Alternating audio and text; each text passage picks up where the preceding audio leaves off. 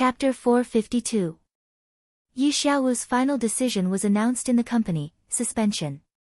Everyone in the company suddenly felt that it was just a feint. Yi Xiaowu's crimes were obvious at a glance. Was there a need to suspend him for investigation? Everyone felt that this was naturally just the company's way of giving an explanation to the eyes of the public. In a few days, they would naturally return to their original positions, and everything would be as before. Who would have thought that not long after Yi Xiaowu left the boss's office, she had already packed up her things and returned to the boss with the cardboard box. What do you mean by this? The owner flew into a rage. He felt that Yi Xiaowu was demonstrating her power to him. Although he was the core figure of the planning and technical departments, the company would not be unable to operate without him. The boss was very dissatisfied with Yi Xiaowu's behavior. It's not a threat. Yi Xiaowu's tone was calm. I sincerely resign. Give me a reason, the boss replied. We don't share the same ideals, Yi Xiaowu said. So, you don't accept what I said at all? The boss sighed. I have my own persistence, Yi Xiaowu said. Is that so? Then what do you think about the RMB players I just mentioned? The boss said. A slight tilt of the scale will not affect its final balance. Only a heavy enough weight can overturn it. The RMB players aren't, but those people definitely are, Yi Xiaowu said firmly. The owner could only sigh deeply. The young man in front of him was smart and talented. He had always thought highly of him. He didn't expect such a person to be so stubborn. A smart person who got stuck in a dead end was more terrifying than an ordinary person. This was because most smart people were very confident and even conceited. If they wanted to retreat from it, no one could help them except themselves. If that's the case, you can leave. What else could the boss say? He only hoped that the young man would come to his senses sooner.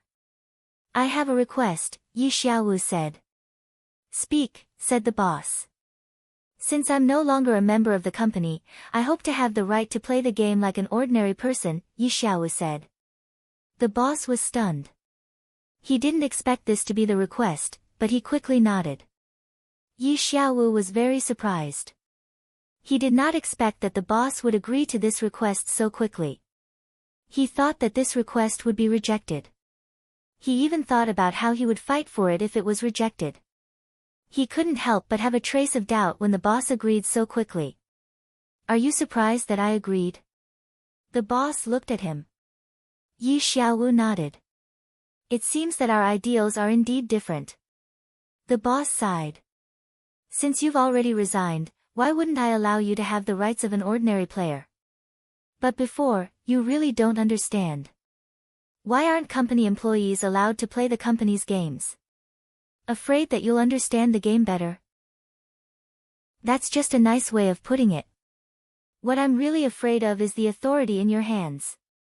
I'm afraid that you'll use the modifier or modify the back-end data to cheat. Whether it was harming others or benefiting myself, this was not what I wanted to see. Now that you've resigned, you no longer have the opportunity to access these rights. What else am I worried about? The boss said. But my understanding is different, Yi Xiaowu said. As a core member, of course you're different. However, you shouldn't have forgotten that core personnel like you have signed a confidentiality agreement with the company, right? Although you are no longer an employee of the company, the confidentiality agreement is still valid. Therefore, when we determine that your actions have violated the terms of the agreement, you need to bear legal responsibility. Confidentiality agreement. Yi Xiaowu smiled. In that case, there's nothing for everyone to worry about. With his head held high, Yi Xiaowu left the company under countless gazes like a general who had won a victory. The gazes that were directed at him were filled with regret, surprise, sympathy, and even schadenfreude. Yi Xiaowu didn't care and left without looking back. In the game, everyone was exhausted from the fight with the boss the day before. After returning to the main city, even the few gaming fanatics who had their day and night reversed went offline to rest. When they met again in the game the next day, Brother Yu immediately read out the announcement posted on the game company's homepage to everyone. As active participants, victims, and compensators of the incident, everyone was very emotional. At this time, Yutian Shinming shouted for Gu Fei to take out the items that dropped yesterday to admire. Only then did the others remember that the boss had been killed in the end. Only then did they ask Gu Fei in unison what dropped. Of course there are items, Gu Fei replied slowly. Everyone eagerly waited for him to upload the items to the channel to admire. In the end, Gu Fei very maliciously pretended to be silent, causing everyone to be annoyed. They loudly condemned Gu Fei's inhumane behavior. Only then did Gu Fei upload the 2 items that were worth studying to the channel. Andrew Su's diary. The few of them were in a different place, but at this moment, they were all thinking about what Gu Fei had sent to the channel. There was only one sentence in the system description for this item, a seemingly ordinary diary. They couldn't figure out the meaning of this sentence for a moment. Everyone yelled for Gu Fei to quickly bring the diary over to take a look while they looked at the second item. Fog ambush, an assassin's skill. Suddenly appear and launch a powerful high-speed assault. Everyone silently read it again, and in the end, Brother Yu shouted, "Why isn't it an item, but a sentence?" The diary was selected by Gu Fei and posted in the channel. Everyone clicked on it, and the information naturally appeared. This second item, however, was directly stated by Gu Fei in a sentence. "Oh, the diary is with me, and the scroll is with 100 Realms Jingluan," Gu Fei said. "Oh." Everyone nodded. It seemed that the 2 of them had divided the spoils of war. However, from the unknown use of the diary, it was obvious that this skill scroll was more valuable. Everyone guessed that Gu Fei had deliberately given it to 100 Realms Jingluan because he was helping him earn money. This was something that everyone knew. At this time, other than Sword Demon, the others naturally had no more fantasies. Because of the conflict between their professions, this scroll was naturally useless to them. At this time, Sword Demon's heart was already quite impulsive. This boss had already been officially announced to be of a high level. Although it wasn't clearly stated, it was definitely higher than the current player's level, which obviously meant that this skill was also of a high level. Learning skills in the game and obtaining equipment, level had never been a barrier. Being able to learn a high-level skill was as beneficial as obtaining a high-level equipment. Moreover, many experts in the game had special skills that others didn't have. Although Sword Demon didn't say it out loud, he was really a little envious. After all, experts all wanted to have a different personality. At this time, there was already an opportunity to have a personality in front of him. If he didn't cherish it, then he really wouldn't be a qualified expert. "How much money?" Honest Sword Demon asked honestly. "I'm not too sure," Gu Fei said. In the end, he also reminded him honestly, "Do you have money? It seems like you still owe me money." Based on Sword Demon's character, Gu Fei believed that he definitely didn't have money now. Otherwise, he would have already returned the 1800 gold coins that he owed him. This wasn't a small amount, and Gu Fei reckoned that Sword Demon had been saving money ever since he got the dagger in preparation to return it to him. It was said that he once had the idea of selling frostbite memories. It was Gu Fei who later told him that there was no need to rush and that he could slowly save it up. Only then did Sword Demon give up on the idea. After all, he was a little reluctant to part with it. Brother Yu valued the skill equipment at 3,000 gold coins, and the Godly Thief skill scroll, Stealth Action, that dropped from the Great Thief Suatu was also bought by Slender Waist Dance for 3,000 gold coins. As for this Misty Ambush, the scroll didn't clearly state the damage and speed of the skill. Players didn't know how much it could do, so the price of the skill would be affected. However, based on the skill's background, it would still be worth at least 2,000 gold coins. Gu Fei was 100% sure that the Sword Ghoul didn't have that much money. Otherwise, the Sword Ghoul would have already settled the bill with him. Gu Fei wouldn't be able to refuse even if he wanted to. Sure enough, Sword Demon said embarrassedly, "I might not have enough money. Tell eccentric strategist to help me keep it first. I'll think of a way." Eccentric strategist's profession wasn't right, and the scroll was obviously useless to him. That guy seemed to be in a hurry for money, so Sword Demon was really afraid that he had already sold it.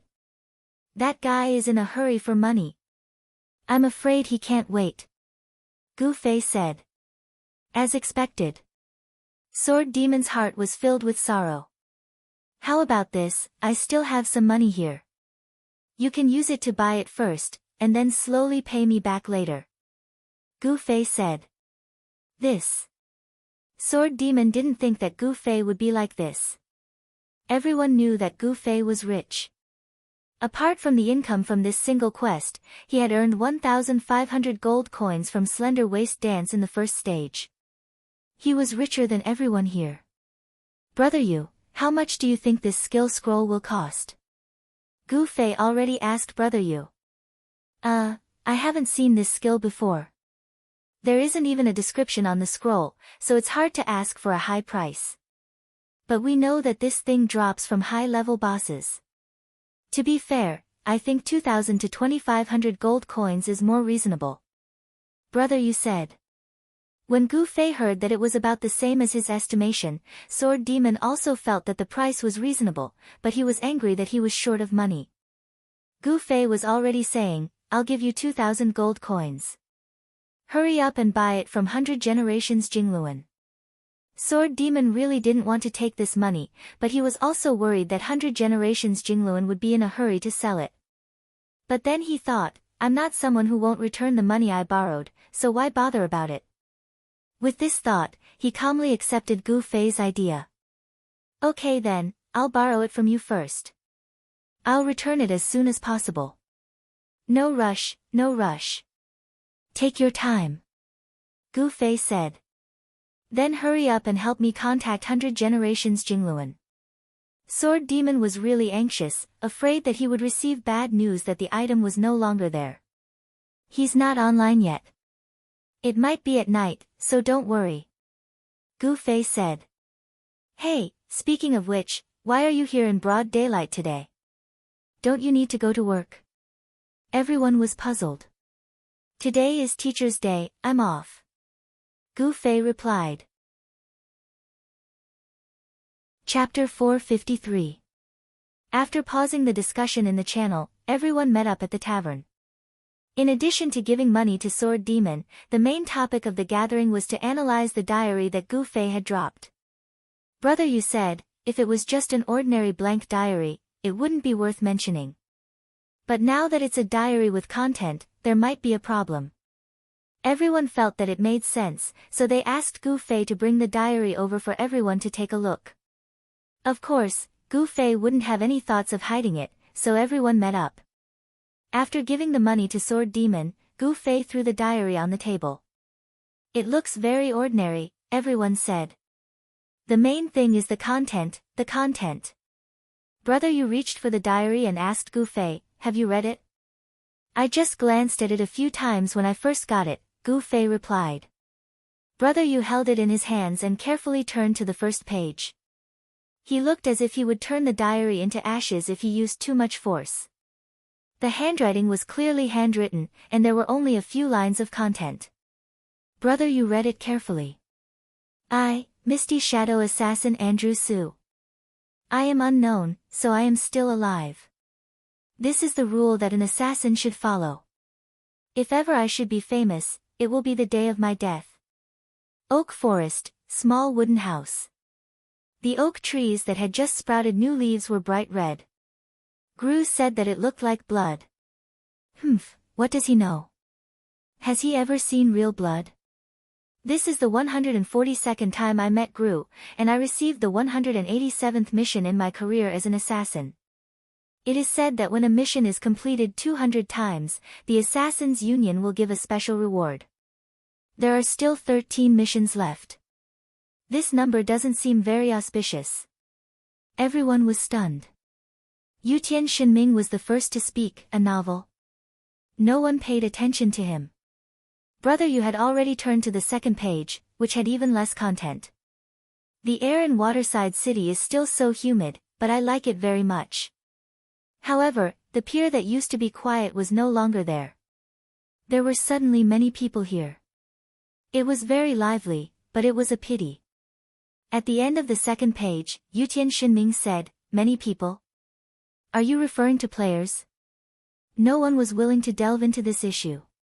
Brother Yu had already flipped to the third page, which was even shorter than the second page. What a thick fog. In such an environment, it was easy to make a move and escape. It seemed that this mission would be very successful. On the fourth page, the content was even rarer. There were only 5 words in total. Oh no! He was lost.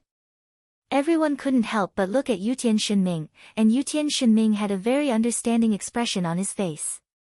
He sighed deeply and said, "How pitiful. What's so special about these pages?"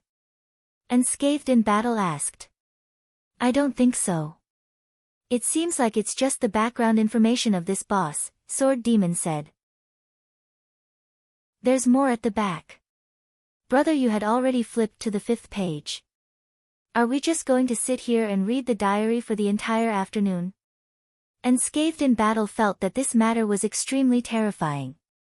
There's definitely something strange about this diary. I feel like it's hiding something.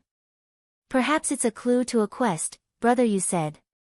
Using an item to open a quest was a common method in online games. However, in the past, after using it, they would immediately search for it in the quest list. Now, they really needed to read the item in detail. These experts were all about efficiency. They only did quests for the reward, so they only looked at the prompt and completed it quickly. They didn't have the mood to ponder over the quest's plot. The situation in front of them that required them to carefully examine the item made them somewhat impatient. There will definitely be something. Unfortunately, this was exactly what Brother Yu was interested in. Then I'll leave it to Brother Yu. Call me if there's a quest. Unscathed in Battle got up. I'm going to take a walk first. Hey, wait for me. Yutian Shinming jumped up. In this place, he needed someone to accompany him, so sometimes he couldn't help himself. Seeing that someone was about to go out, he had to grab onto this opportunity. Sword Demon also got up at this time. I'm going to take a walk as well. He owed a huge debt, so he needed to hurry up and think of a way to make money. He really didn't have the patience to read the diary in detail. Go on, go on. Brother Yu waved goodbye to them as he continued to read the diary. However, his speed was much faster than before. What's written at the back? Since Brother Yu didn't continue reading, Gu Fei and Han family young master asked. The two of them hadn't left yet. It's written about how he would find his way if he got lost.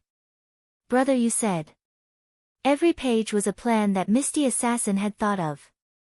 He tried to fix the compass, but after disassembling it, he couldn't put it back together.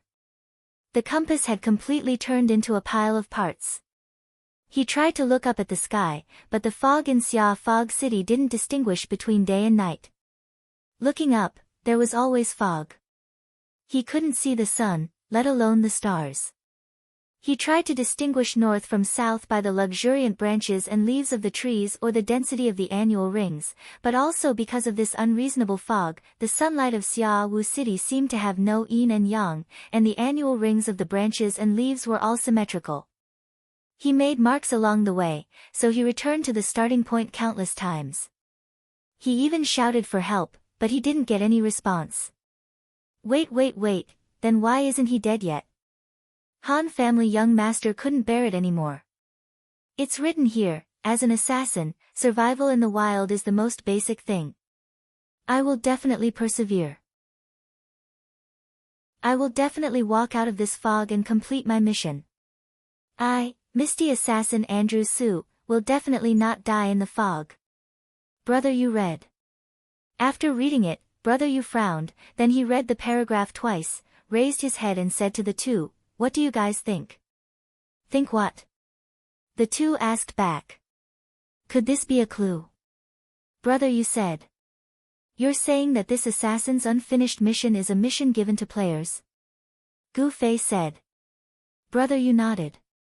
If that's the case, then you should have received it.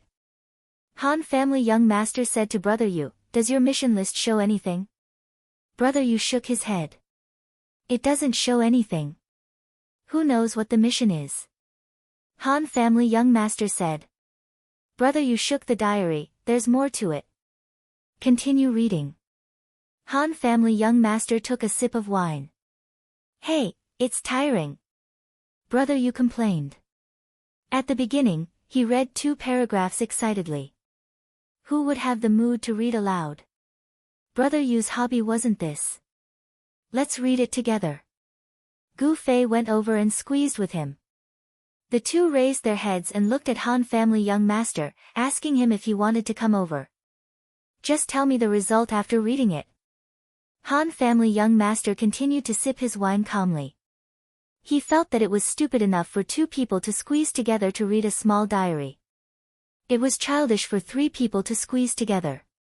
Therefore, the 2 of them ignored him. Brother Yu took a deep breath and flipped to the next page. It's been 47 days, maybe. I've been lost in the fog for 47 days. Birds, beasts, and even insects have become my food. The dew on the grass is more abundant than I imagined. This might be the only benefit of the fog. I won't give up. If I keep moving forward in a certain direction, I will definitely get out of this predicament. 47 days. Brother Yu turned around and glanced at the number of pages. It seems that he doesn't write in this diary every day. Only primary school students write in a diary every day, right? Gu Fei said. That's true. Brother Yu nodded in agreement. Continue. Gu Fei waved his hand and turned to the next page. I thought I would get out of this predicament if I keep moving forward in a certain direction. It seems that I was wrong. The place I passed this morning seemed familiar. I don't want to admit it, but I know deep in my heart that I had a rest here a few days ago. The decorations I made to hide my tracks are a kind of trace to me. Maybe I'm making a mark involuntarily in my heart. How many such marks did I leave behind? This. Brother Yu was excited. Marks. Is this another kind of hint? What kind of hint is this? To let us walk on the same path as him? Gu Fei asked. Anyone who walks will leave a trace. Brother Yu said. Maybe he left a message at the place he walked on. Don't be hasty. Gu Fei comforted Brother Yu. Even if we know it's a hint, we still have to know what it's about, right? Are we just going out of the city to search blindly? What are we looking for? Yes. Brother Yu nodded. Hurry up and continue. So Gu Fei turned to the next page. I don't know how many days have passed. The last time I recorded it was the 47th day. But how long has it been? I suddenly feel like I'm in a trance. This is really a scary thing. An assassin can actually not remember the date. Even a minute or a second wrong is enough to be fatal to us. This fog is slowly eroding my will. I can feel it. Why does it feel like it's getting heavier? Gu Fei said. Look at the back.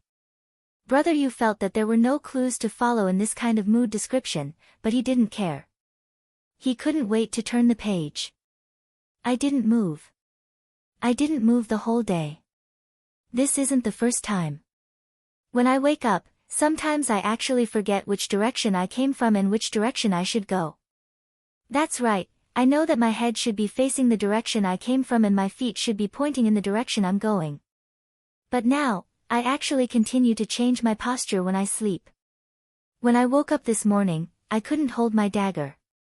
It was 2 yards away from me. Is my body starting to become sluggish? Why is it this again? Brother Yu was a little impatient. He turned the page anxiously. I saw an oak tree. It's orange-red. I've seen leaves like this a few times at Gru's place. Every time, it was in September. September. Have I been in the fog for half a year? Is Gru still waiting for me to return the quest? Can I still do it? Maybe he should find someone else to do this quest. Ah! I got it! Brother Yu shouted again. We should find the NPC called Gru in the wooden house in the oak forest. If we show him this diary, we can definitely receive the quest. Chapter 454. That's possible. The Han family young master nodded in agreement. But the oak forest, the wooden hut. The clues are too small. Who knows how many such scenes are there in the game? There's also an NPC called Gru. I'll go investigate. Brother Yu was excited as if he had discovered a new continent. He stood up and was about to leave. Where are you going? Gu Fei quickly asked. To look for clues. Brother Yu waved at Gu Fei. This was his most handsome moment. He left just like that. Gu Fei held the diary in his hand in a daze. These guys were indeed players. To Gu Fei, this diary was like a novel. He wanted to continue reading. He thought that Brother Yu had the same interest. Who knew that once he found some clues, he would leave in a hurry like the other players. Mission. These guys only had missions in their minds. Gu Fei flipped to the next page as he thought. I'm talking to myself again today. I've been doing this a lot lately. I've always felt that I'm lonely. I should be used to this kind of loneliness. It seems that being alone isn't scary. What's scary is being alone and helpless. Am I panicking in my heart?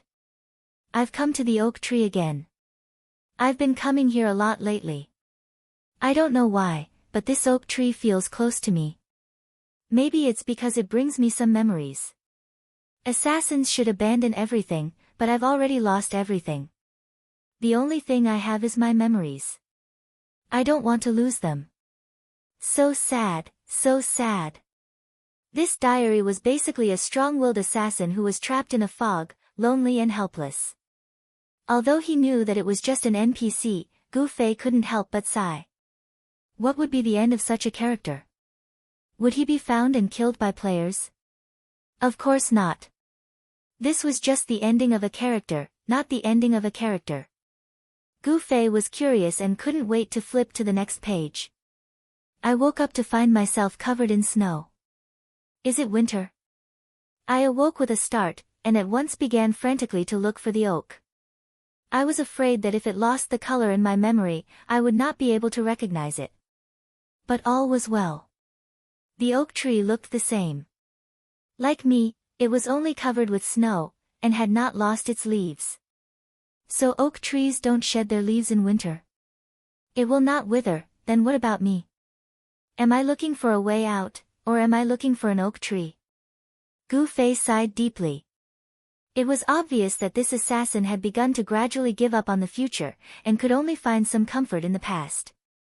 And the following content also confirmed Gu Fei's thoughts. In the diary, Andrew Su began to recall the scenes of his 187 missions, until one day, he suddenly wrote, I've heard that in the instant before death, everything that happened in one's life will flash through one's mind like a movie replay. And these days, I've been constantly replaying my past. The moment before my death, has it already begun? The beginning was actually so long. Is it going to end? Gu Fei muttered in his heart.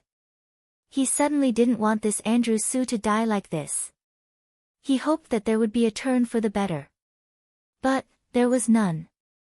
The next content that Gu Fei read became more and more mysterious. But as he continued to recall, his mission reached the 187th, which was the one he had yet to complete, and it might be the last one of his life. Giordano, I still haven't forgotten this name, the guard captain of Xiaowu City. Among the people I've assassinated, he wasn't the one with the highest status, but his identity might bring unexpected difficulties. Now that I think of this person, my numb hands seem to tremble a little. It seems that I haven't completely lost my fighting spirit. Here. Gu Fei suddenly slammed the table. Half of the wine in the Han family young master's glass was shaken, and he was distressed. He flew into a rage. What the hell are you screaming for? Look here. Gu Fei turned the diary upside down and placed it in front of the Han family young master. This mentions the assassin's mission in Xiaowu City. According to your thoughts, we can continue with the mission by killing this person. The Han family young master casually glanced at it and said, then did you receive the mission? No. Gu Fei shook his head. The system didn't give any notification at all. The Han family young master sneered. Just because you didn't receive the mission doesn't mean you can't do it. Gu Fei said. Then what's the point of doing it? The Han family young master asked. Gu Fei glanced at him and said, you drink every day, so what's the point? It's a hobby. Good answer. Gu Fei nodded. Fuck.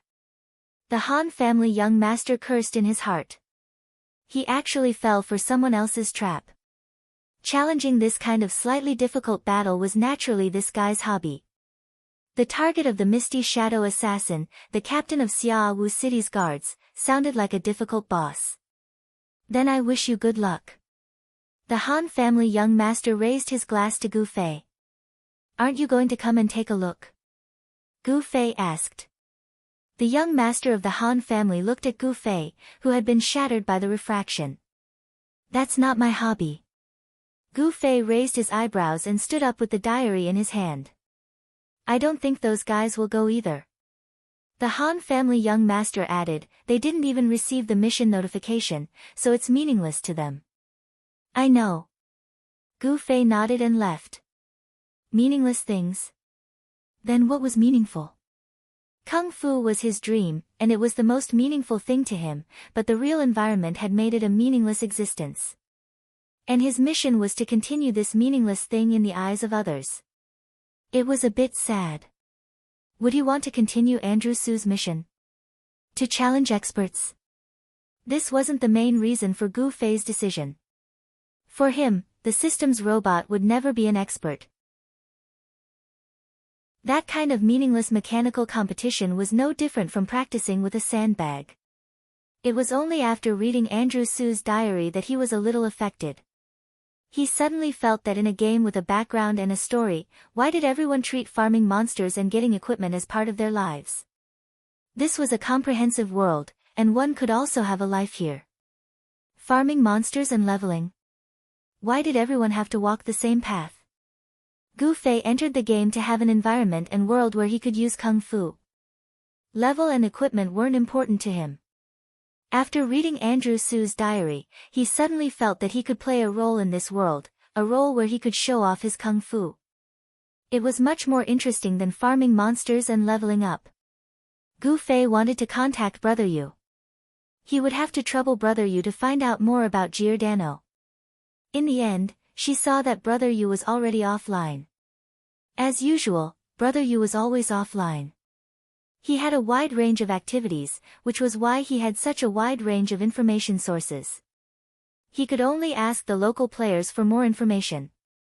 A random stranger on the street might not have much patience. Gu Fei still sent a message to Strange Pupil, do you know the NPC Giordano? No, Strange Pupil replied. What about the guards of Xiaofog City? Guards? Strange Pupil was still confused. Gu Fei sighed. In fact, many players only wanted to complete the quests as quickly as possible in exchange for rewards. Every quest had an outstanding background and plot, but how many people would take the time to think about it? This was especially true for a player like Strange Pupil, who was one of the top 5. He would never waste his time on such things. For a moment, Gu Fei suddenly missed the rain in June. If that girl had been born in Xiaowu City and thoroughly investigated all the quests here, would this NPC named Giordano be able to escape her discerning eyes? Even if she didn't remember, the quest notes she had were as legendary as Yutian Shenming's map and Brother Yu's notebook. Then please help me ask your friend about it. Gu Fei had no choice but to ask Strange Pupil for help. He hoped that the girl knew someone as talented as June Rain. All right. Just as Gu Fei was thinking about what he should do while waiting for the news, Strange Pupil replied, there's no need to ask, my sister already knows. Oh. Gu Fei was overjoyed. Talk to her. Strange Pupil said. Gu Fei and Yan Xiaozhu had also added each other as friends.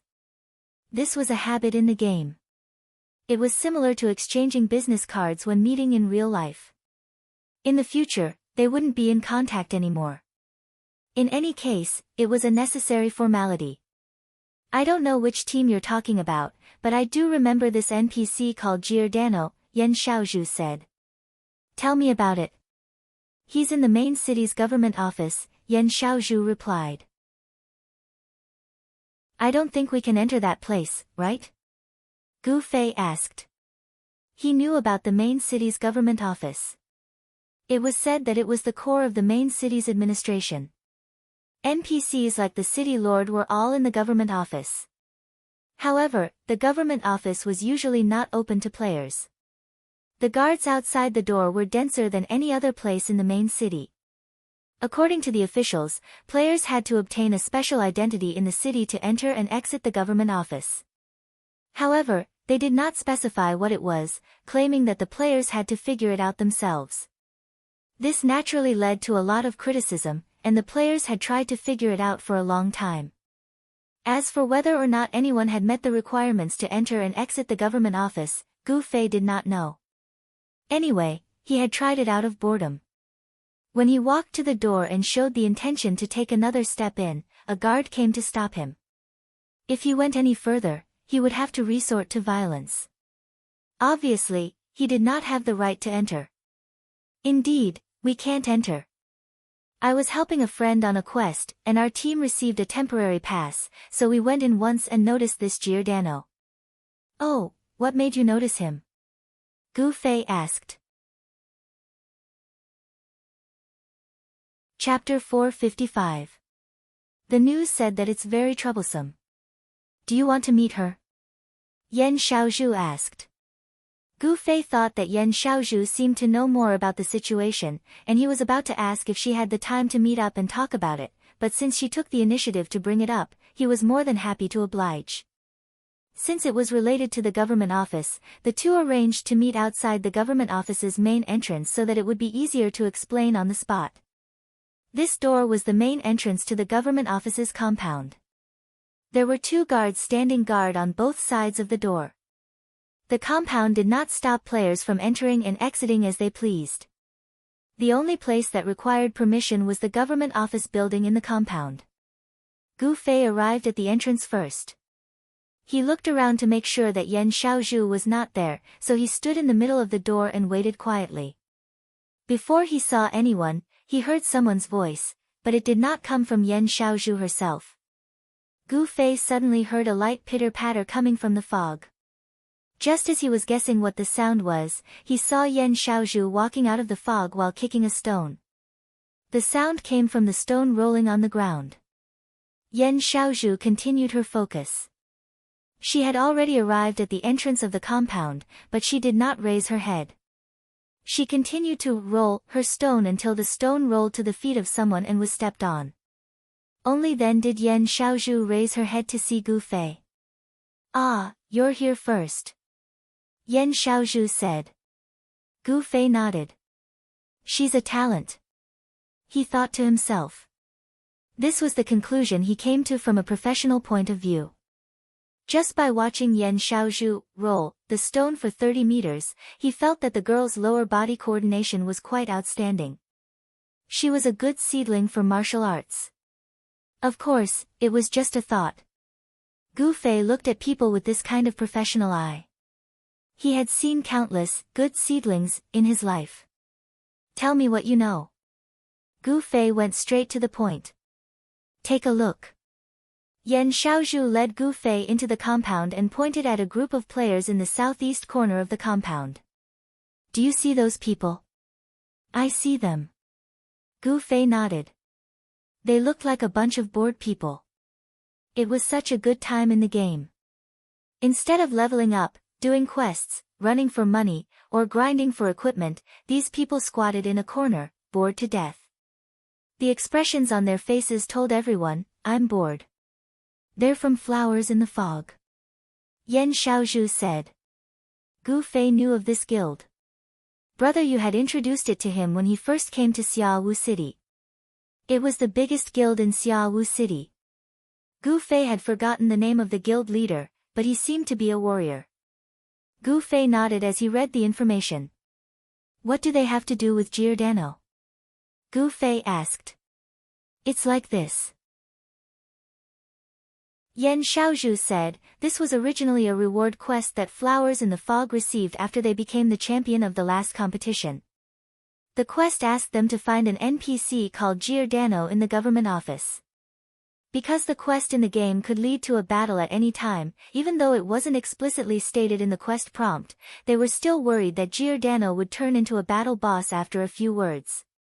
That's why they gathered a lot of people from the beginning and found quite a few high-level players in the city to help.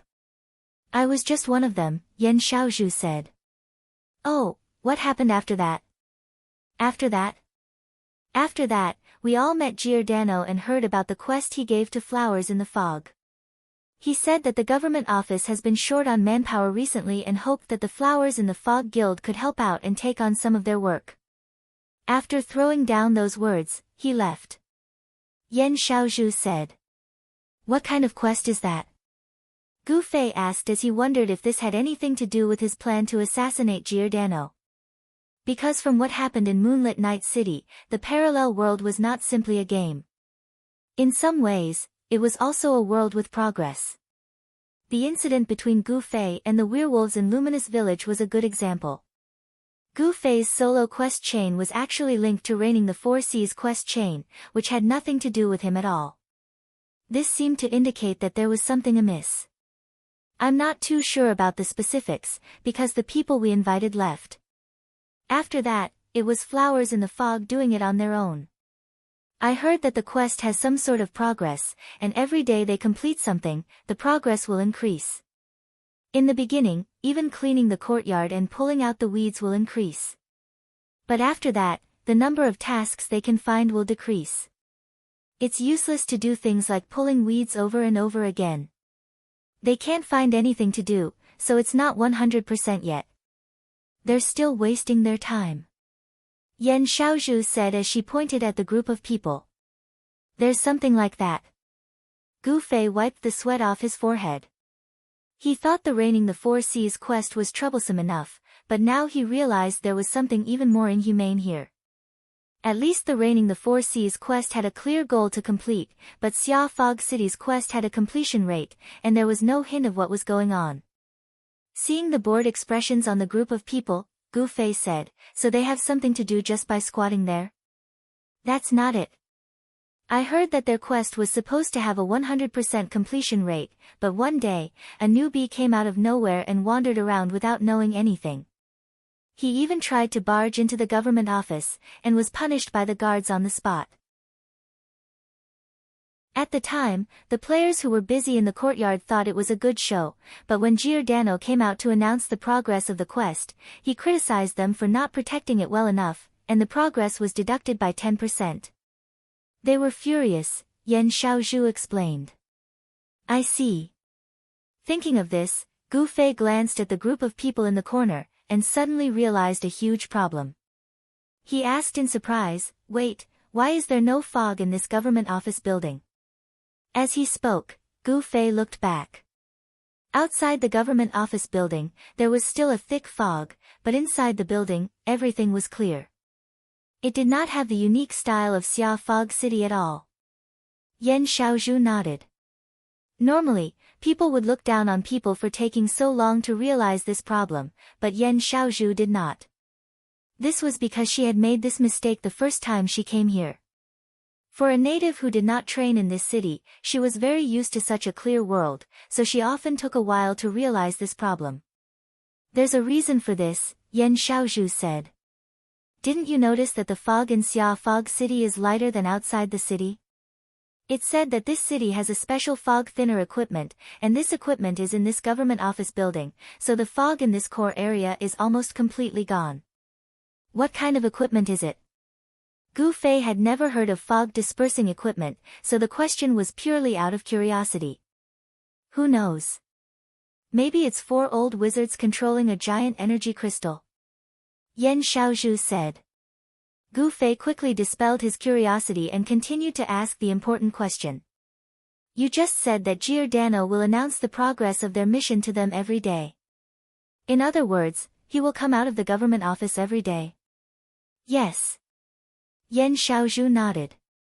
What mission do you have for him? Gu Fei did not say anything.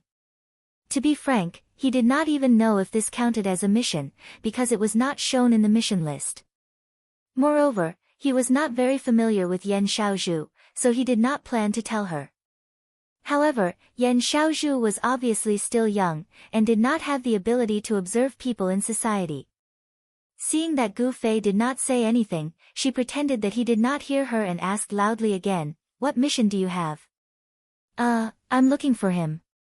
"I haven't decided what mission it is," Gu Fei said. "Oh, you're looking for him to issue a mission? Then let's greet the person who's looking at the flowers through the fog and talk to him when he comes out." Yan Xiaozhu said. "I have to greet them?" Gu Fei was surprised. He felt that NPCs were a kind of public property. Isn't it because of what I just said? After the news spread, some enemy guilds immediately started to cause trouble.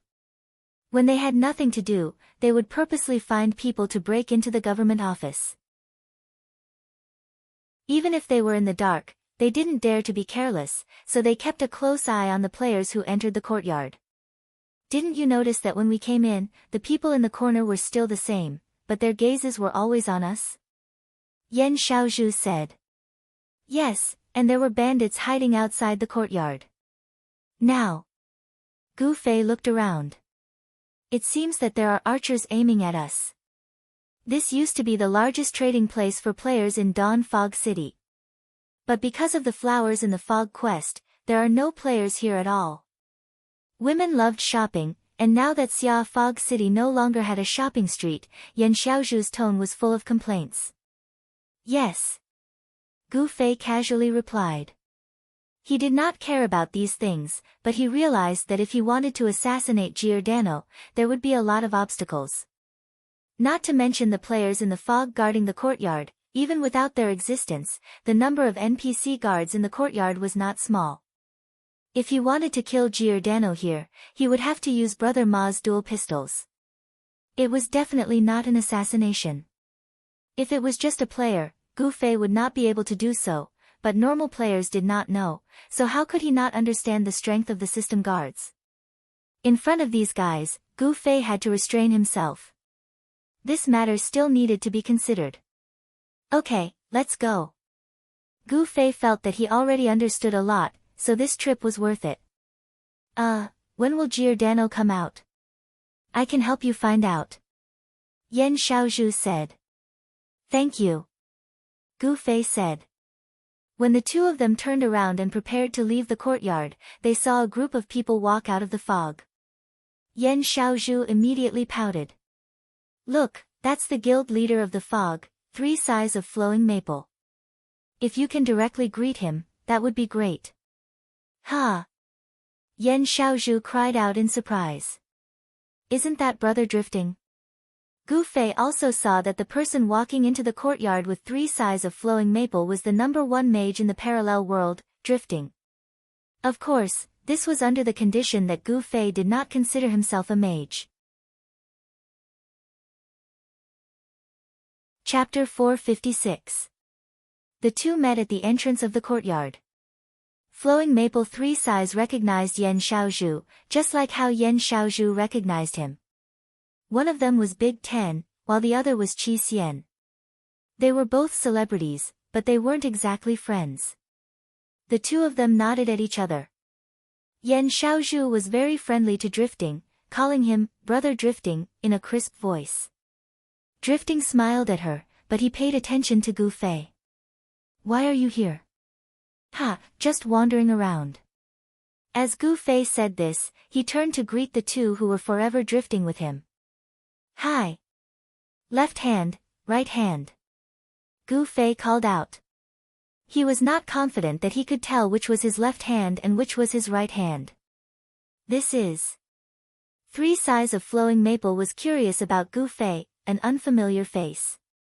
Thus, Drifting introduced Gu Fei as the most famous player in the game.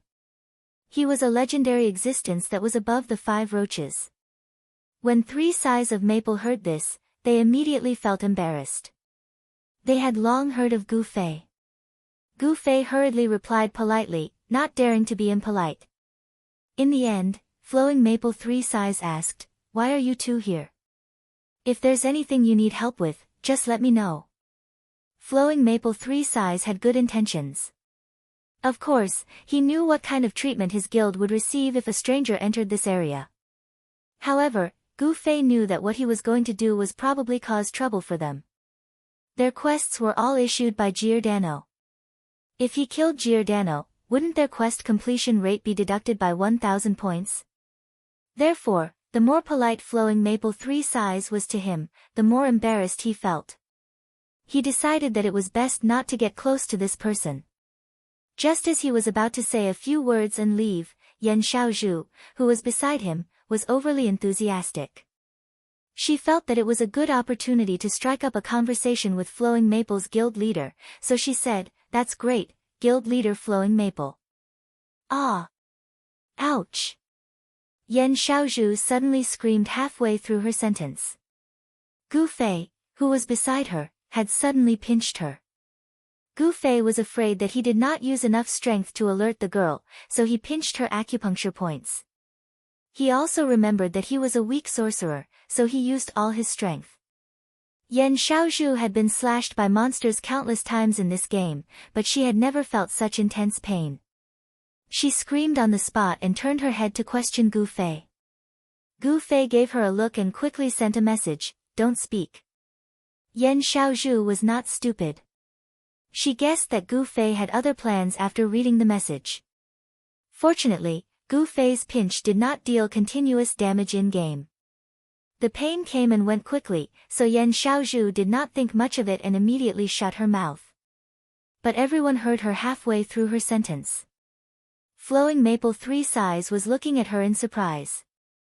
"What's wrong?"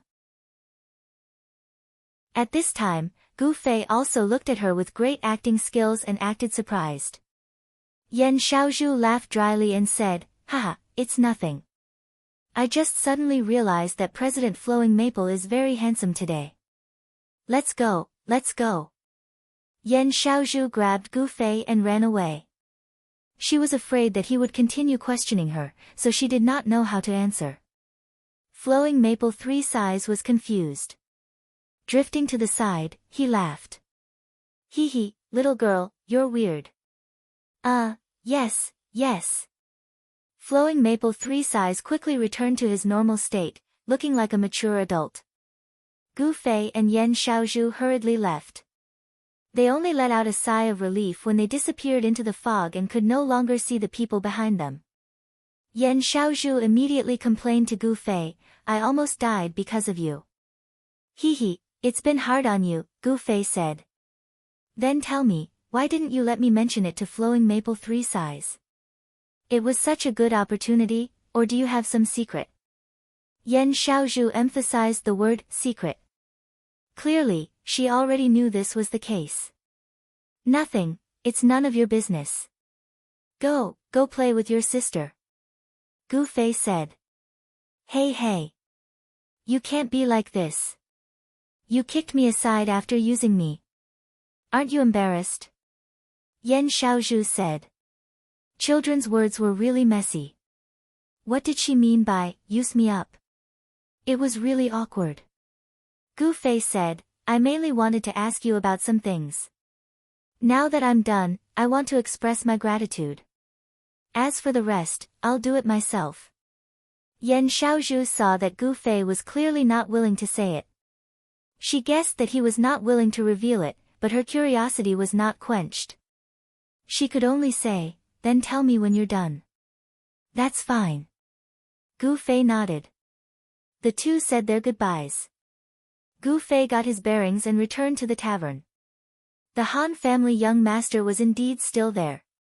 Gu Fei went up and said, "The binoculars are still with you, right? Let me use them. Do you have any progress on your mission?" The Han family young master emphasized the word, mission. Obviously, Gu Fei didn't think much of this kind of mission that didn't even appear in the mission list. "I'll observe first," Gu Fei said as he took the binoculars from the Han family young master. After leaving the tavern, Gu Fei walked back to the government office compound. After looking around the walls, he found an empty spot and said, "Come out. I know you're there." No response. Gu Fei grabbed a flesh-cutting flying knife and threw it in a certain direction. "Stop hiding." After dodging the flying knife, the figure of a bandit was revealed. Yan Xiaozhu said in surprise, "You really know?" Gu Fei did not say anything. Actually, from the beginning, Gu Fei knew that Yan Xiaozhu had pretended to leave and would soon return to follow him. However, he thought that since the girl was so curious, he did not know what kind of trouble she would cause if he let her do things on her own. It was better to keep her by his side and look after her, so he did not pay much attention and allowed her to follow him. "What are you planning to do?" Yan Xiaozhu had been following Gu Fei all the way and was puzzled by his actions. She did not see anything special about the spot Gu Fei had chosen to stop at. She walked closer and saw that Gu Fei had just taken out a large coil of rope from his pocket and was carefully straightening it. There was a cross hook tied to one end of the rope, and as Gu Fei straightened the rope, he looked up at the tall wall beside him. "Wow! You're not thinking of climbing up from here, are you?"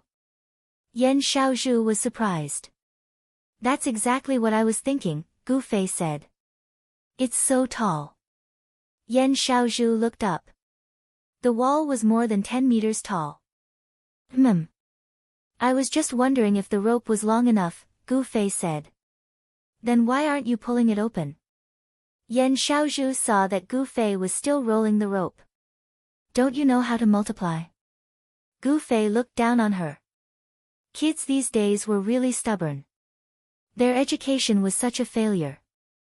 Only then did Yan Xiaozhu realize that Gu Fei had rolled the rope neatly into loops. Just by multiplying it, she would know how long it was. "Almost, it's enough," Gu Fei finally announced. Following that, Yan Xiaozhu saw Gu Fei stretch out his hand and throw the hook up the top of the wall. Gu Fei turned around and pulled with all his might. It was very stable, a success on the first try. "What do you do?" Yan Xiaozhu was shocked by Gu Fei's professional skills. "Do you want to do it?" Gu Fei asked her. "Is it sturdy enough?" Yan Xiaozhu was a little worried. "It's enough," Gu Fei answered confidently. As a professional martial artist, he naturally had a professional understanding of the equipment in his hands. He was very clear on how strong the rope was. It was not a problem for him to hang a person. "Then you go first," Yan Xiaozhu said. She actually wanted to find someone to demonstrate. "No need. Together." As Gu Fei said that, he pulled out another loop from his pocket as if he was performing a magic trick. Once again, he threw it onto the top of the wall. "Is there more?" Yan Xiaozhu asked blankly. "It's enough," Gu Fei said. As he said that, Gu Fei had already grabbed the rope on the left. Yan Xiaozhu followed suit. Gu Fei briefly explained to her, "Lower your center of gravity. Mainly rely on the strength of your arms. Don't use too much force with your feet, or else the rope will sway." "That's right, just like you." Before Gu Fei could finish explaining, Yan Xiaozhu had already fallen. There were many things that seemed easy, but when it was actually done, one would realize that there were actually many intricate techniques involved. "Are you sure you still want to do it?" Gu Fei asked. Definitely, and definitely," Yan Xiaozhu said. "The basic points are what I've said. Let me demonstrate for you." As Gu Fei finished speaking, he grabbed the rope. His movements were nimble, and his rhythm was appropriate. Climbing a wall was a despicable act, but Gu Fei made it seem like an art. In the blink of an eye, he had climbed 3 meters. Gu Fei looked down at Yan Xiaozhu. "How is it?" "Let me try." Yan Xiaozhu tried again. This time, it verified Gu Fei's previous judgment of her. She was a talented girl who was born with excellent coordination. She quickly grasped the essentials. Although she was not as skilled and elegant as Gu Fei, she could still slowly climb up. "What exactly do you do?" Being so familiar with such a job, Yan Xiaozhu really suspected that Gu Fei was doing some kind of special job. "I'm a teacher," Gu Fei said. Tisk. Yan Xiaozhu curled her lips. She did not know that Gu Fei was speaking the truth. She thought that because he was teaching on the spot, he claimed that he was a teacher. That's it. Stabilize your center of gravity and climb up steadily. Gu Fei continued to instruct. Actually, it's fine to sway. As long as you hold the rope firmly, you won't fall. In the game, this kind of thing. Thump, Gu Fei helplessly slid back to the ground along the rope. He looked at Yan Xiaozhu, who had fallen flat on her back. "I know that you have more endurance in the game than in real life, but I'm not afraid that you won't be able to hold on. I'm afraid that the claw hook will fall off." Gu Fei sighed and picked up the claw hook that had fallen off. He threw it back onto the wall, pulled it tight, and handed it to Yan Xiaozhu. "You know not to sway this time, right?" "I know." Yan Xiaozhu rubbed her butt, her eyes filled with tears. "Then let's continue." Gu Fei climbed up the wall while looking at Yan Xiaozhu beside him. This time, the girl finally did not dare to be careless. She carefully followed Gu Fei's instructions step by step. However, she was a little too careful this time, and her speed of climbing up was very, very slow. Gu Fei looked up. At this speed, it was very likely that she would run out of strength at the last moment. Even if it was in the game. However, Gu Fei did not dare to urge her. He knew that the girl was already afraid of falling. The more he urged her, the more nervous she would be, and the worse it would be for her to continue. He could only hope that she would climb more smoothly and gradually pick up speed. In the end, Yan Xiaozhu was careful to the end. Finally, after climbing more than 10 meters, when she was about 4 to 5 meters away from the top, she turned her head and looked at Gu Fei timidly. "I don't think I can climb anymore." Gu Fei, who had been accompanying her and advancing side by side, nodded. "Me too." "Then what do we do?" Yan Xiaozhu asked. Gu Fei sighed and emptied his hand to point upwards. Yan Xiaozhu did not know what he meant. As she looked in that direction, she heard Gu Fei say, "Teleportation, move."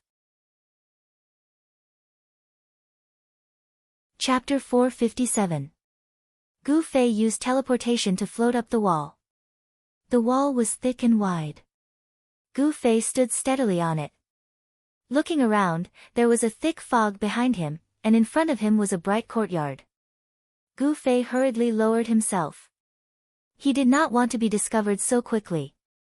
Then he heard Yan Xiaozhu, who was still hanging in the air, roar, "Hurry and pull me up. I'm a sorcerer. I don't have the strength." Gu Fei sighed. "I have the strength to pull someone up. I'm not heavy." Yan Xiaozhu gritted her teeth. She was probably the first person to use all her stamina in the game. Currently, she was suspended in midair, unable to move up or down. She was unwilling to slide down, and listening to the carefree tone of the fellow who had used teleportation to float up, Yan Xiaozhu really wanted to pounce on him and bite him. Why bite? Did Yan Xiaozhu have any other strength other than talking? "I'll try." "Don't struggle," Gu Fei said, his hands already gripping the rope. Actually, Gu Fei knew what he was doing. Although he was weak as a sorcerer, he still had the strength to pull the girl. The reason he had used teleportation to float up the last 5 meters was to conserve his stamina and pull the girl. Gu Fei did not have the mentality of letting someone hang in the air and watch them make a fool of themselves. Only the Han family young master would do such a despicable thing. Then, he exerted strength with both hands and pulled Yan Xiaozhu up. After the girl came up, she immediately lay flat on the wall, panting heavily. It wasn't easy to feel so tired in the game. Gu Fei was not much better than her. His stamina was also in the single digits. He was not as unsightly as Yan Xiaozhu, who was sprawled on the ground. He simply sat quietly to the side, but his heavy breathing revealed that he was very tired. Yan Xiaozhu finally recovered after panting for a while.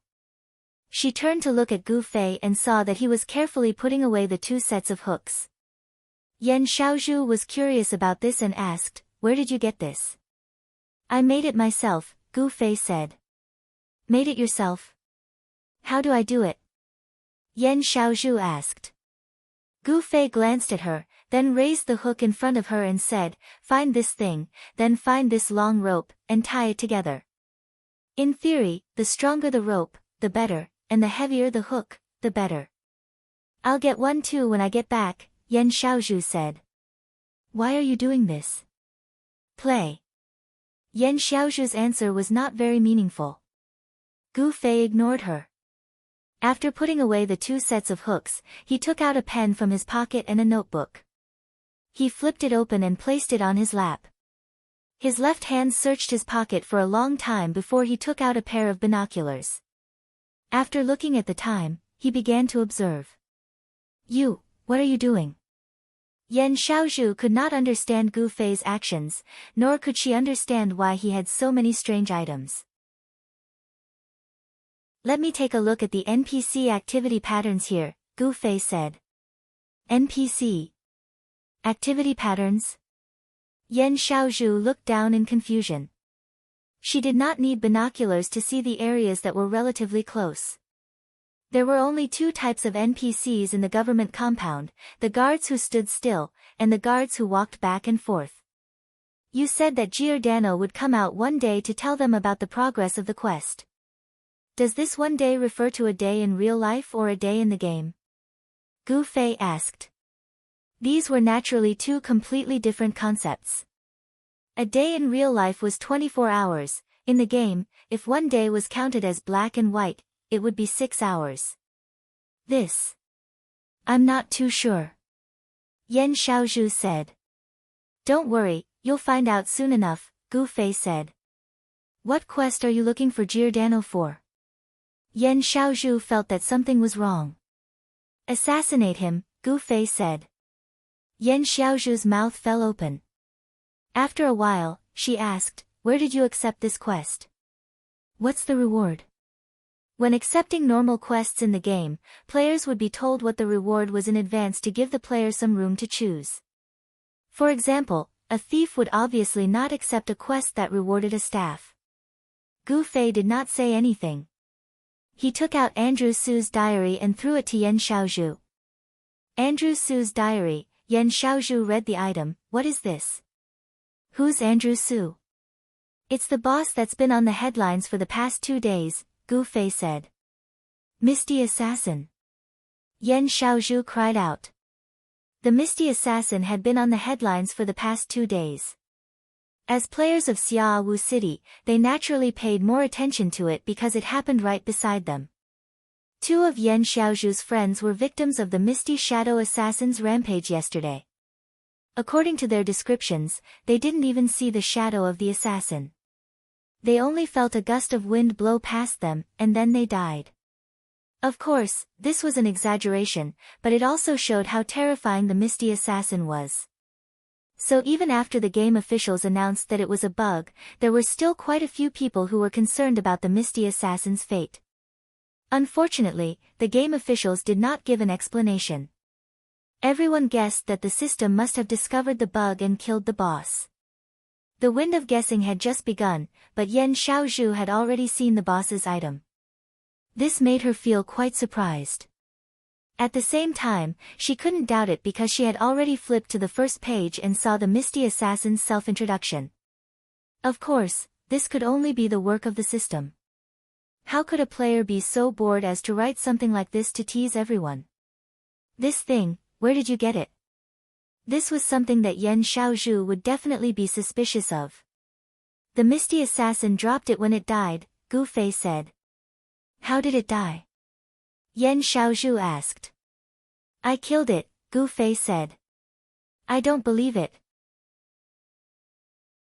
The Misty Assassin's level is so high, yet you killed it?" Yan Xiaozhu continued to be suspicious. "Of course it wasn't just me. There was another friend who teamed up with me to finally kill it," Gu Fei said. "Friend? Who is it?" Yan Xiaozhu thought of the 2 people who were together with Gu Fei, one big and one small. Even though they were famous experts, the real person was quite disappointing. This was Yan Xiaozhu's impression of Yutian Shenming and unscathed in battle. 100 Lives Classic. Gu Fei only said the name and did not introduce it too much because there was no need to. Only a newbie would not know the name of one of the top 5 like the 100-era statecraft. As expected, Yan Xiaozhu knew the background of this character. She looked at Gu Fei and inexplicably thought of a poem, "There are great scholars who talk and laugh, there are no commoners." When it came to Gu Fei, it naturally meant that the characters around him were always top experts. From those two, to drifting, to 100 Lives Classic, and then to the character that he chased after, Jian Nanyu had lost another level yesterday. No one knew which busybody had dug up this news. He was no longer one of the 5 roaches, and he was far from being one of the top 10 idle players. Jian Nanyu did not know whether to laugh or cry. In any case, the news of him losing another level was spread all over the game. When Strange Pupil and Yan Xiaozhu heard the news, they were sure that it was Gu Fei who did it. Yan Xiaozhu already knew enough about the origin of the diary. She asked, "Then why are you showing me this? Look at this." Gu Fei reached out and flipped through the diary. He flipped to the part where Misty Shadow Assassin recalled his 187th quest, which was related to Giordano. Oh! Yan Xiaozhu realized. "You received the quest from here. What's the reward?" Yan Xiaozhu asked. For players, the final goal of a quest was the reward. That was the motivation for them to complete the quest. Gu Fei, on the other hand, was different. The reason he came to do this was because he was interested in the quest itself. What? No reward? It's not shown in the quest list. Yan Xiaozhu was surprised when she heard the truth. Then why are you doing it? Gu Fei thought about it and answered, "To play." Yan Xiaozhu was defeated. It was a helpless answer. So now you. Yan Xiaozhu began to understand Gu Fei's current actions. You want to understand the actions of the NPCs below and find a chance to kill Giordano? Yes. Gu Fei nodded. The actions of the NPCs are all step by step. There's a pattern to it. It's very simple. That's true, but even if you find a way to kill him, you can't make any mistakes. Even a second of error will lead to failure. Yan Xiaozhu said. Gu Fei was shocked when he heard this. He had heard something similar before. It was from Andrew Su's diary. There was a passage that he once lamented, "A single second of misremembering could be fatal to an assassin." These words were very similar to his current situation. Could it be that there were still some hints hidden in the diary about his mission? Is it really that clever? Gu Fei muttered in his heart. He had just read the diary not long ago, and it was still fresh in his memory. Other than this sentence, Gu Fei could not think of any other hints. Could it be at the back? Gu Fei thought. There was still some content at the back of the diary that Gu Fei had not read yet. I should finish the task at hand first. Gu Fei retracted his thoughts and continued his observation. In the courtyard below the wall, he carefully memorized the position of every NPC guard, and the movement range and speed of each patrol team. He also carefully recorded them in his notebook. These were all preparatory work. Other than recording, Gu Fei could not analyze anything else. He had to know when Giordano would appear, so that he could find an opportunity to attack based on the situation of the guards at the time. That was why he had been paying close attention to the City Hall gate. Giordano was bound to appear from there. The time he appeared, the route he took, and the pattern of the positions of the other NPCs when he walked were the information that Gu Fei really wanted to grasp. What he had collected now was only the basics. Hey! Yan Xiaozhu sensed some signs. We're not going to stay here for 6 hours, are we? It depends. 6 hours might not be enough. Gu Fei was also very troubled about this. It was a holiday today, but the mission could not be completed so quickly. Did he have that much time to play the game?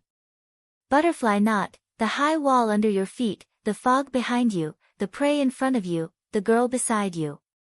Has anyone thought about Gu Fei's life? Chapter 458. Time ticked by, and in the blink of an eye, the two of them had been squatting on the wall for an hour. However, this did not affect Gu Fei's focus at all. He continued to hold the binoculars in one hand and a pen in the other, carefully recording in his notebook. Yan Xiaozhu, on the other hand, was bored and could only rely on the diary to pass the time. However, she was clearly an extremely normal player, and this kind of thing was meaningless to her. If she wanted to read a novel, lying on her bed at home was definitely more comfortable than this wall. Hey, are we really going to stay here for 6 hours? The way Yan Xiaozhu looked at Gu Fei was gradually filled with fear. This person was too terrifying, be it in terms of his skills or his spirit.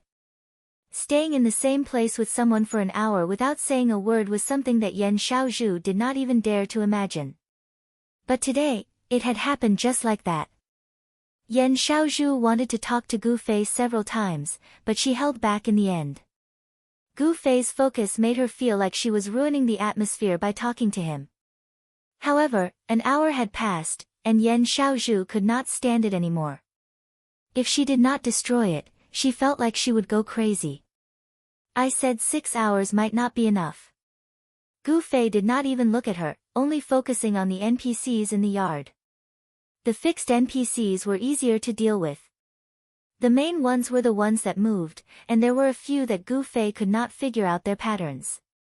After all, the yard was very big, and the field of vision through the binoculars was limited, so he could not grasp everything so quickly.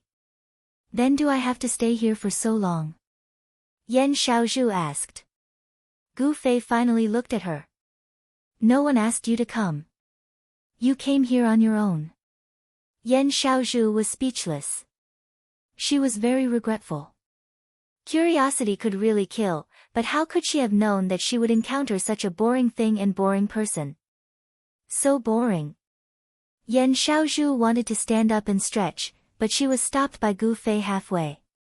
Don't move, squat down. Yan Xiaozhu was in tears. She could not even stretch. You can go first. Gu Fei took out a rope and gave it to Yan Xiaozhu. Hang it and slide down. Yan Xiaozhu did not take it. It was not that she did not want to go first, but she was still very curious. She really wanted to see what this strange person, Gu Fei, would do. Not daring to stand up straight, Yan Xiaozhu practically crawled to Gu Fei's side. She tilted her head to look at the things he had recorded in his notebook and suddenly said, NPCs do have a fixed pattern to follow, but what about the players who are blinded by the fog? They also keep people in the yard for 24 hours, and the players don't have such a fixed pattern. Rather than being bored, why not throw yourself into it? Yan Xiaozhu thought, and finally gave a more practical suggestion. Isn't it? Yan Xiaozhu said. Of Yan Yi of. Has Giordano appeared? Yan Xiaozhu asked. Yan Chen of Yan. Gu Fei looked down at the sky. It was almost dusk in the game, and the sky was starting to darken. Although it wouldn't be pitch black in the end, it would still affect his vision. Of Yen of. Of, Yen of. Of, Ocean in. Actually, I might be able to find out when Giordano appears, Yan Xiaozhu said. There's no need for that. We'll see him eventually, Gu Fei said. He did not want to attract unnecessary suspicion for something that could be done right under his nose. Hey, he's out. That seems to be him. Speak of the devil. Just as they were discussing Giordano, they saw a person walk out of the heavily guarded door of the city hall. I see him, Gu Fei said. The spot he chose was a place where he did not need binoculars to observe the entrance of the city hall.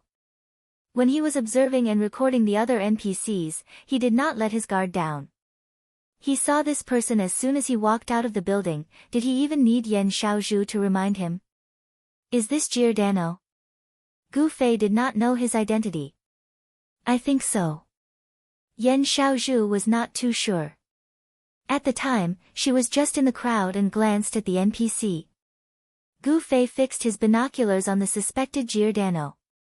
If this was his assassination target, he would at least recognize what he looked like.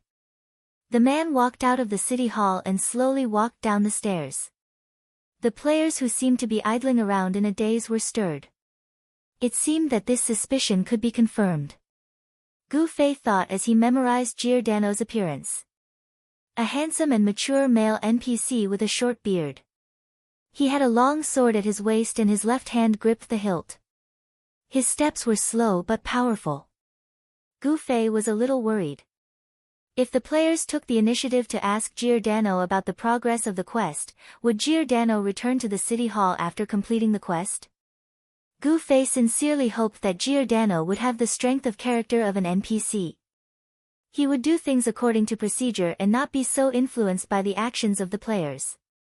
The development of the situation was more in line with Gu Fei's expectations. When Giordano appeared, the players in the fog also moved, but no one stepped forward. Everyone's eyes followed Giordano, watching as he began to wander around the courtyard step by step. Gu Fei's eyes followed him, and his hands did not stop, quickly recording. The actions of all the NPCs in the courtyard changed because of Giordano's appearance. Gu Fei groaned inwardly. This meant that the previous recording was likely to be in vain because Giordano's presence and absence were completely different situations. He needed to re-record the situation when Giordano appeared, and that would take more time. The players did not affect Giordano's actions, and that was the only good news. Gu Fei's eyes swept across the courtyard, and he discovered that there were a few people in the fog walking towards a certain place in the courtyard. Gu Fei had an idea, and he used his binoculars to look at these people. He saw that it was the guild leader, 3 Sighs of Maple, and the others. Drifting was also among them. This guy, why does he have to join a group to fool around with? Gu Fei thought about Drifting joining the Black Hand mercenary group in Cloud City. For someone of his level, he naturally could join any guild or mercenary group he wanted, and a bunch of people would fight to join him. This guy was the king of job hopping. Gu Fei. The location where 3 Sighs of Maple and the others went was just as Gu Fei expected. It was a place that Giordano had passed by. During Giordano's stroll, he had stopped twice to interact with other NPCs. This was the 3rd time he stopped to interact with the players, and it was probably to announce the current progress of the quest. After this, the attention of the players faded, and Giordano continued. He stopped for the 4th time, and it was still an interaction with NPCs. After this, Giordano turned around and directly returned to the city hall. Will there be a chance to attack?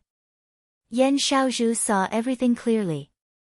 Giordano walked around in a circle under everyone's gaze, so there was no chance to assassinate him. It's too early to say that there's no chance, Gu Fei said. From a rough observation, Giordano's route didn't have any obvious places to hide, and it seemed impossible to assassinate him without anyone noticing. Maybe it wasn't impossible. It was just that he hadn't found it yet. Gu Fei thought like this, and he made up his mind to observe again. In the end, he began to put the items back into his pocket. Yan Xiaozhu was pleasantly surprised. You're leaving? Yes. I'll observe him the next time he appears, there's no point in observing him now, Gu Fei said. After saying this, he took out a flying hook and hooked it on the wall. Slide. You go first. Yan Xiaozhu still wanted to see a demonstration. So she saw Gu Fei jump down. Hey! You! Yan Xiaozhu exclaimed. In the game, there was such a thing as falling to death, and the resistance to falls varied depending on the class. In short, a mage was definitely not a character that could resist falling, and a height of 12 meters was enough to kill them. Yan Xiaozhu stuck her head out to see the tragedy, but she saw Gu Fei point with a finger right before he landed. His body flashed, and he disappeared from midair, landing firmly on the ground. He turned around and looked at Yan Xiaozhu. What about me? Yan Xiaozhu was speechless. There were rumors that mages' resistance to falls depended on spells, such as casting a spell that would make their body fall to the ground like a feather. Using teleportation in midair could be considered a heroic method. Yan Xiaozhu didn't dare to jump more than 10 meters, so she grabbed the rope and slid down bit by bit. Thankfully, nothing bad happened. Gu Fei put away the flying hook, and Yan Xiaozhu asked, "What do we do next?" "We'll observe again next time," Gu Fei said. "Like today?" Yan Xiaozhu asked.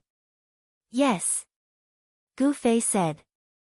"Maybe there are other ways," Yan Xiaozhu said. "But we still need to collect information," Gu Fei said. "What do you need me to find out for you?" Yan Xiaozhu asked. "Nothing at the moment. I'll let you know if I think of anything," Gu Fei said. "Maybe we should ask my sister for help. She knows a lot more than I do," Yan Xiaozhu said. Gu Fei thought back to Strange Eye's analysis of him. She was clearly a clear-headed girl. Compared to Yan Xiaozhu, who was an immigrant, she should have a better understanding of Xia Fog City. Perhaps she could really be of help. If there's anything, I'll look for you sisters again," Gu Fei said. The two then said their goodbyes.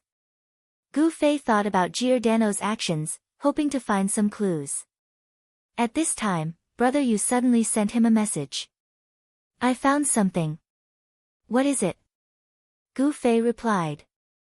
"There are oak forests around many major cities, but from the diary, he passed by Waterside City before he arrived at Xiaoyu City." "So there is only one major city," Brother Yu said. "Is it Shady Forest City?" Gu Fei asked. "How do you know?" Brother Yu was shocked. "Because there are a lot of trees there," Gu Fei said. "Your way of guessing is too crude, you know." Gu Fei directly closed the message from Brother Yu and sent another message. "I also have some clues." "Why?" As soon as Gu Fei said that, Brother Yu immediately asked, "Not in the mission list?" "Yes." Pfft. Brother Yu also thought like a player. Chapter 459. The 6 members of the child elite group once again met up in the tavern. The quest list didn't show up, and Gu Fei made it up himself. This group of online gaming veterans didn't think much of it. Unscathed in battle and Yutian Shenming went out for a stroll. Because the fog was too thick, they couldn't see any beauties, and they couldn't find quest NPCs. They weren't used to farming monsters, so they didn't like this place from the bottom of their hearts. They already had the intention to leave. Brother Yu was even more eager to set off to Forest Shade City to find the log cabin in the oak forest. Unscathed in battle and Yutian Shenming both felt that Brother Yu's analysis was more reliable. They all tried to persuade Gu Fei to be more sensible and not always do things that were illusory. Gu Fei showed the same disapproving expression as the others when they tried to persuade him.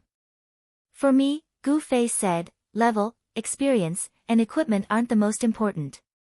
I just feel that this game is like another kind of life, and the things that I've learned can be put to good use here. So, it doesn't matter where I can receive the quest, because the result that I'm after isn't the quest reward that you're longing for." As he spoke, Gu Fei looked at them and said, "This game is obviously different from the previous MMOs. The new technology can create many environments that weren't there in the past. If you continue to stick to the original way of thinking, there will be a limit to the amount of fun you can have." Fuck. All the experts gave Gu Fei the middle finger. Since when was it a layman's turn to lecture about games? The name of this game is called Parallel World, and there's a certain logic to it. But this world is ultimately in the hands of all the players. If we continue to use the concept of a normal kimchi MMORPG, it can only be a game. If we change our mindset, this will be a real parallel world, Gu Fei said. He's really grown up. He can even say such a professional name like Kimchi MMORPG. Yutian Shenming looked at the others. Then, Sword Demon looked at Gu Fei thoughtfully. From his eyes, everyone clearly saw something. Sure enough, Sword Demon suddenly nodded. "You're right. I want to try your mission to assassinate Giordano with you." "Of course." Gu Fei smiled. "Tell me about the current situation," Sword Demon said. Look. Gu Fei took out his notebook and began to describe to the sword ghost what he had observed from the observation post on the wall. The two of them had already begun their discussion. It's over. Sword Demon has learned bad things from Qianli. Unscathed in battle looked at the other three and muttered. Yutian Shinming looked at Gu Fei holding a small notebook and said, Qianli has learned bad things from Brother Yu. Get lost. Brother Yu scolded, but at this time, Gu Fei holding a notebook and explaining was indeed a bit similar to him. What about us? Should we go to Forest Shade City to take a look? Unscathed in battle said. This. Brother Yu suddenly lowered his voice and pouted in Gu Fei's direction. Without Andrew Su's diary in Qianli's hands, I'm afraid we won't be able to get the mission, right? Oh yeah. These people were obviously still sticking to the conventional game thinking. I can't lend this diary to you, Gu Fei said. Damn, how can this guy's ears be so sharp? The three jumped up. Gu Fei shook his head with a bitter smile and continued, there may be some clues in the contents of this diary. I still want to study it. Why don't we go to Forest Shade City first? If we confirm that there are items needed for the mission there, we can ask Qianli to send them over. By then, Qianli will probably be almost done with his research, Unscathed in battle said. You don't have confidence in the information I gathered? Brother Yu was dissatisfied. He firmly believed that the mission was in Forest Shade City. No, Unscathed in battle said quickly, we go there first, and the diary will arrive later. That's it. Brother Yu nodded. What about you? At this time, the 5 people at the table looked at the 6th person, Han family young master.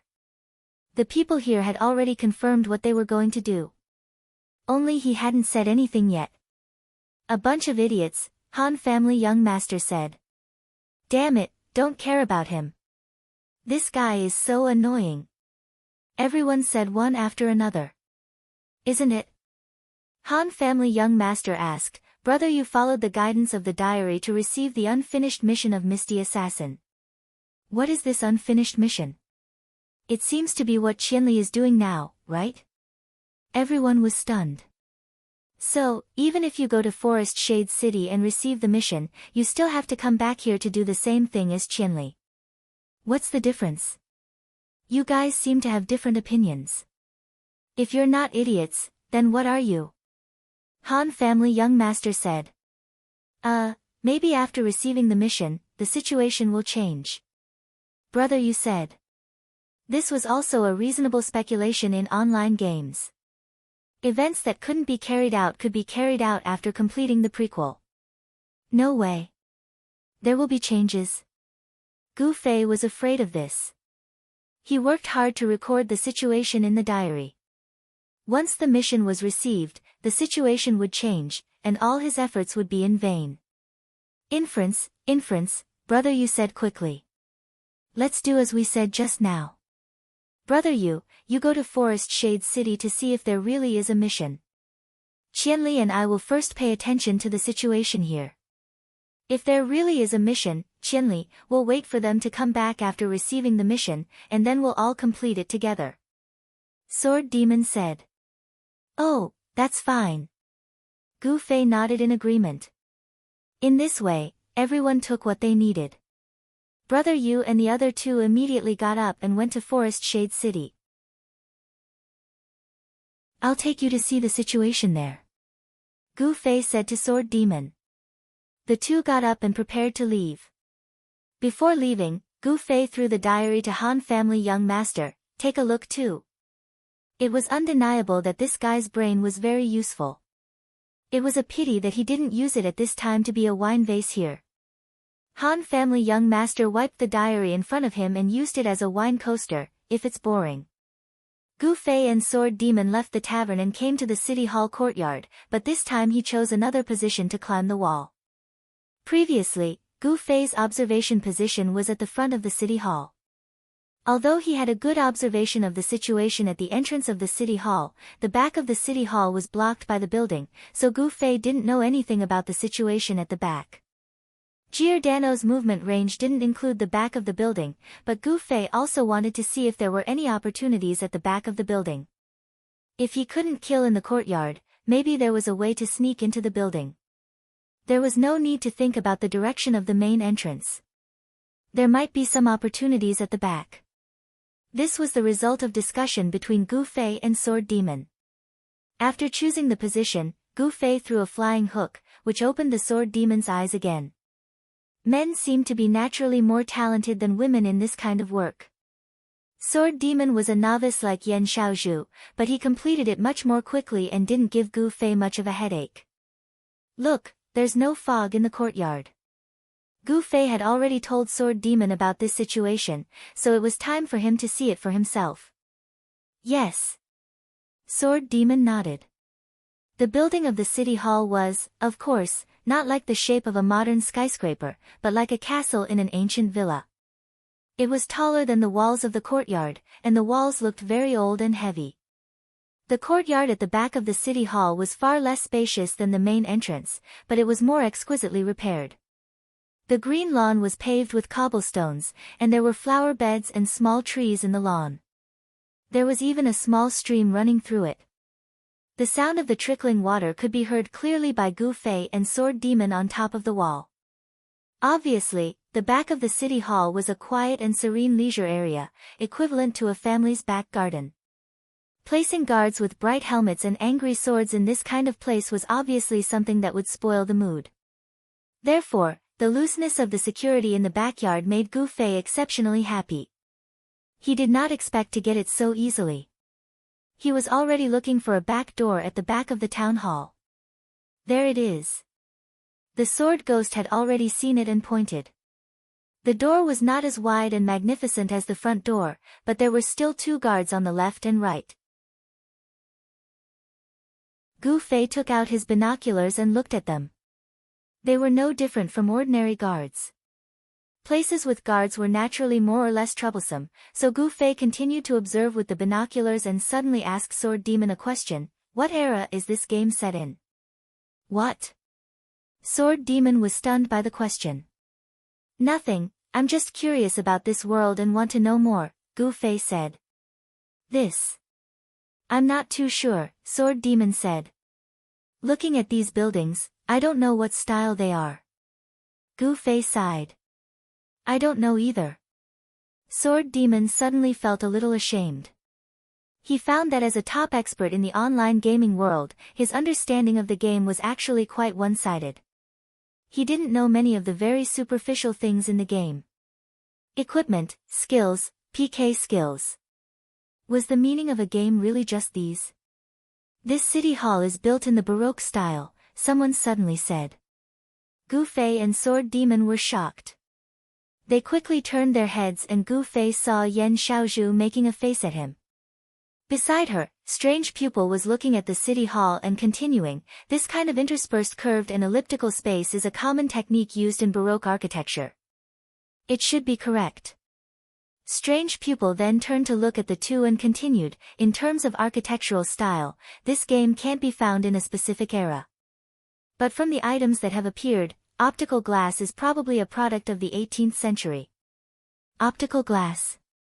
The two did not know why Strange Pupil suddenly mentioned this. Binoculars. Strange Pupil pointed at Gu Fei's hand. "You're a scientist, right?" Gu Fei and Sword Demon did not want to admit their lack of knowledge. "Hee, I said my sister knows a lot," Yan Xiaozhu said.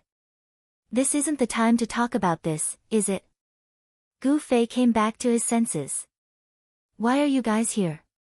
When Gu Fei and Sword Demon first came up, there was no one on top of the wall. These two must have come later and were now walking towards them. "After I told my sister about you, I came over to take a look," Yan Xiaozhu said. "Butterfly knot, brewing. I feel like I'm about to explode. Does everyone feel like a storm is coming?"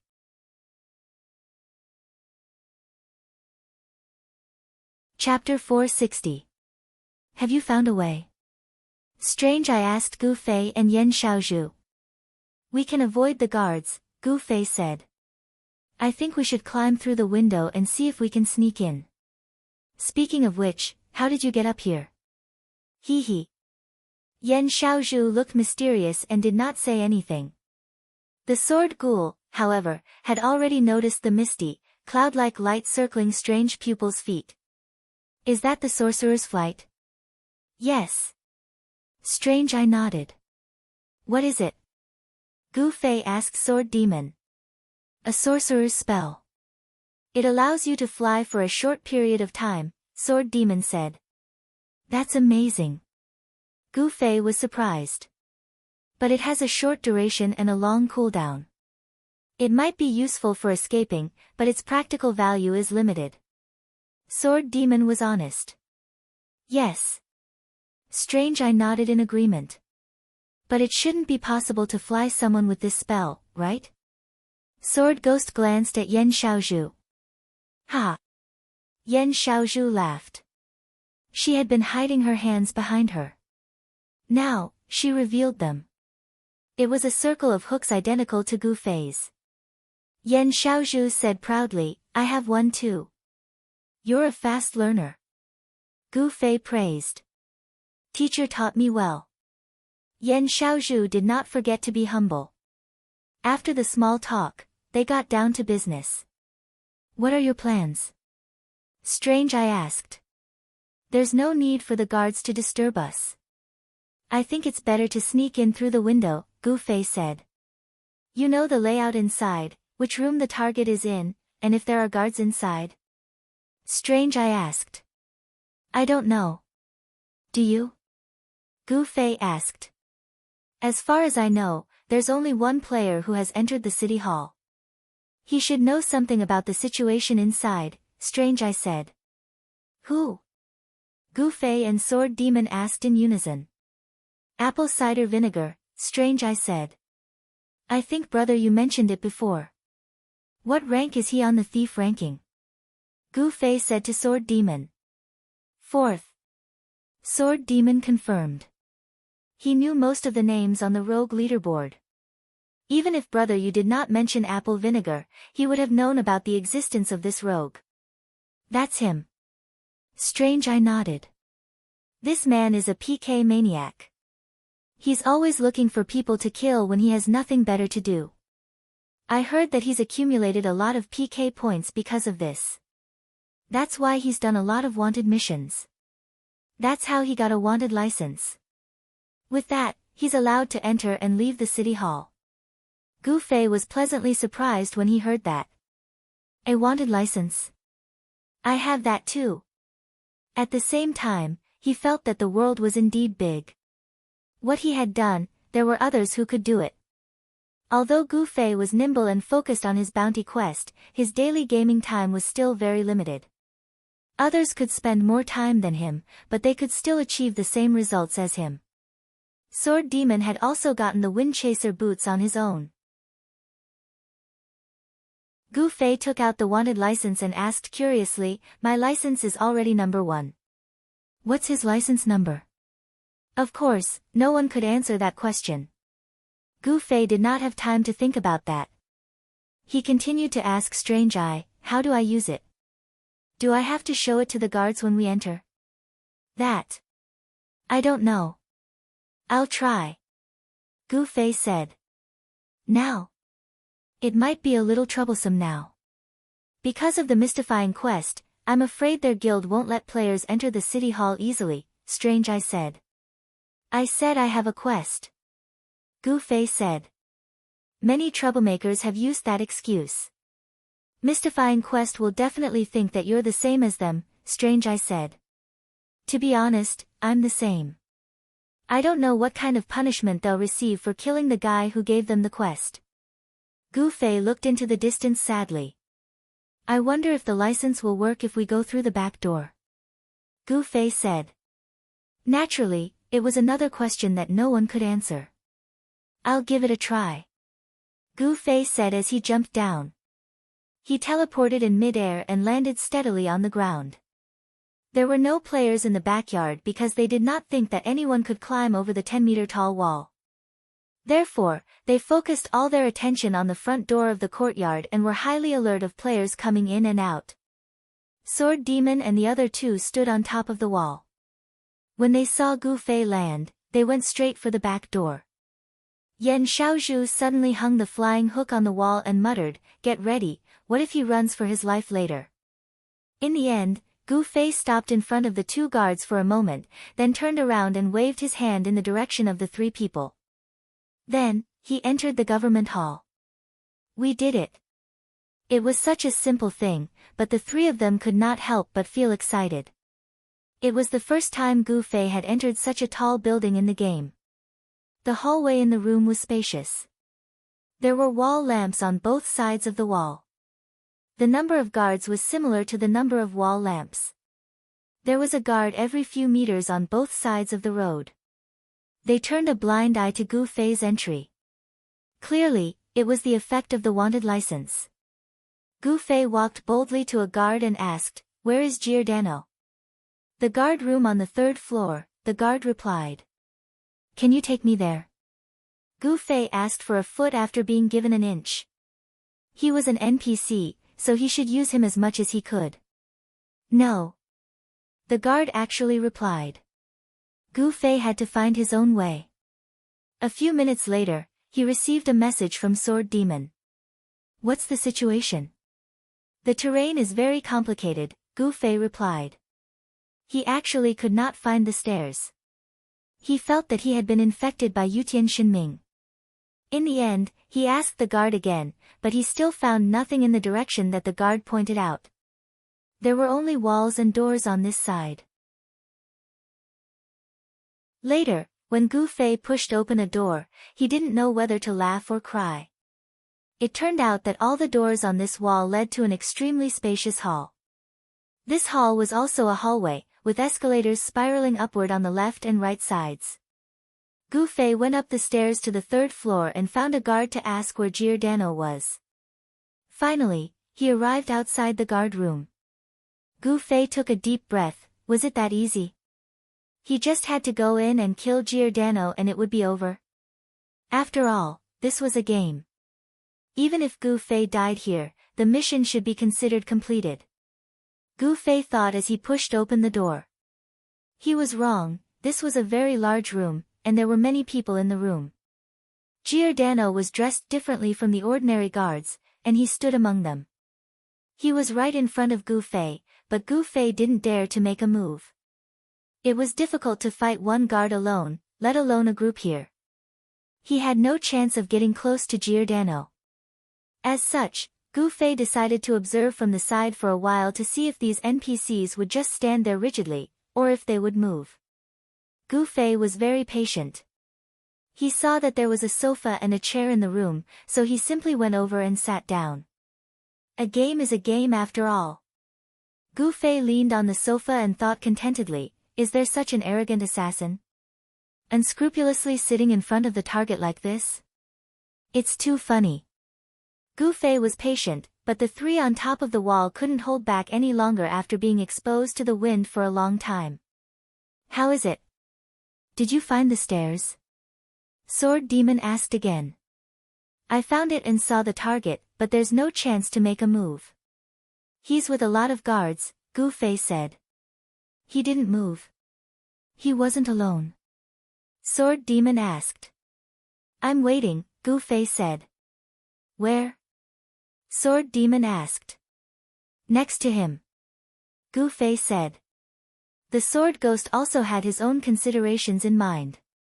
Gu Fei's previous argument of playing a role in the game and living a new life was very touching, but looking at the current situation, it wasn't easy to be such a game character.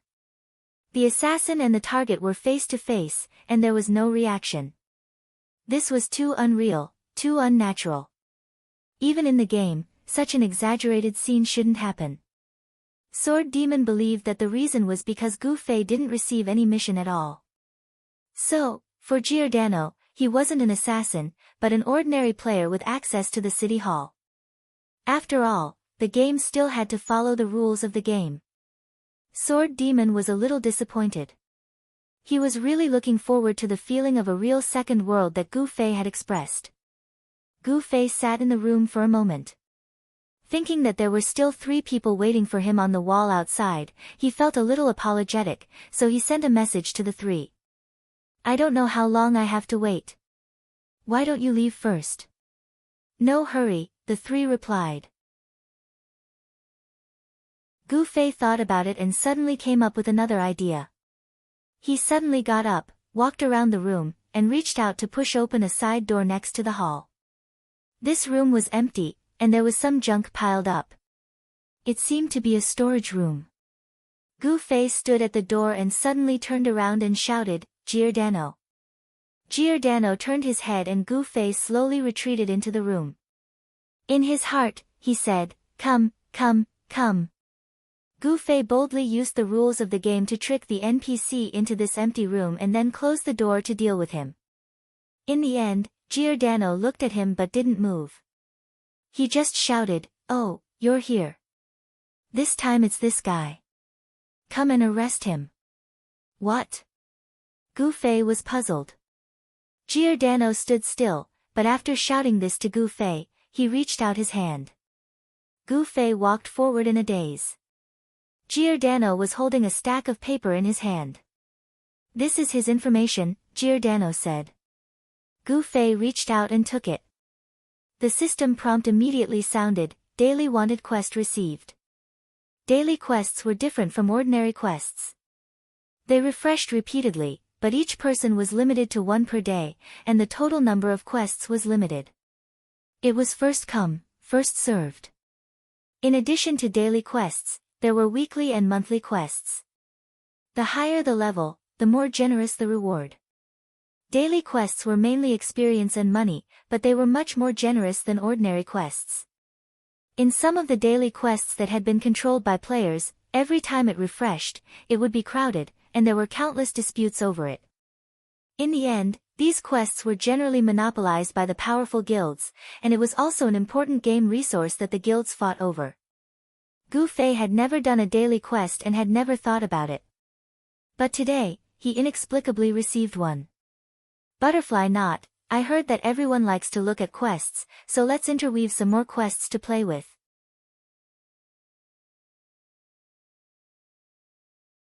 Chapter 461. Gu Fei, who had received the documents, was less than a meter away from Giordano.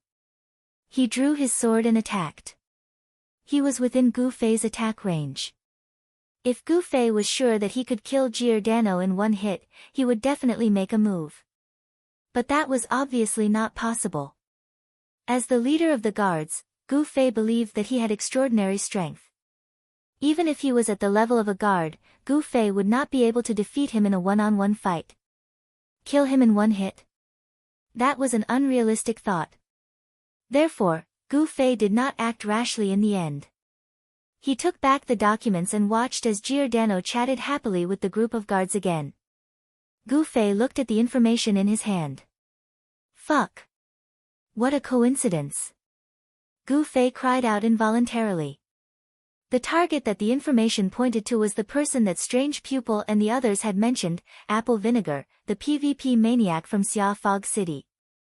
Gu Fei flipped through the 17 pages in his hand. It recorded Apple Vinegar's level, class, and past crimes. In other words, it was a PvP record. It seemed that the daily bounty would be calculated based on a player's past PvP points. It was only natural that Apple Vinegar, the #1 PvP maniac in Xia Fog City, would be chosen for the daily bounty. Don't tell me that jail time is also calculated. Is this guy going to be imprisoned for life? Gu Fei sighed.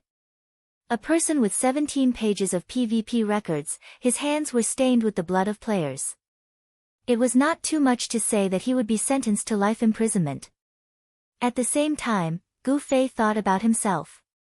He did not know if he would become a daily bounty target.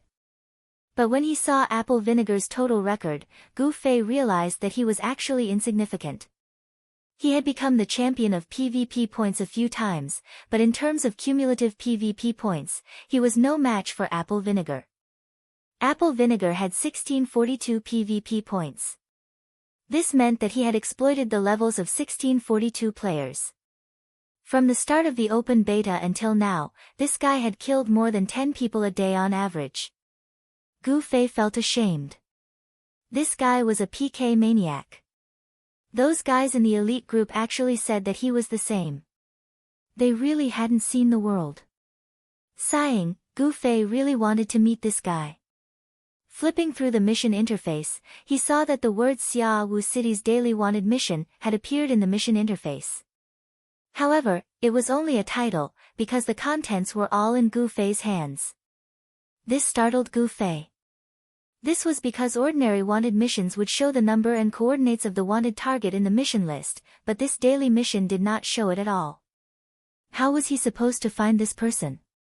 Looking for someone again. I just played this game with Jian Nanyu. Why am I always stuck in this kind of trouble? At this time, another message came. It was from the three men on the wall again, asking about Gu Fei's situation. I didn't kill him, but he gave me a mission. Gu Fei didn't know whether to laugh or cry. What mission? Daily wanted mission, so I came out. Let's talk when we meet. Gu Fei replied, then glanced at Giordano reluctantly, thinking that since he could come and go as he pleased in this place, it would be the same if he had the time to come back and see if there was a chance. With this thought in mind, Gu Fei left the guard room and exited through the back door. He followed the rope that Yan Xiaozhu had set up and climbed back to the top of the wall. Take a look. Gu Fei showed the information in his hand to the three of them. Apple cider vinegar. Strange pupil muttered. 1642. Sword Demon was shocked. It was not difficult to do something once in a while, but it was difficult to do it day after day. 1642 PKs. This person was a PK maniac through and through. What do you know about this person? Gu Fei asked Strange Pupil. I fought him once when I was level 30, Strange Pupil said. And the result? Gu Fei asked. I died. Strange Pupil was regretful, but he was calm. His skills were too good, I was no match for him. Even if I fight him again, it would be the same. Did he look for you again? Sword Demon asked. He felt that a PK maniac like Strange Pupil would be more than happy to find a high-level player like him. I don't know, but I haven't seen him again, Strange Pupil said.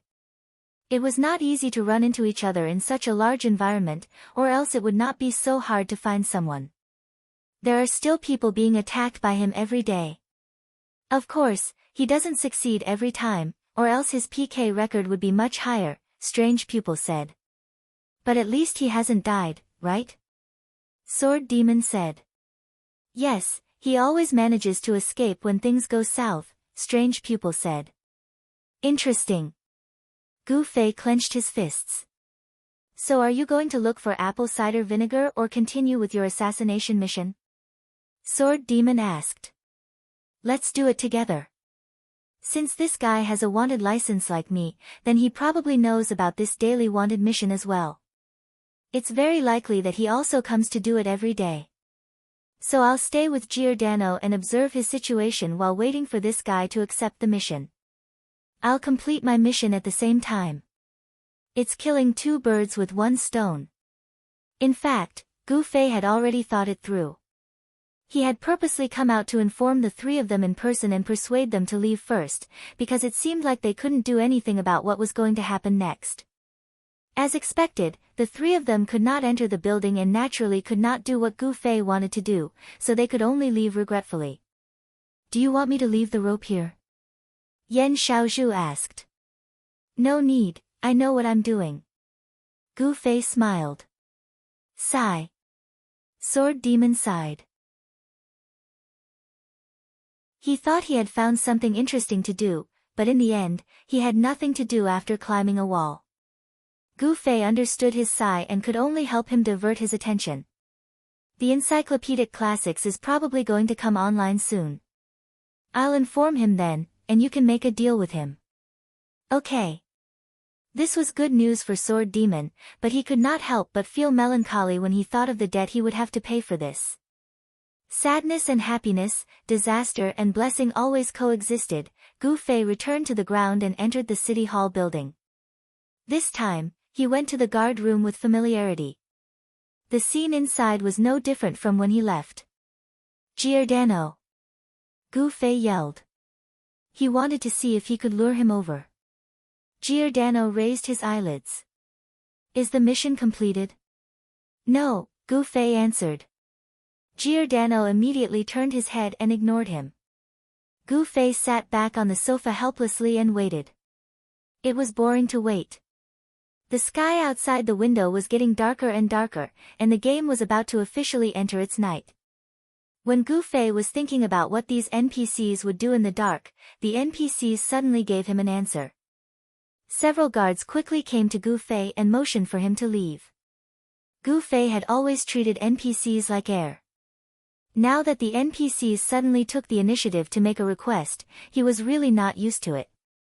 Can I not leave? Gu Fei found that these guards, Giordano, and the other NPCs seemed to be dispersing. This was an opportunity. Perhaps there would be a chance to be alone with Giordano. No. The guard coldly refused Gu Fei's request. How can I do that?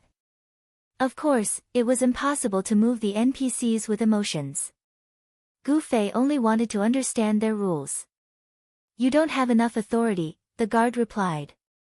What authority do I need? Gu Fei asked. The guard did not answer. At this time, a message appeared in the system channel, night has fallen. Please leave the city hall, or you will be treated as an intruder. The guards were already glaring at Gu Fei. Gu Fei did not dare to delay any longer. He hurried downstairs and wanted to leave the way he came, but found that the back door was locked. He shook it twice, but it did not open. The system notification appeared again. All the guards in the corridor began to hold the hilt of their swords and stare at Gu Fei. Gu Fei did not care about anything else and ran as fast as he could toward the main door. Bang! The heavy sound of the door closing came from behind Gu Fei. The second he rushed out of the main door of the city hall was locked. Gu Fei felt like he was escaping from a disaster. At this time, in the courtyard, Gu Fei looked up. Under the night sky, the arrangement of the guards in the courtyard was completely different from the arrangement in the day. The guards who were standing in a dignified manner had all disappeared, but the number of patrolling guards had only increased. Is there still a chance to go in? Gu Fei took a few steps back and looked up at the City Hall building to see if there were any other possible entrances. In the end, he heard the messy sound of footsteps behind him. Turning his head, there were players rushing toward him from all directions. Beside him, there were obviously thieves in stealth. These were the players of the guild Flowers in the Fog. Arranged by the guild, they would have people patrolling the courtyard every day. If anything happened, they would rush to help the NPCs solve it, in order to improve their completion rate. But they were more afraid that some players would deliberately come to cause trouble and ruin their completion rate. There were many such people, and most of them were from other guilds in Red Fog City. They did not want to sit back and watch Flowers in the Fog become stronger and stronger. Because at this time, there were already quite a few guilds that had completed this reward quest. Everyone heard that the reward was a direct guild promotion, so guilds like Flowers in the Fog that had yet to complete the quest caught a chance. They had achieved what Unsworn Sword had once dreamed of, break through to level 6 from a level 5 guild that had already done some construction, then complete the quest and get the reward straight to level 7. Flowers in the Fog was already level 6. In fact, after hearing about this reward, they mobilized all of their members to rush to level 6. In this way, after completing the reward and getting straight to level 7, the other guilds in the city were at most level 5. They had no way of fighting back, so they could not help but feel worried. If this place was not full of guards, these guilds would have gathered their troops to charge in and turn the place upside down, causing Flowers in the Fog's completion rate to fall into the negatives. But the hateful guards prevented them from being so rampant, so they organized some sporadic harassment. Every day, they also arranged for people to be in charge of the time, and there were endless tricks up their sleeves. Flowers in the Fog was about to go crazy, but other than being careful, what else could they do? As everyone became more and more proficient in the security work, Flowers in the Fog, who had the right time, place, and people in the courtyard, had not been successfully attacked for a long time. But just now, just as night fell, someone suddenly noticed that there was such a person suddenly coming out of the entrance of the City Hall building. No one knew how this person came in. The security at the entrance was the strictest. In great shock, Flowers in the Fog had already mobilized all of its troops and surrounded Gu Fei. Butterfly Knot, unknowingly, it's already more than 460 chapters. It seems to be longer than Duke Huang and Starshine.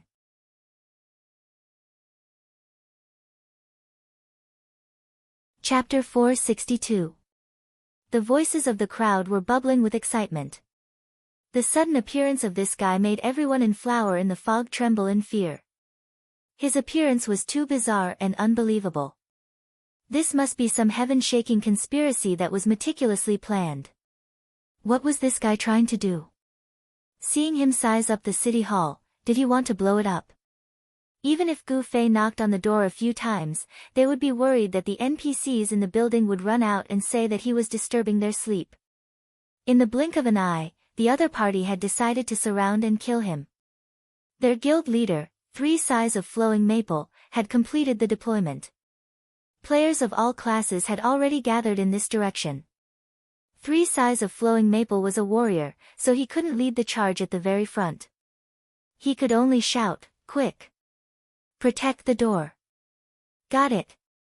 A few bandits received the order. They usually lurked near the door of the city hall. At this moment, they revealed themselves. However, they didn't rush toward Gu Fei. Instead, they lined up and blocked the door behind them. The other players shouted as they rushed over. They waved the items in their hands. Gu Fei took a closer look and realized that they were actually torches. Many of these players held lit torches in their hands. The dark night in the game was illuminated by them as if it was daytime. These torches were a common item for the players of Dawn Fog City. Everyone had one. Due to the obstruction of vision in the fog, when they couldn't find their companions, they would light up torches and use the light to tell their companions where they were. However, for an outsider like Gu Fei, this was something he had never experienced before. While Gu Fei was puzzled, he saw the approaching players suddenly roar in unison. The torches in their hands were like grenades as they hurled them at Gu Fei. Countless torches flew into the sky, drawing arcs as they fell towards Gu Fei's position. Wherever the torches pointed, Gu Fei's position was like a searchlight, instantly becoming the focus of everyone present. However, Gu Fei, who was about to be put on a bonfire, was still calm. The momentum of the flaming torches looked terrifying, but in fact, whether it was in terms of speed, accuracy, or coordination, they were far inferior to the 4 C's arrow formation. Gu Fei unsheathed his sword, took a deep breath, and suddenly attacked. Front and back, left and right, stabbing, pointing, cutting, and chopping, the light of the torches seemed to illuminate a stage for Gu Fei. In the middle of the stage, Gu Fei brandished his sword like a whirlwind. Wherever the tip of his sword pointed, the torches that were hit would change their trajectory and collide with the torches beside them again. All the torches seemed to hit a wall at the same time and suddenly began to fall like raindrops, surrounding Gu Fei and falling into a ring of fire. All the players were dumbfounded. They had expected that the torches they had thrown would not hit their opponents, and they had all sorts of plans to deal with it in the future. However, this situation had never happened before. In their minds, such an attack could only be dodged. It was impossible to block it. However, the person in front of them had blocked it. Gu Fei, who was in the middle of the ring of fire, was unreasonably bright due to the intensity of the flames.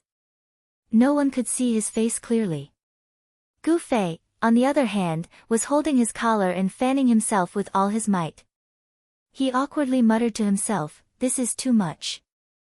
It's so hot." Gu Fei, who was in the middle of the ring of fire, felt that his hair and eyebrows were about to be scorched. This can't go on.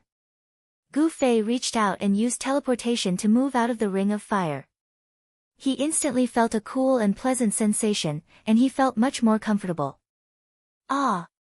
Screams of shock rang out around him.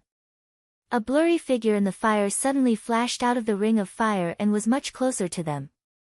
Many of the players thought that something supernatural had happened. "There's a ghost," someone exclaimed. "Fuck. What's so scary about a ghost? I've killed zombies before." A player who claimed to be the boldest player in the guild, usually liked to go to those graveyards, cemeteries, and other places that everyone thought were a little scary. He often fought with some non-human, disgusting monsters. Now, seeing so many of his companions panicking like this, looking at everyone with disdain, in a situation where everyone had the intention to retreat, he fearlessly took a few steps forward. After carefully looking at Gu Fei, he laughed out loud. "You're obviously just a mage." "Mage?" Everyone froze. They saw Gu Fei straighten his clothes and walk toward them. Someone secretly took out a weapon and was about to attack again. Suddenly, someone shouted, "Wait! Don't attack!" The voice came from the back of the team. A gap appeared in the crowd, and everyone saw their guild leader and Drifting, who had just joined their guild today. He was one of the top 5, the number 1 mage on the ranking board. Drifting. Gu Fei also saw Drifting and waved his hand to greet him. "It's really you. I thought it could only be you with such incredible skills," Drifting exclaimed. "Ha, it's me, it's me. Hello, guild leader Flowing Maple. We meet again so soon." Gu Fei greeted 3 Size Flowing Maple. However, 3 Size Flowing Maple's expression was serious. He wasn't as friendly and polite as before because he needed to know more. "What are you doing here?" "Nothing much. I'm just taking a walk," Gu Fei said. 3 Size Flowing Maple frowned. He couldn't check the progress of their quest in real time. He could only check it every time Giordano appeared. Thus, he couldn't be sure if Gu Fei had done something bad to them. Thus, he had already sent people to check around the courtyard to see if there were any abnormalities. At this time, the people who went in all directions gradually returned. They didn't find anything wrong. "Qianli, if you have something to say, just say it. There's no point in hiding," Drifting said. He didn't believe that Gu Fei was just taking a walk. If he was just taking a walk, he and Yan Xiaozhu would have taken a walk a long time ago. Not long after, he came again and suddenly appeared outside the city hall. Drifting didn't know what method he used, but he was sure that it wasn't as simple as just taking a walk. Gu Fei made a helpless expression. "Alright, I really do have a quest here. I wonder if guild leader Flowing Maple can make things easier for me." "So that's how it is." 3 Size Flowing Maple suddenly laughed. After laughing, he said, "Brother Qianli, for you to do this because of a quest, it seems that you know we have an important quest here as well and that no one is allowed to come near, right? So, let me ask Brother Qianli, can you make things easier for us and let go of your quest for now? Once our quest is completed, this place will naturally be open to anyone." Gu Fei was quite surprised. He didn't think that 3 Size Flowing Maple would answer like this. Just like that, she softly rejected him without any explanation, gently placing herself on the side of reason. No matter how hard Gu Fei pestered them, people would naturally think that he was being unreasonable. After all, it wasn't a big deal to let go of the quest in the game. Did he have to say that his quest had a time limit? Gu Fei didn't want to be so shameless, so he smiled and said, "Is that so? Then I'll think of another way." "Thank you, Brother Qianli," 3 Size Flowing Maple said calmly. At the same time, he waved his hand at his guild members. "Everyone, make way." Everyone made way. Gu Fei waved his hand at everyone. "Sorry for disturbing you guys." He walked away. "I'll send you off." Drifting walked forward and put his hand on Gu Fei's shoulder. He was about to walk out with him. "Hey, what the hell are you doing?" Drifting asked in a low voice. It's a quest. Gu Fei said. Is there really a quest? Is it related to flowers in the fog? Drifting asked. Them? Aren't you one of them now? Gu Fei said. I just joined. It takes time to change my words, Drifting said. Gu Fei smiled. You always change places and join different guilds. Is there any special purpose? My ID is Drifting. Drifting said. My purpose is to leave my footprints everywhere. I see. That's amazing. Don't change the topic. What quest are you doing? Drifting said. This. It's not convenient for me to tell you, Gu Fei said. It seems like it's related to the flowers in the fog quest. Maybe. I'm not sure. In fact, I'm not even sure if it's a quest or not. Gu Fei smiled bitterly. What are you talking about? I don't understand, Drifting said. It means you haven't drifted far enough. Keep it up. It's important to gain more experience. Gu Fei patted him. That's not the point. Drifting said. If you're really here to make trouble, it seems we'll have a chance to fight again. So, if I were you, I wouldn't come online these days, Gu Fei said. Gu Fei looked straight ahead with melancholy in his eyes. I killed 2 of your original 5 rookies. Do you want to be the third? Actually, you were the first. But you're lucky. You won't lose a level if you die in the match, Gu Fei said. So, don't come online these days. It's for your own good. Gu Fei patted him again. I'm leaving. Gu Fei waved his hand and left. Fuck. Until Gu Fei's figure disappeared in the fog, Drifting finally spoke. When he returned to the municipal courtyard, Drifting saw 3 Sighs of Maple had called a few core members of the guild over. They were discussing countermeasures. When they saw him, they immediately shut their mouths. Drifting was used to this kind of situation. He had just joined the guild today. How could he get all of their trust? Even if he was one of the 5 rookies, it was impossible. Plus, he was a friend of this suspect. Drifting felt that 3 Sighs of Maple wouldn't let him participate in this event. When he walked closer, 3 Sighs of Maple took the initiative to ask, Drifting, do you think your friend will affect our quest? Yes. Drifting nodded. I've participated in this guild reward quest once. It's obviously a 2-way quest. I think the content of each main city's reward quest is different, but the difficulty must be the same. A 2-way quest will definitely be a part of your quest. Maybe this is just the beginning.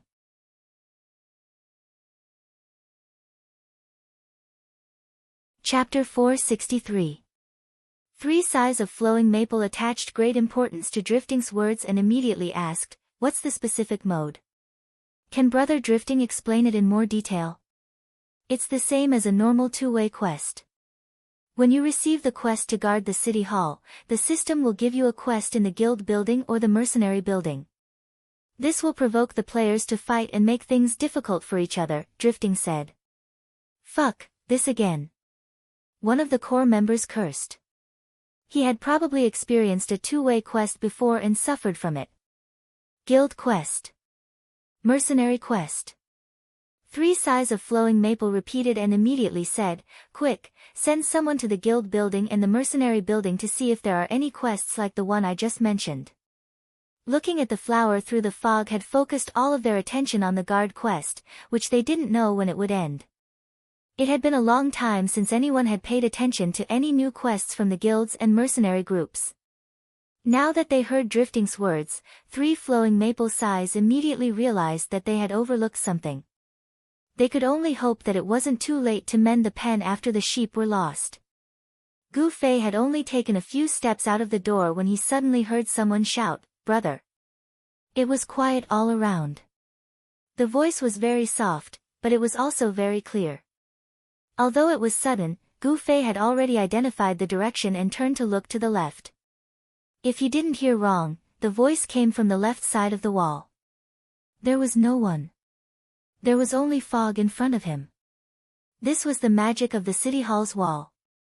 The inside and outside of the wall were two completely different worlds. There wasn't even a transition. Suddenly, he stepped from the clear world into the fog. "Who is it?" Gu Fei asked casually. He wasn't sure if the other person was talking to him. "Can I talk to you in private?" The voice came again. This time, Gu Fei had already identified the direction, but he still couldn't see the person. The other person was obviously hiding in the fog. "Who are you? What do you want?" Gu Fei said. "Come with me first." The other person said. Gu Fei smiled bitterly. "I can't even see you. How can I follow you?" A ball of fire immediately lit up in the fog and floated in the air. "Follow the torch," the other party said. This was the standard use of the torch in Xiaoyu City. Gu Fei did not know what the other party was up to, but as the saying goes, the skilled are bold, so he calmly followed.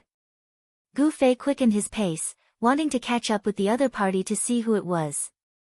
However, when he saw the outline of a human figure, the other party immediately quickened his pace, maintaining a certain distance from Gu Fei. Although Gu Fei didn't manage to see the other party's face clearly, he at least knew the other party's class. It was either an archer or a thief. "Let's see what he's up to," Gu Fei thought to himself as he put his right hand into his pocket and gripped the night streamer sword. Perhaps they were local robbers. Thinking of this possibility, Gu Fei could not help but feel a little excited. The man continued to lead the way, and Gu Fei followed behind him without saying a word. Along the way, Gu Fei encountered a few other players. There were also players who carried torches. Although Gu Fei found it strange, the other players didn't seem to notice anything amiss. Eventually, they walked out of the city gates. The torches continued to move forward, and the surrounding players and conversations gradually disappeared. "Be careful of your feet," the other party, who had been quiet all this time, suddenly said. Gu Fei looked down. The two of them were no longer walking on a flat road. It was as if they were walking through a wasteland, overgrown with weeds and broken walls. Gu Fei walked around in circles. Weren't the robbers of Xiaoyu City a little too cautious? With such favorable weather conditions, was there really a need to find such a deserted place? Finally, the torches in front of them stopped advancing. Gu Fei couldn't help but stop as well. Perhaps there was a trap up ahead. Gu Fei didn't want to rush forward recklessly. He stopped in place and silently sensed his surroundings. There was no one, or rather, everyone was in the fog. In short, there was nothing but ruins as far as the eye could see. "It's here," the other party said. "Oh, then, what's the matter?" Gu Fei said. "Brother, you don't seem to be from this city?" the other party asked. "Yes," Gu Fei replied. "Where you come from and where you're going, we don't care. However, you seem to have a mission in the government office, so we have something in common," the other party said. "We?" "That's right, we." The voice had changed, and figures began to appear from the fog. 1, 2, 3, there were 8 people in total. Gu Fei counted them clearly. Just as he was about to see who they were, they suddenly stopped. "Brother, you don't seem to be masked," one of them asked. "Masked?" Gu Fei wondered. "That's right. Because we don't want to know each other's identity, we all masked our faces. You, as an outsider, might not care if you don't plan to stay in Xiaowu City for long. However, we still want to remind you," the other party said. "If that's the case, then I'll do as the Romans do." As he said this, Gu Fei took out a black cloth from his pocket and covered his face. Then, one of the 8 figures seemed to raise his hand, and a black object flew towards Gu Fei. The second half of it unfolded in the air. It was an extremely large black raincoat. Seeing that it was about to be blown away by the wind, Gu Fei hurriedly raised his sword and hooked the raincoat back. This. As Gu Fei was puzzled, the 8 people finally walked out of the fog.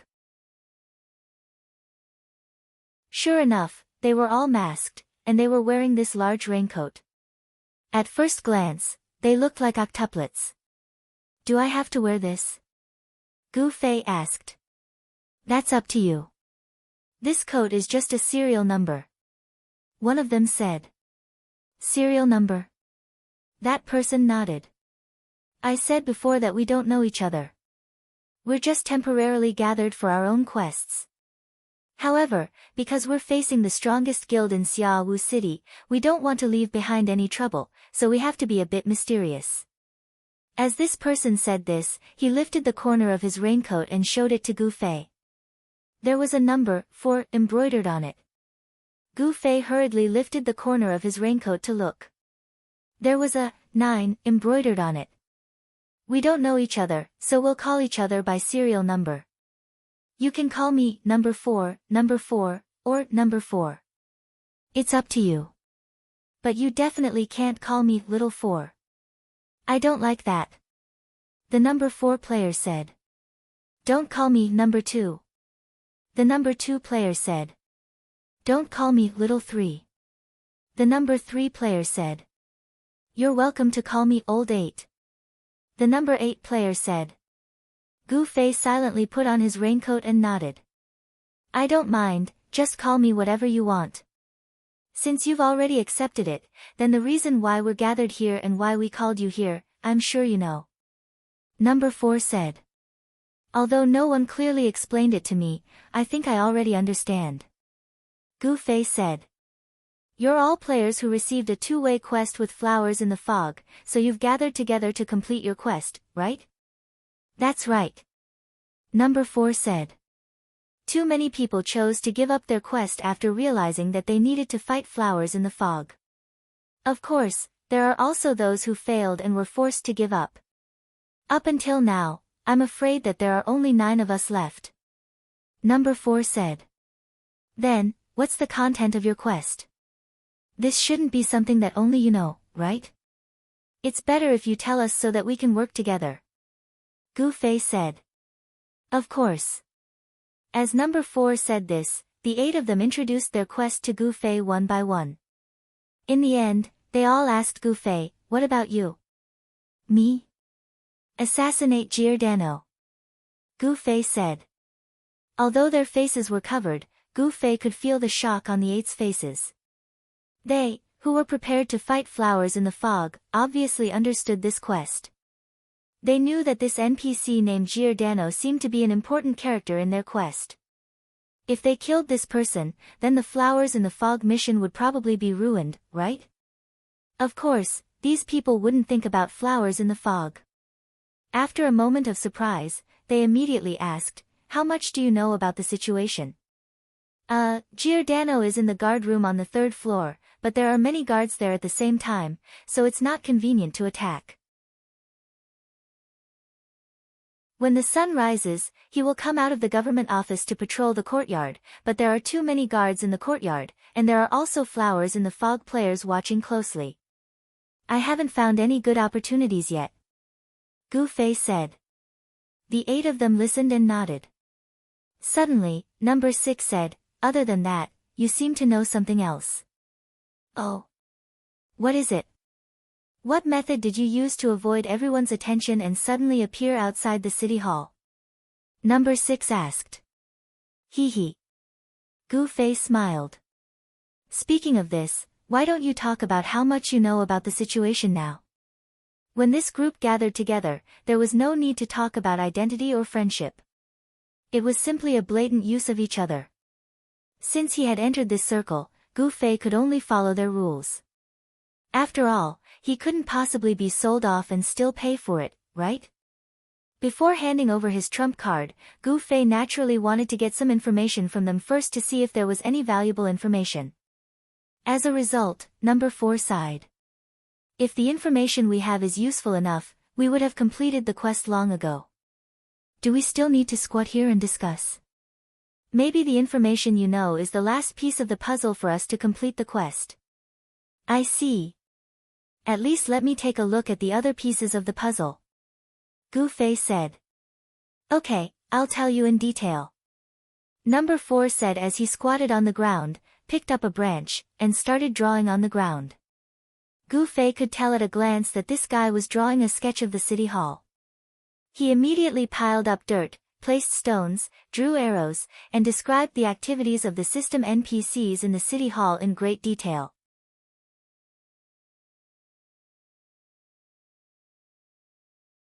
Chapter 464. Not only did Gu Fei listen attentively, but he also took out a pen and paper to take notes. It really didn't take any effort at all. He originally thought that he would have to lie on top of the wall for a long time to understand the situation, but he didn't expect these 8 brothers who crawled out of the ruins to help him. These guys had been secretly watching this compound for a long time to understand the situation in such detail.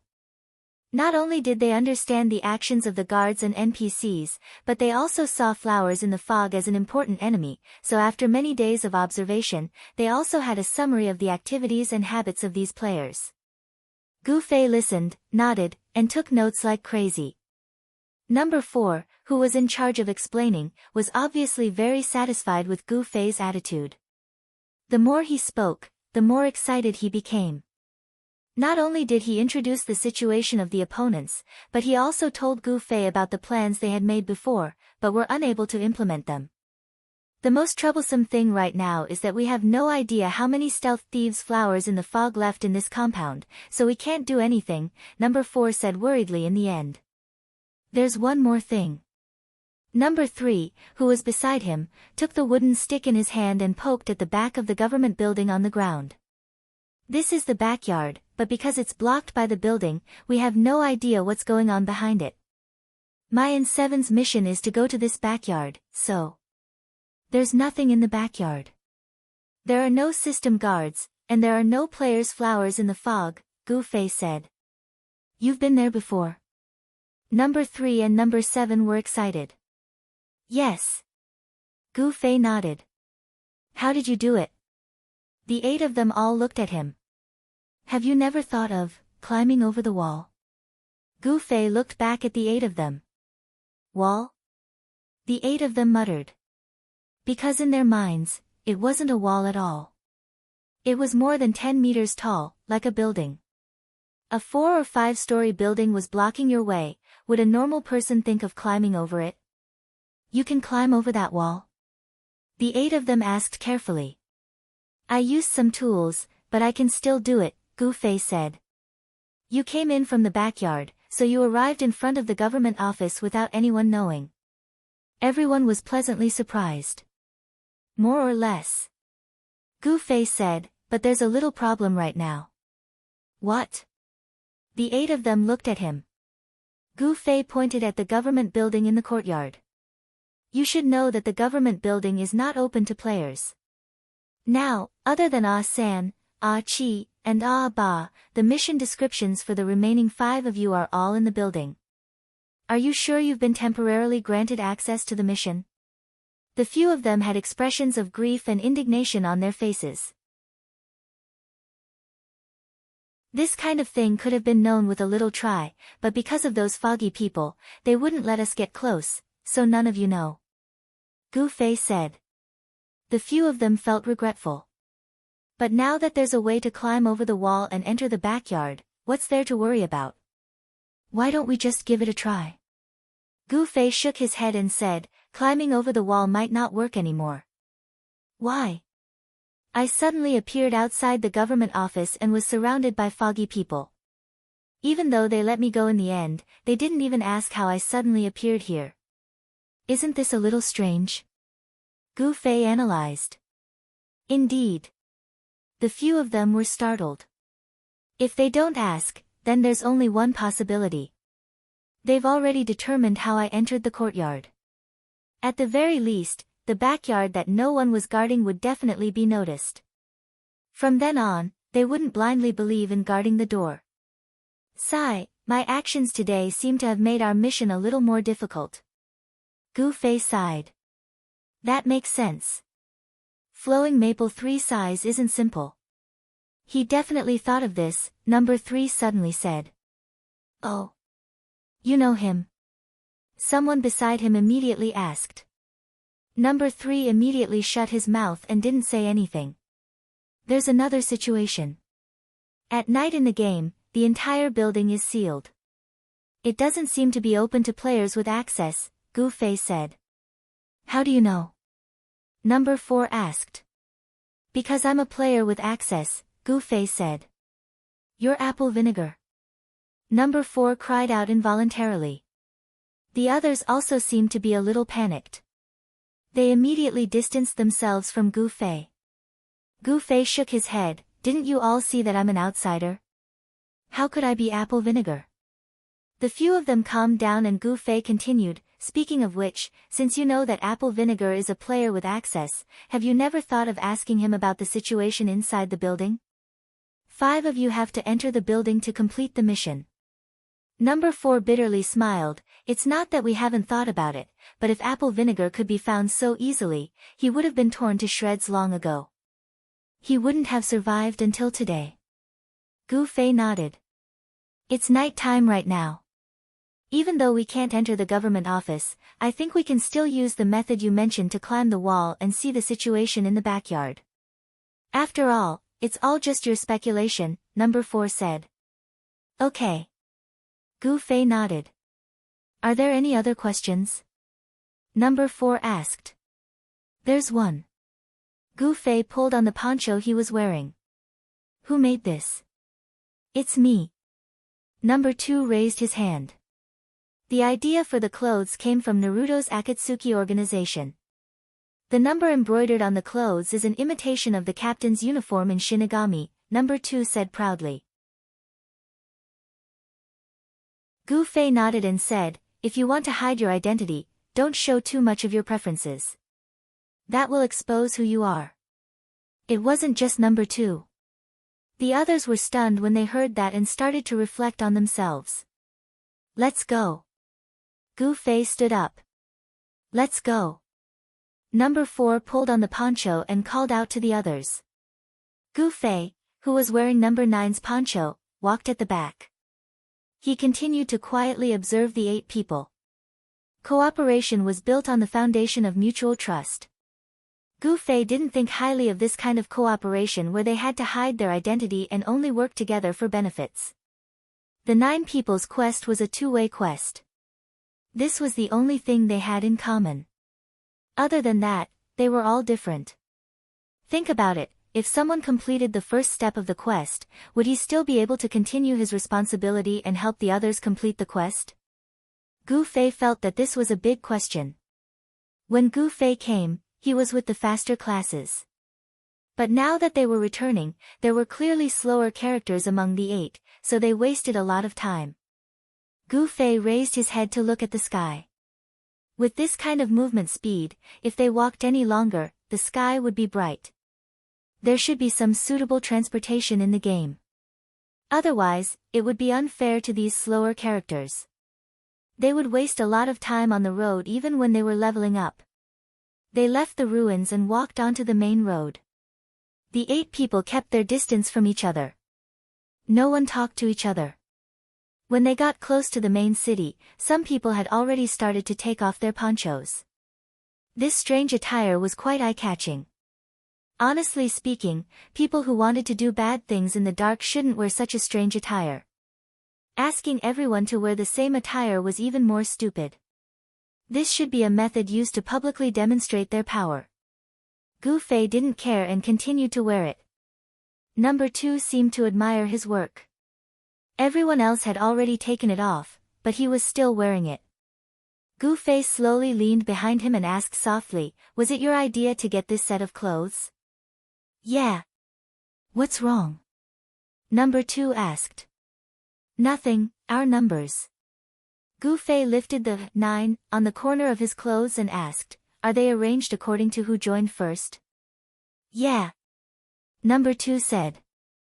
Then how many did you make beforehand? Gu Fei asked. 13.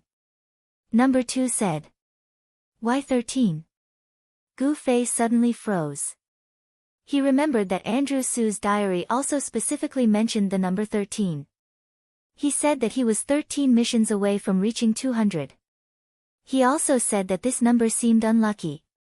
Haven't you seen the Grim Reaper? Okay, I got it. Gu Fei said. It seemed like it was just a coincidence. The 9 people finally arrived outside the city hall. While making sure there weren't any other players around, Gu Fei led the 8 people to the wall of the backyard. Is it possible to go up from here? The 8 people came up to study. I said I needed some tools. Gu Fei took out a flying hook and skillfully threw it onto the wall. This. Where did you get this thing? The 8 people who saw the flying hook for the first time immediately asked the same question as the other players. I made it myself. Gu Fei explained many times, feeling a bit helpless. Why were these players so inflexible? Did the tools have to be directly provided by the game? Didn't they know how to make it themselves? They clearly had their own ponchos, why didn't they think of something like this? Are we going to climb up like this? Number 4 came up and tugged on the rope to make sure it was sturdy. It might be a bit difficult at first. Let's practice first. Gu Fei said as he threw 2 more up. He really did make a lot of them in one go. At the top of the wall, Gu Fei immediately started a lesson on how to climb the wall with flying hooks. However, these 8 people obviously didn't have Yan Xiaozhu's talent. They could barely climb a few steps, but they couldn't persist to the end. They would always make mistakes midway, lose their balance, or lose their footing while swaying, causing the flying hooks to fall off. The people on the 3 ropes fell like dumplings. Little 7, don't climb so hard. Your feet are only used to stabilize your body. You mainly rely on your arms. Number 4, why do you keep leaning to the left? Don't just rely on one leg, use both legs. Number 3, don't be so anxious. What? You don't have enough stamina? Then hurry up, go. Number 6, what are you doing? Come down. This can only support the weight of one person. Gu Fei squatted down by the wall, looking up from time to time to give advice. In the end, he sighed and said, the sun will rise soon. If everything goes well, we can directly enter the city hall after climbing over the wall. Okay. The 8 people were sweating profusely as they continued to practice.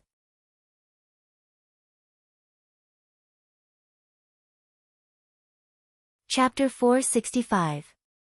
As Gu Fei expected, when the 8 of them stood on top of the wall, the sky was turning bright, and the dawn of the game had arrived. Gu Fei grabbed a rope at random and climbed up to the top of the wall. The 8 people who were bathed in the morning light quickly stopped their excitement of climbing up the wall and felt ashamed of themselves. Although the night in the game wasn't completely dark, the color of the sky was still very different when the sun rose in the early morning. The beautiful scene of the sunrise didn't diminish much because the night in the game wasn't dark. However, all of this didn't exist in Xia Fog City. Gu Fei just saw that the fog in front of him was getting clearer and clearer. Players who could survive in Cloud Fog City for so long must be very patient. Because of this fog, they missed a lot of things. Gu Fei thought as he picked up his flying hooks. Is there anyone down there? Gu Fei turned around and saw the 8 people were already carefully looking at the scene in the backyard of the government office, so he asked casually. So many people. The 8 people said. Really? Gu Fei quickly came over to look and took out his binoculars to observe from a closer distance. It's the players. Looking at the flowers in the fog, they really have taken precautions. Gu Fei confirmed that these people didn't come out yesterday. He sighed and said to the 8 people. The 8 people looked at the binoculars in Gu Fei's hands in amazement. Did you do this yourself? Number 2 asked cautiously. No, I borrowed it. Gu Fei quickly said. He suspected that the 8 people were going to treat him as the almighty creator. There's another bad news.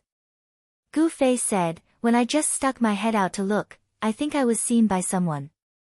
Gu Fei's calmness made the 8 people feel quite ashamed. After looking at each other, the 8 people came to a realization and finally nodded. Actually, we also, the the players clearly knew that their opponents would climb over the wall, so they naturally paid close attention to the top of the wall. Gu Fei's head didn't escape their attention. However, the 8 of them chose to remain silent after being discovered. Perhaps they were afraid of being accused by others for their mistakes. In the end, none of them escaped the fate of being discovered. It wasn't until Gu Fei's confession was discovered that the 8 of them looked at each other with a guilty conscience and immediately realized that they were all the same. It was indeed a terrible team. Gu Fei thought. Such a simple detail could explain a lot of problems. Apart from the lack of trust between the 8 of them, they also had no sense of responsibility. They could only follow the team to get what they needed. It seemed like these guys had never thought about whether they should take on some responsibilities or consider other people's situations. What do we do now? The 8 of them looked at each other. What will he do? Will he come again? Before arranging the defense of the backyard, 3 Sighs of Flowing Maple had raised this question with his companions. How did he climb over a wall that was more than 10 meters tall? Someone asked. He naturally has his methods, 3 Sighs of Flowing Maple said. We just need to be on guard and make him retreat. This was actually 3 Sighs of Flowing Maple's guideline for this mission. It was also one of the main reasons why he let Gu Fei leave so easily last night.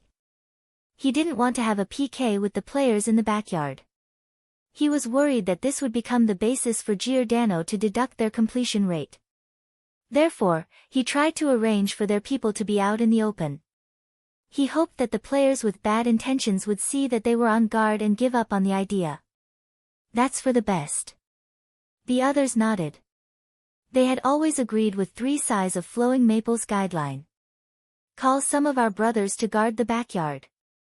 It's the last moment. Let's all work hard, 3 Sighs of Flowing Maple said. Currently, there was nothing they could do to increase their quest's completion rate. However, with each peaceful day, the quest's completion rate would increase slightly.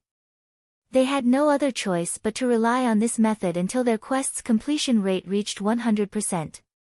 But, I'm afraid this won't make him retreat. Drifting couldn't help but speak. Although 3 Sighs of Flowing Maple invited him to participate in the discussion among the core members of the guild, Drifting knew that the players in the guild didn't blindly worship him. Although he was sitting at the table, he didn't have the same status as the others. Drifting didn't want to say much. However, when he heard the discussion, he couldn't help but speak. From his point of view, the plan that these people proposed was no threat to Gu Fei. They had underestimated Gu Fei's strength. Brother Drifting, what do you think? 3 Sighs of Flowing Maple asked. Nothing. Just don't underestimate him. He's stronger than you think, Drifting said. Drifting knew that some people didn't like what he said. As expected, half of the people in the room curled their lips. Drifting had no choice but to shut up. The guild leader 3 Sighs of Flowing Maple didn't ignore Drifting's words. In the end, he said to the others, then, should we send more people? Send more people. How much was more? More than the PK points that he had accumulated once? Drifting smiled bitterly but didn't say anything. The defense of the backyard was handed over to one of the core members. After he arranged everything, he proudly introduced his arrangement to the others. I'm looking forward to seeing what that guy will do in the face of such a defense. Kill your way in. This time, Drifting, who had been sitting in the corner, suddenly said to him. Charge in. When the 8 people asked what they should do, Gu Fei answered like this. Charge in. The 8 people were shocked. This was the same as fighting head-on against the flower in the Fog Guild. They only had 9 people. Wasn't this too rash? Their defense is only against me. The 8 of you are a force that they didn't expect. It's enough to catch them off guard, Gu Fei said. Catch them off guard? There are more than 20 people down there, right? There are only 9 of us. Number 2 said and then immediately reacted. He looked at Gu Fei in surprise. To deal with you, they sent more than 20 people. Who the hell are you? The others also realized this and looked at Gu Fei. Gu Fei spread his hands and said, "I thought we didn't ask each other about each other's background. The opportunity is right before our eyes." Gu Fei continued, "Just now, you were discovered. Now they know that I'm not the only enemy. There won't be a weak defense of more than 20 people. A weak defense of more than 20 people?" Number 2 was surprised again. "Make your decision." Gu Fei looked at the 8 people. The 8 people looked at each other and felt that Gu Fei's analysis was reasonable. They nodded in unison. Gu Fei quickly took out a flying hook and set it on the wall. He said to the 8 people, "I'll go down first to attract their attention. You guys slide down after me. Number 3 and number 7, you two find what you need in the yard. Number 8, you find a place to hide in the backyard. When it's chaotic, find a chance to sneak to the front yard to find your quest NPC. You have movement speed, so it shouldn't be difficult for you." Number 3, number 7, and number 8 nodded. "The others, do you see the door in front of you? If you have the authority, you can enter there. If you don't, immediately return to the rope and retreat. We'll plan later." Gu Fei said. "Okay." Everyone nodded. "Then let's hurry and act immediately. I'll go first." As soon as Gu Fei finished speaking, he threw the rope over the wall and grabbed it with one hand. With a whoosh, he slid down. "It's here." There was a cry of surprise in the yard. The position Gu Fei chose was the closest to the small door at the back of the building. It reduced the time it took for everyone to rush to the government office. Coincidentally, there was half of the enemy's people guarding this place. This was exactly what Gu Fei wanted, to gather all of them together and deal with them all at once. The 8 people on the wall heard the cry from below and stuck their heads out. They saw Gu Fei grab the rope and slide down. Suddenly, he stepped on the wall and flew up. In midair, a sword flashed in his hand. As he fell, the sword flashed and flames danced around him like a swimming dragon. The 8 people seemed to have thought of something. "What are you hesitating for? Hurry up and go down." 3 people had already grabbed the ropes and jumped over the wall. Cries of surprise could be heard from the bottom of the wall. Gu Fei's descent from the sky was a genuine head-on attack. The circle of dual flame flash that he slashed out hit the enemy's head. 4 people were instantly killed. The other 3 who were hit by the sword had pale faces and red health. They panicked and retreated. Gu Fei spun and landed on the ground. He took a step forward and turned around. With a 900-degree turn, dual flame flash, the players surrounding him looked as if they had planned to be instantly killed by him. With this turn, not a single one of them would be left alive. 900 degrees, 2.5 revolutions. No matter how high their health was, they wouldn't be able to take 2 of Gu Fei's dual flame flash. To split a skill into 2 parts and smash it onto someone else's body, Gu Fei's skill completely subverted the game's design. After showing off his godly might, the players who were watching in the dark started to feel nervous. Their footsteps to surround him were no longer as firm. The 3 people who slid down from the top of the wall were already in position. There was a mage and an archer. They were using all sorts of methods to attack the enemy. "Those above, hurry!" Gu Fei shouted and took the initiative to attack, heading straight for the back door of the building. When he flew down, a few of the players who were watching in the dark immediately retreated towards the door. It was obvious that they had made arrangements beforehand. Gu Fei had already expected this. He had already saved some mana for these people. 3 more people slid down from the 8 people on the wall. They were number 3, 7, and 8. Gu Fei pounced towards the back door of the government office. The players who were watching in the dark all rushed over to help. Number 3 and 7 took advantage of the fact that no one was paying attention to them and started searching the backyard. Number 8 had already seen a bush in the backyard. He rushed over and leapt into the bush. Finally, the 2 of them began to slide down the rope. There were already noises coming from both ends of the government office building. The reinforcements who were watching in the dark had already rushed over. When the 9 people appeared one by one, the guard who noticed that there were 9 heads had already reported the situation to the guild master. 3 Sighs of Flowing Maple was surprised that there were so many opponents. Naturally, he quickly dispatched people over. Butterfly Knot, after accumulating for so long, it's time to act. Go go go go.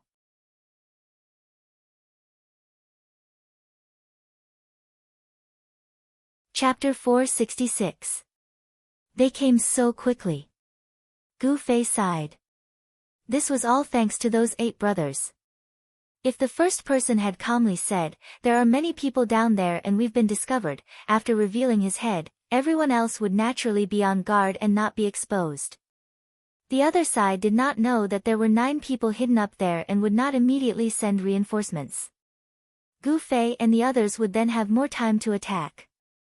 However, they were still halfway to the small door, and the other side's main force had already arrived from the left and right. The arrival of the enemy's main force raised the morale of the original guards. The fear that Gu Fei's massacre had given them was now gone. Everyone regained their fighting spirit and surrounded Gu Fei and the others. Quick! Continue charging. Gu Fei realized that the few people beside him were immediately shaken by the large formation. He hurriedly shouted to get them to focus and not let their imaginations run wild. In the end, number 1 of the 9 was the first to retreat. He mumbled, "No, this definitely won't work. I told you that this won't work." After repeating these words, he immediately turned around and ran. He wanted to rush back to the wall and climb the rope to escape. Gu Fei frowned slightly, but did not stop him. He looked at the others and said, "If you want to escape, you might still be able to make it in time."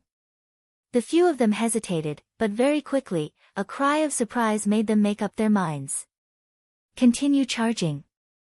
Number 1, who had turned around and wanted to escape, suffered a devastating blow. The long-range attackers suddenly turned their guns and fired at number 1. In an instant, number 1 was blown up into white light. Although they did not want to cause a PK, someone had already been PK'd by the other side. They did not care about that.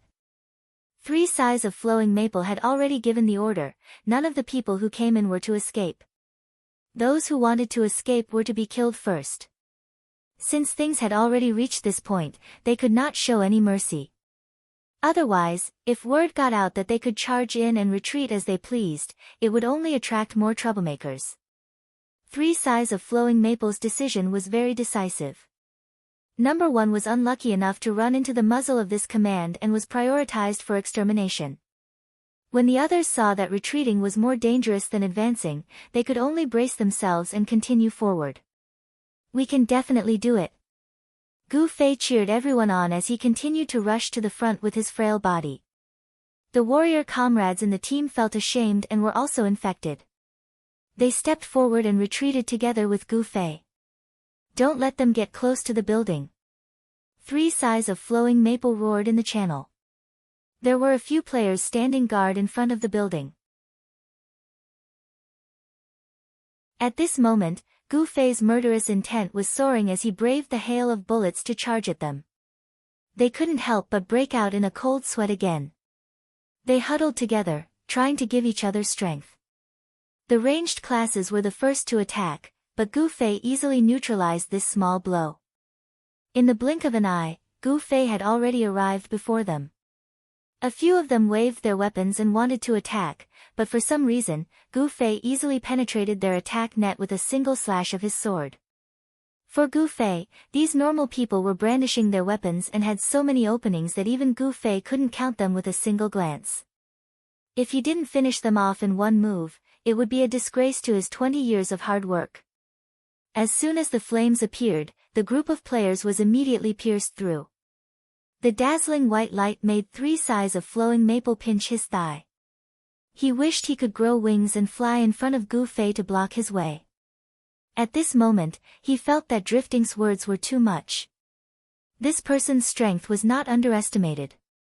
He was unimaginably strong, the path forward had been cleared, but some of the people following Gu Fei weren't as fast as him. Some of them dodged the ranged attacks along the way, but they couldn't be as fast as him. But now that they saw that all the obstacles had been swept away by Gu Fei, the group of people no longer cared about anything else, and only cared about charging forward like madmen. This was the only way out for them. At this moment, they didn't even need to test the waters.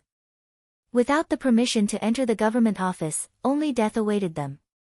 Even if they successfully entered the government office, what would the players do? These people didn't know what to do, but Gu Fei had expected it. He could tell that the players did not have the permission to enter the government office because their positions had never been parallel to the guards at the entrance. As long as they entered the government office, they would definitely be safe. Come on. You'll be safe once you get in. Gu Fei roared. He had basically done everything he could. Whether or not these people could successfully rush into the building depended on themselves. It depended on their class, equipment, reaction speed, and luck. At the same time, Gu Fei went to look for number 3, number 7, and number 8 in the courtyard. At this moment, the players were attracted by the imposing manner of Gu Fei's group and tried their best to stop them.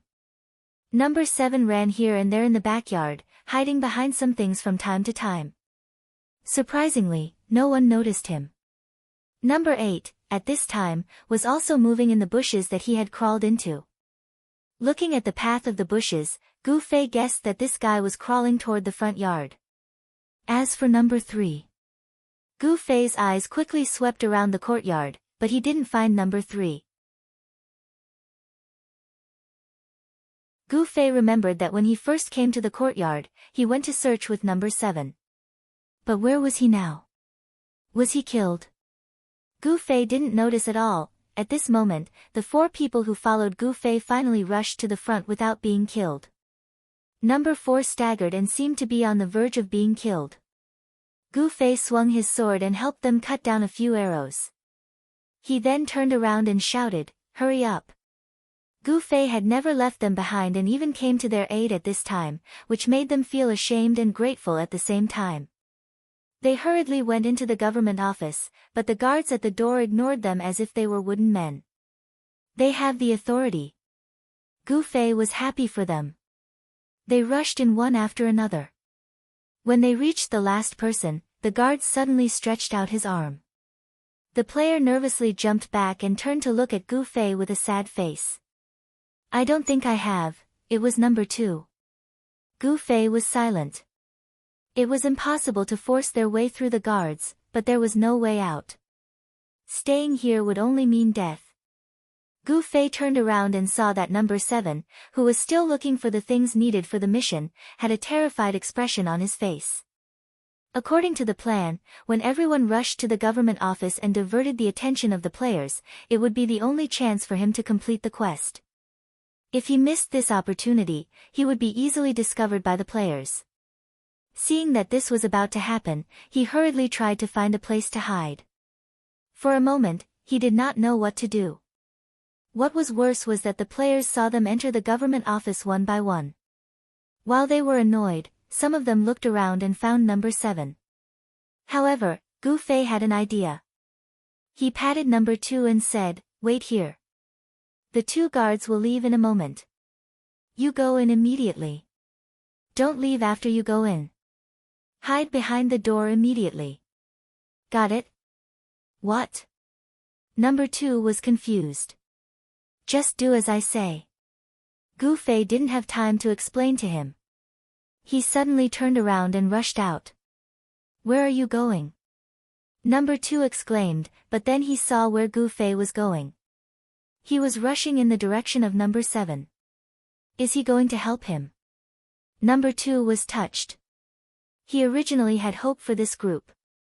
He felt that everyone gathered together with a common goal, wore the same uniform, and worked together in the dark. It was mysterious and interesting. But soon, the mutual distrust and blatant use of each other made him feel uncomfortable. What was more frightening was that almost everyone was the same. Was reality really different from the fictional world in the comics? Just as he was sighing, number 9 suddenly appeared in the team. Originally, he didn't care about this newcomer. However, Gu Fei at least showed some attention to the raincoat and wore it like him. This made number 2 feel much better. At this time, Gu Fei didn't show any selfishness in the battle. It made him feel that he had found the feeling he was looking forward to. Reality wasn't that boring after all. At this time, Gu Fei didn't know that someone was talking about him behind him. He hurriedly rushed toward number 7 while waving his hand and shouting, "Why are you standing there like a fool?" Number 7 seemed to wake up from a dream. But seeing people rushing toward him from all directions, he still didn't know what to do. Continue looking for your mission. Gu Fei spat out the apple in his mouth. After getting rid of the obstacles along the way, he immediately ate some fruit to replenish his mana. Although he hadn't fully recovered, he could still hold his ground. I don't know where he is. Number 7 was a little mad. Nonsense. If you knew, would it still be called looking? What's your mission? In the previous introductions, everyone had only briefly mentioned the general content of their mission, but they hadn't been specific. A sleeping assassin, number 7 replied. What? Gu Fei didn't understand what the topic had to do with searching. Number 7 wiped his sweat and explained in detail, I'm looking for a sleeping assassin in the backyard. Looking for a living person. You haven't found one even after so long. Gu Fei exclaimed. Just how big of a target was this? Number 7 felt ashamed. Use your brain. Who would sleep on such a large piece of flat ground? And since you're an assassin, you have to be more discreet. Pay more attention to these places. Gu Fei shouted as he turned around. A few confused players had already rushed up to him. Gu Fei stepped forward and slashed. The players hurriedly swung their swords to block, but Gu Fei's slash was only a feint. He had already turned around to attack the next person. Just like that, the players were all hit by Gu Fei's feint. They all swung their weapons at Gu Fei. Gu Fei took 2 steps back. The others rushed forward and squeezed into a row. Gu Fei used a soul-stirring dual flame flash. Number 7 was dumbfounded. The way Gu Fei fought just now was to attract monsters, gather them into a group, and kill them in one hit. Was this guy treating players as monsters to be farmed? This number 9 was too scary. At this time, Gu Fei looked at the 2 guards outside the government office. The PK value is already 20. Are these 2 still not coming over?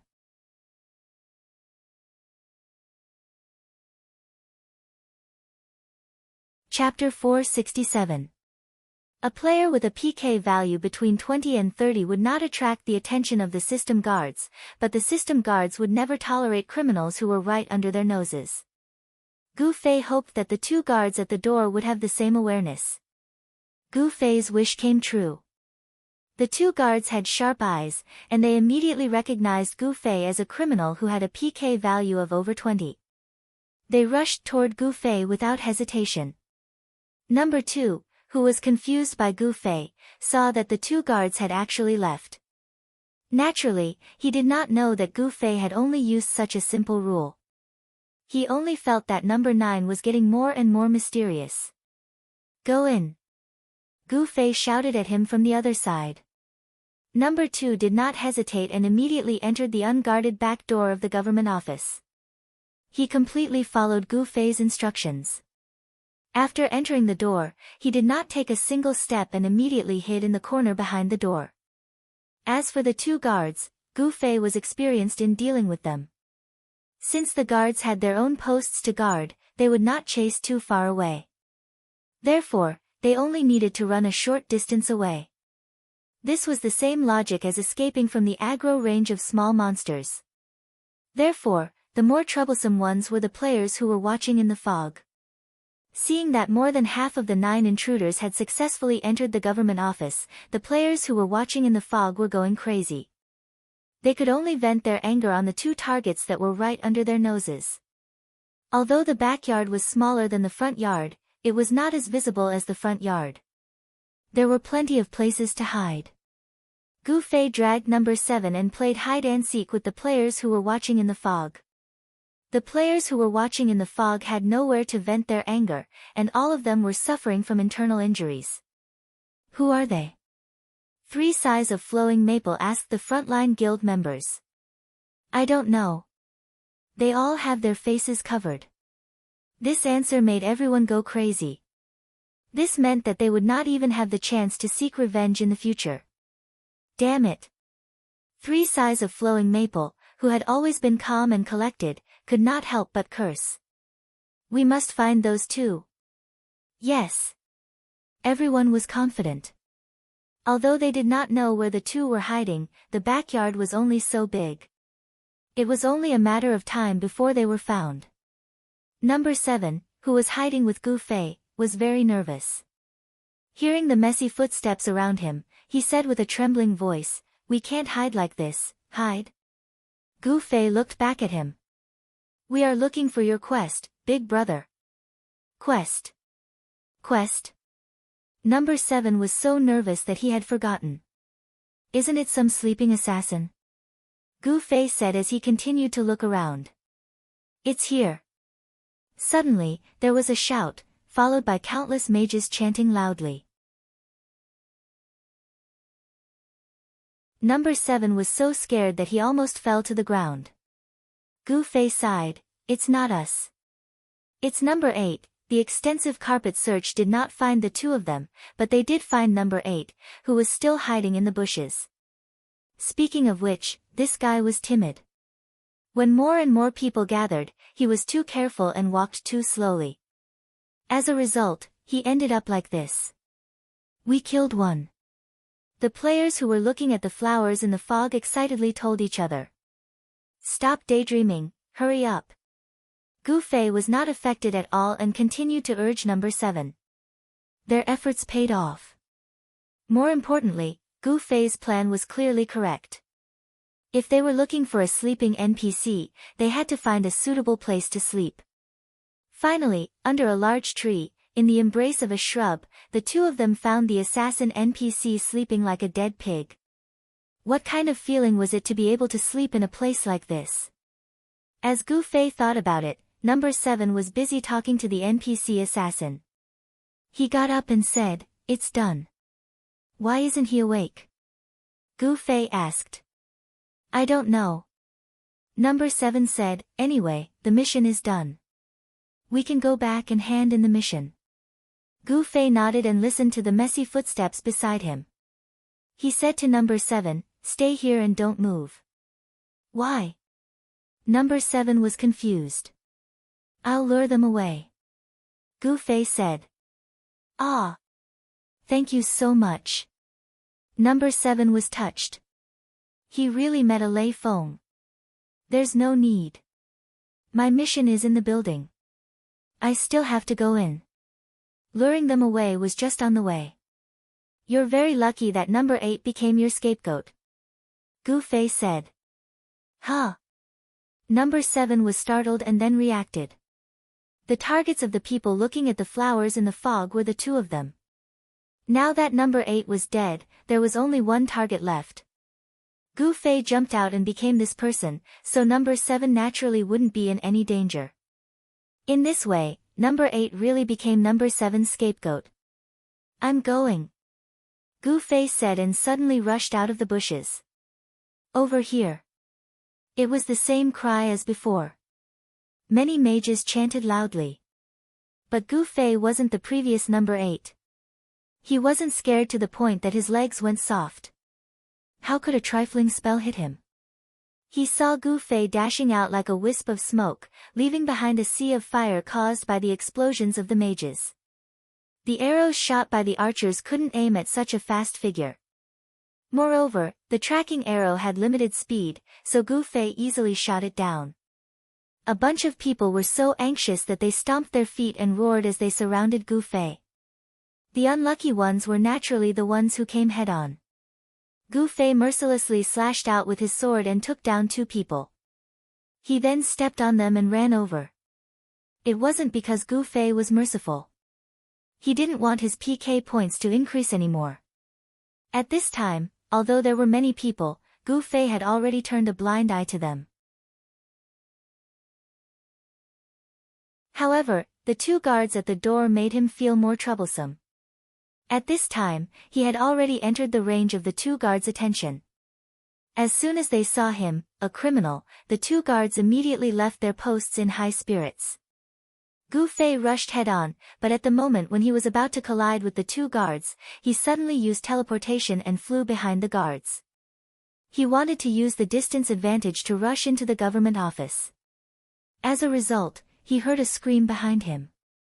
When he looked back, it turned out that the players who were chasing and attacking Gu Fei suddenly teleported and disappeared mysteriously. Many of the attacks hit the guards. This was really an unexpected disaster. How could the guards who were attacked ignore this kind of hatred? They directly abandoned Gu Fei and rushed towards a few players who dared to challenge them. Being attacked by the guards and dying was secondary. What was more painful was that this would definitely be a huge blow to their mission. They were asked to help guard the government office, but in the end, they attacked the guards who were guarding the office. What a heavy sin. The three sides of Flowing Maple wanted to die. He estimated that when he saw Giordano again, their mission completion rate would be 0. Gu Fei also felt sorry for this. He even spread his hands at the people who were chasing him and said, "I really didn't do it on purpose." After saying that, he turned and walked into the government office. The players who were looking at the flowers in the fog were in great pain and desperately needed to find an outlet. However, they didn't dare to touch a single blade of grass in the courtyard. They all wanted to vomit blood. Number 7, who was still hiding in the dark, trembled when he heard such a large group of people beside him. He felt a great mental challenge. Gu Fei, who had rushed into the government office, did not hesitate to turn around and hide in the corner behind the door. Number 2 was squatting there and didn't know what to do. When he suddenly saw Gu Fei, he was very surprised. "You're here too?" "Yeah." Gu Fei nodded and peeked at the situation in the corridor outside. There were guards on both sides of the corridor. Gu Fei, who had been here before, knew this very well. However, last time, he could talk to them openly. Now that he had 20 PK points, Gu Fei didn't dare to be so arrogant anymore. He could only hide patiently and wait for the PK points to automatically decrease. "What's your mission?" Gu Fei asked Number 2. Number 2 was more troublesome than him. He didn't have the authority to enter the government office, so he obviously couldn't show his face in front of the guards. Gu Fei could eliminate some PK points to solve the problem, but what could he do? My mission. Number 2 had complete trust in Gu Fei, so she didn't hide anything from him. Stealing. No wonder you don't have the authority. Gu Fei said as he took off his mask. He used it as a towel to wipe the sweat off his face and let out a long breath. "I don't know if I can get this thing and give it to you," Gu Fei said. "This? I don't know either. Let's try it later," Gu Fei said as he sat on the ground. Huh? Number 2 was curious why Gu Fei was hiding here and not taking action. "My PK points are now 20, so I'll be attacked by the guards. It'll be easier to take action when it decreases a little," Gu Fei said. At the same time, he also understood how Gu Fei knew that the two guards would leave. Instantly, he was greatly touched. Clearly, Gu Fei had intentionally increased his PK points to 20 in order to help him. "Thank you." Number 2 could only express his gratitude this way. Gu Fei didn't hesitate and asked, "You're Number 2, so you're considered one of the elders in this team, right?" Number 2 was embarrassed. "I just joined earlier." "The initiator was Number 1. "No, it was Number 3, Number 2 replied, but because he liked Number 3's clothes, he took Number 3. "No wonder," Gu Fei said. "No wonder what?" Number 2 asked. "No wonder Number 1 was the first to retreat. I've always felt that it was a little strange. According to the order of the numbers, Number 1 should be the initiator." He should be more confident in our actions. He shouldn't be like this number 1, who is so hesitant and unconfident. You even noticed this. Number 2 was deeply impressed. But number 3 is also gone now, Gu Fei said. Huh? Hung up? Number 2 asked. I don't know.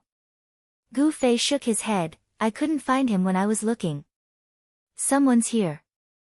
Gu Fei said as he suddenly made a shushing gesture. He heard footsteps coming from outside. Was someone entering the government office? Sure enough, a figure flashed into the hall.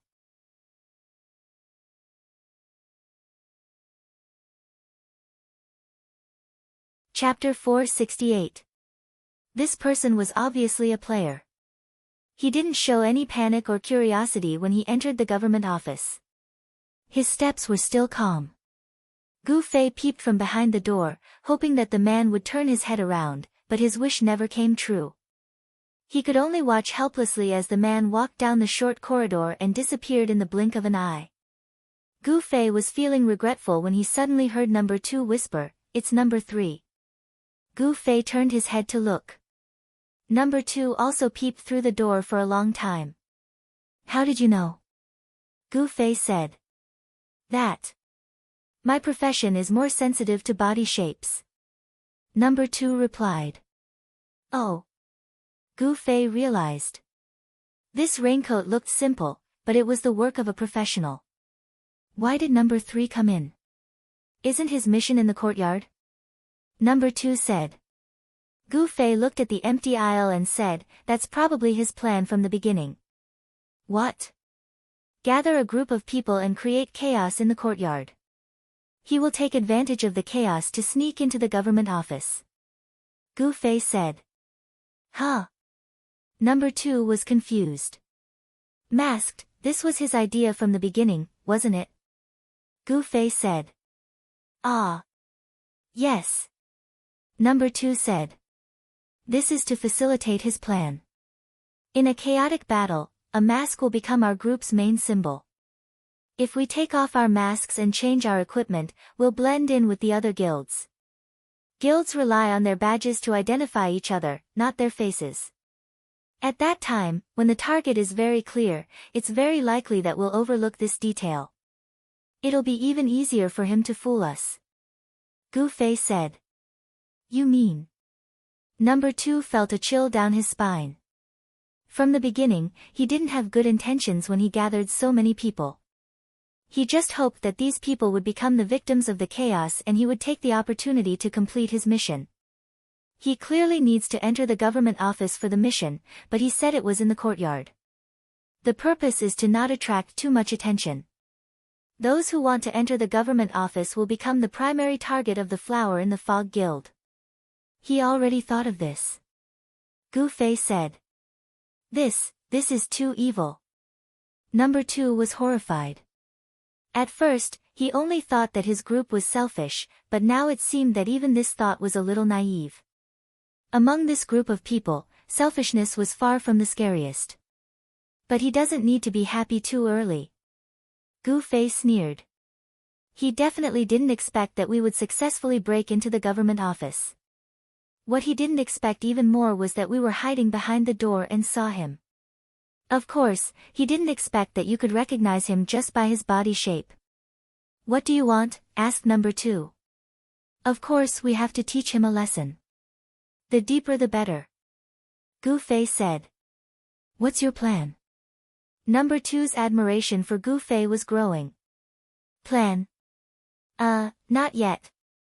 Gu Fei sighed. In any case, it's worth eliminating this in PvP, otherwise, I won't be able to move around in this building. There are guards everywhere.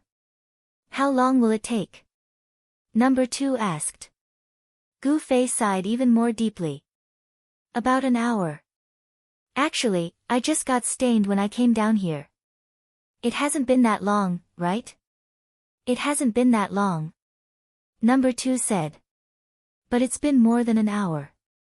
Although I don't know what number 3's mission is, it should be enough for him to complete it, right? It's enough for him to complete it. Gu Fei nodded. But, he still neglected a small problem. What is it? Number 2 asked. The current situation is completely different from his plan. So many of us didn't die in the hands of the flower in the fog. Instead, we broke into the government office. Think about it, will the flower in the fog be so kind as to send us off? I guess at this time, they have already started to deploy a large number of guards at the front and back door, waiting for us to come out and vent our anger. Gu Fei said. This isn't a small problem, right? Number 2's expression changed after hearing this. Obviously, this matter didn't only concern number 3. He was in the government office at this time, and he also had this problem. This brother seems to be too eager to complete the mission. He even neglected this problem. Even if he came in alive, will he be able to get out alive? Gu Fei smiled happily. Number 2's expression wasn't happy at all, but he still looked at Gu Fei expectantly. This situation, you should have expected it, right? Of course. Gu Fei said. Number 2 was a lot more spirited. Then how do we get out? You also have a plan. Of course. Gu Fei still said. How do we get out? Number 2 asked. Just leave the way you came in. Gu Fei said. You mean, Gu Fei clenched his fists and said, kill our way out, why aren't you talking? I'm a little dizzy. Let me sit down and calm down for a while. Number 2 hugged his knees and sat in a dark corner behind the door. Okay. Gu Fei nodded. Going out will take a lot of energy. You rest well. I'll recover as well. Gu Fei said as he took out an apple and started eating. Number 2 raised his head and looked at Gu Fei helplessly.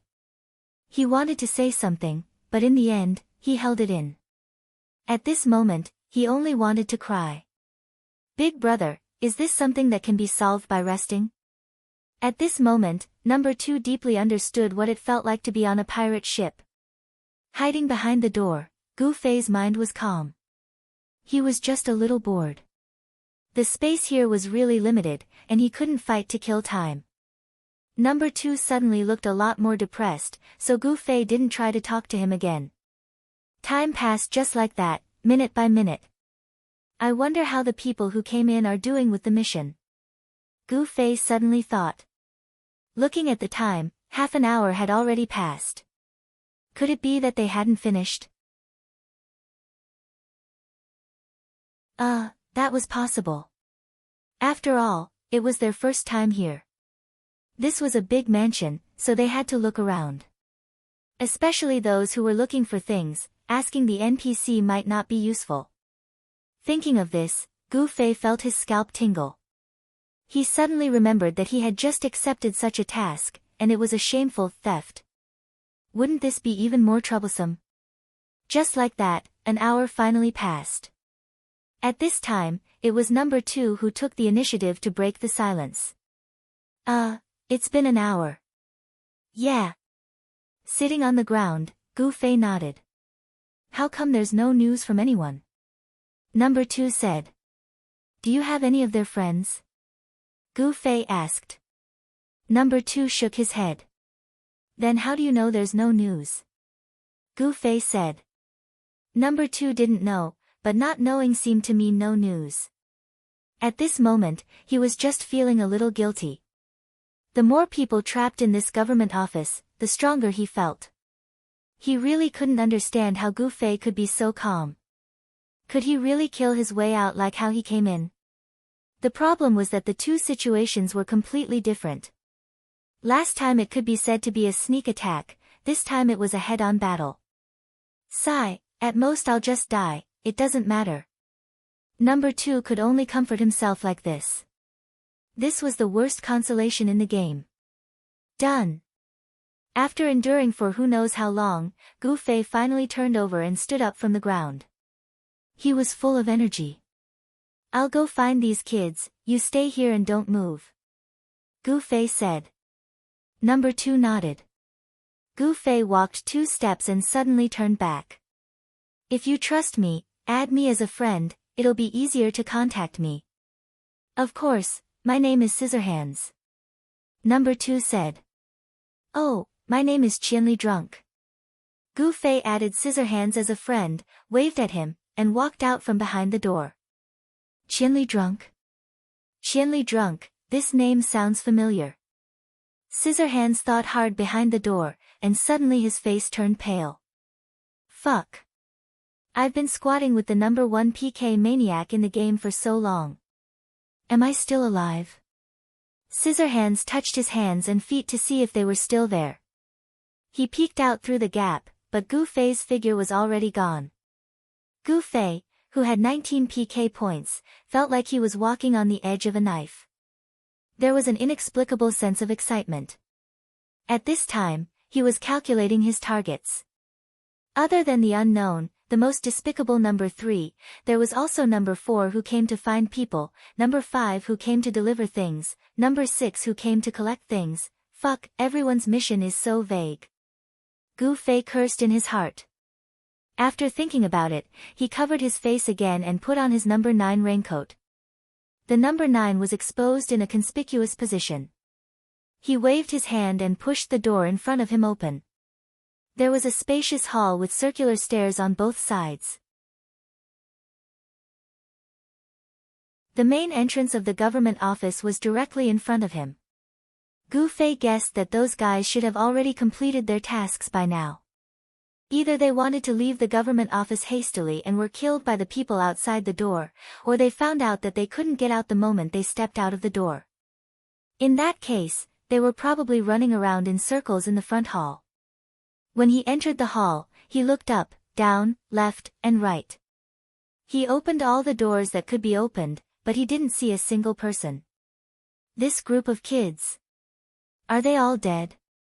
Gu Fei felt that the possibility of them not completing the mission was very low. Just when he was about to go up the stairs to take a look, there was a sudden rush of footsteps. Gu Fei, who had already taken a few steps up the stairs, quickly jumped down with the help of the staircase railing and hid behind a large pillar. The footsteps on the stairs clanked and suddenly stopped. Gu Fei was about to poke his head out to take a look when he felt a heavy and thick wind, followed by a loud noise. This person had landed not far from Gu Fei. Gu Fei felt the earth tremble. Just based on the way he moved, this person was definitely a warrior. Gu Fei poked his head out to take a look. It was indeed a warrior in full armor. At this time, he was holding a giant sword with both hands. He looked up nervously at the top of the stairs while scanning left and right. It seemed that he was also looking for a place to hide. Not wearing a mask, not wearing a raincoat.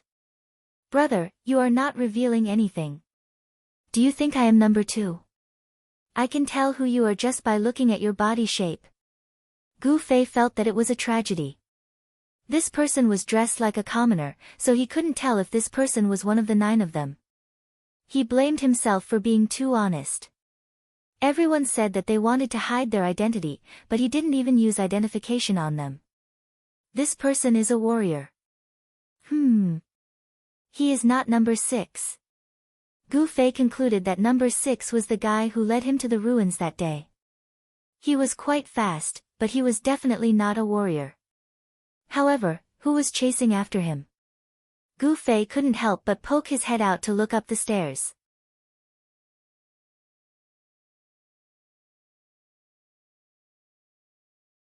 Chapter 469. The second set of footsteps on the stairs was much lighter. It was obvious that it wasn't a heavy class. Was this person a player or an NPC in the building that could chase someone into such a pathetic state? Gu Fei poked his head out. Before the people on the second floor could see what was going on, he saw the soldier looking around for a while before he found a pillar and hid behind it. He continued to hold his sword tightly, his body like a taut bow and his ears pricked up. It was obvious that he planned to hide here and sneak a heavy blow to his opponent when he appeared. In the end, he didn't wait for the enemy, but the enemy's attack. Gu Fei raised his head to look for someone, only to see a flame suddenly appear in the middle of the hall, the heavenly fire wheel. Fuck, how bold. Gu Fei was quick to react. With the heavenly flaming wheel in range, the warrior would not be able to escape. Unfortunately for him, he would also be hit by it. Gu Fei hurriedly darted to the side and hid behind another pillar. Then, the fire wheel fell from the sky. The warrior couldn't dodge in time and was grilled. When he turned his head, he saw Gu Fei. Gu Fei's attire was much more obvious than his.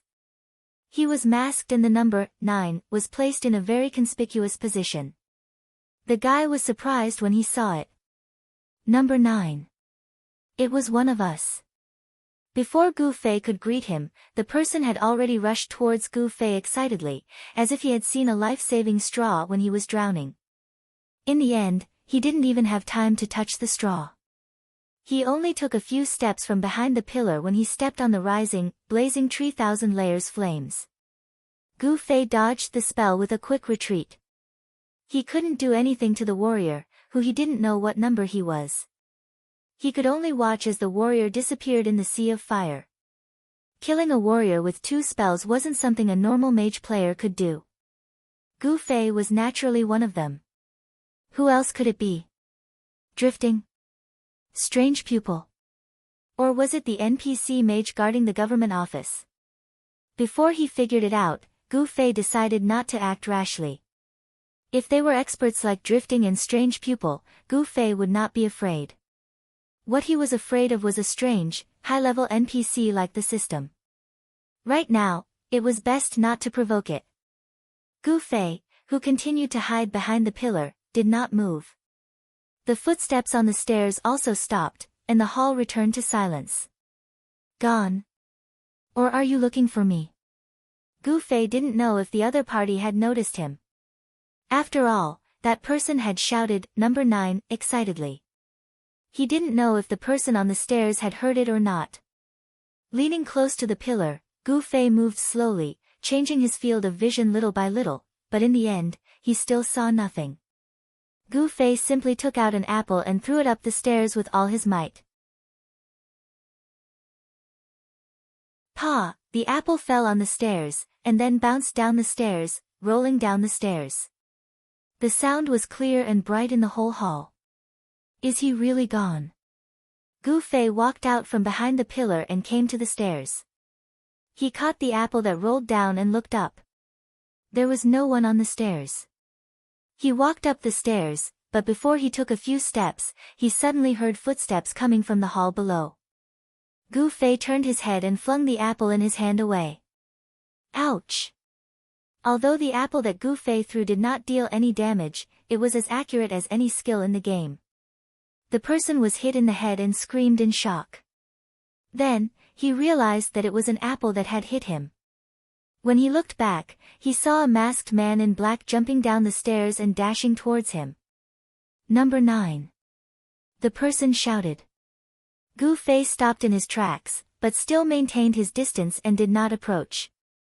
After all, among the 9 people, number 3 was going to be an enemy. Gu Fei did not dare to let his guard down.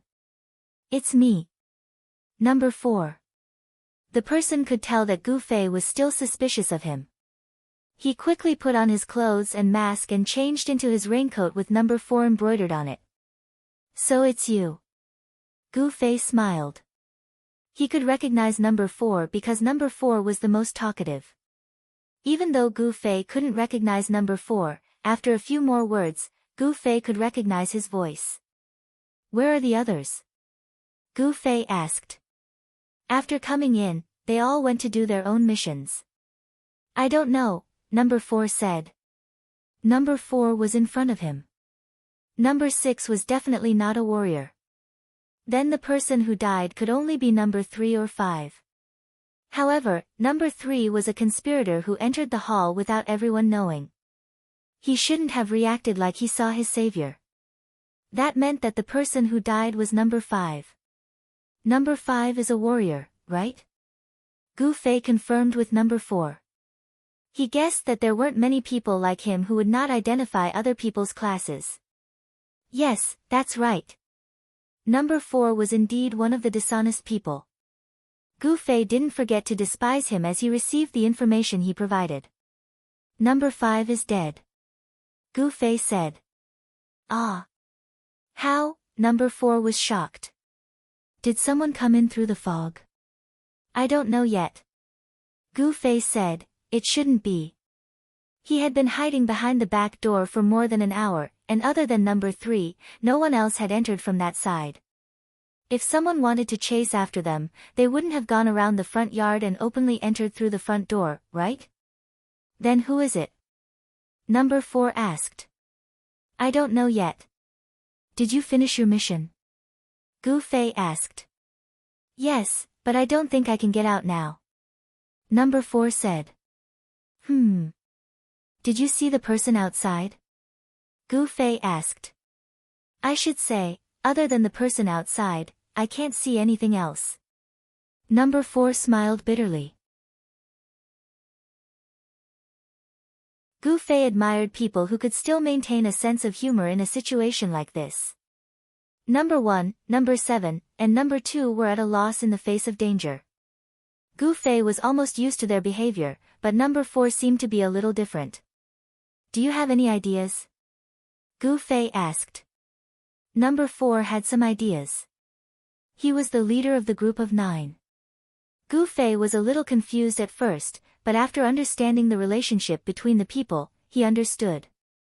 Normally, in this kind of group, the initiator would be the leader. However, Number 3, the initiator of this group of 9, had an ulterior motive. In order to make it easier for him to fish in troubled waters, he couldn't put himself in the position of a leader who would be noticed at any time. And Number 3, who was pushed to Number 1, was hesitant about this plan. How could he make any decisions? Number 2, on the other hand, was obviously a fanatic who read comics. Therefore, Number 4 couldn't help but catch up and become the leader.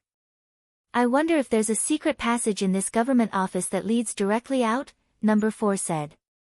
Gu Fei immediately retracted his opinion of Number 4. It seemed like this person was also a fanatic. Number 4 received Gu Fei's gaze and said embarrassedly, actually, I've been looking for a while, but I didn't find anything. Looks like it's impossible. Gu Fei sighed. He understood that Number 4 wasn't a fanatic. He was just trying anything in a desperate situation. I don't know where Number 6 went. Let's look for him first and think of a plan together, Gu Fei said. Will the person who killed Number 5 come out to attack us again? Number 4 looked around nervously. It's very possible. Gu Fei was always so honest. He didn't know how to comfort others at all. Ah, this is still the fastest way to leave, Number 4 said. Hee hee. Gu Fei admired his spirit of entertainment. How about I bring you to a safe place first? I'll look for Number 6, then we can leave together. Oh. What safe place? Number 4 was most interested in the word safe at the moment. Gu Fei brought him to the dark corner at the back door. Wait here for a while. Ah, Number 2. What a coincidence. Number 4 exclaimed behind the door. He poked half of his head out and said to Gu Fei, Number 2 is here too. I know. Gu Fei said. You guys wait for me together. Okay, okay. Come back early. Number 4 waved at Gu Fei. Damn it, am I looking for lost children one by one? Gu Fei thought bitterly as he set off from the back door again. Gu Fei returned to the hall at the front door and went up the stairs on the left again. The guy who killed Number 5 just now had disappeared from this place. Gu Fei decided to go there to see if he could find anything from here. At the same time, he also wanted to pay a visit to his mission target, Giordano. After walking around the second floor and finding nothing, Gu Fei went straight to the third floor and went straight to Giordano's office. The scene disappointed Gu Fei. This guard captain didn't care about personal space at all. He hung out with a bunch of soldiers all day. Program things really didn't have much of a life. Gu Fei didn't have the time to sit on the sofa and wait for an opportunity. He needed to go out and look for Number 6. He pulled the door open and was about to leave when he received a message. It was Number 2, Scissorhands. I'm hanging up. What happened? Gu Fei was surprised. It's number 4. Number 4? Gu Fei didn't understand. We chatted for a while and he suddenly asked if I wanted to make a bet, Scissorhands said. A bet? He asked me to bet with him to see who could leave the government office first. The bet was 100 gold coins. Scissorhands said. I didn't think much about it.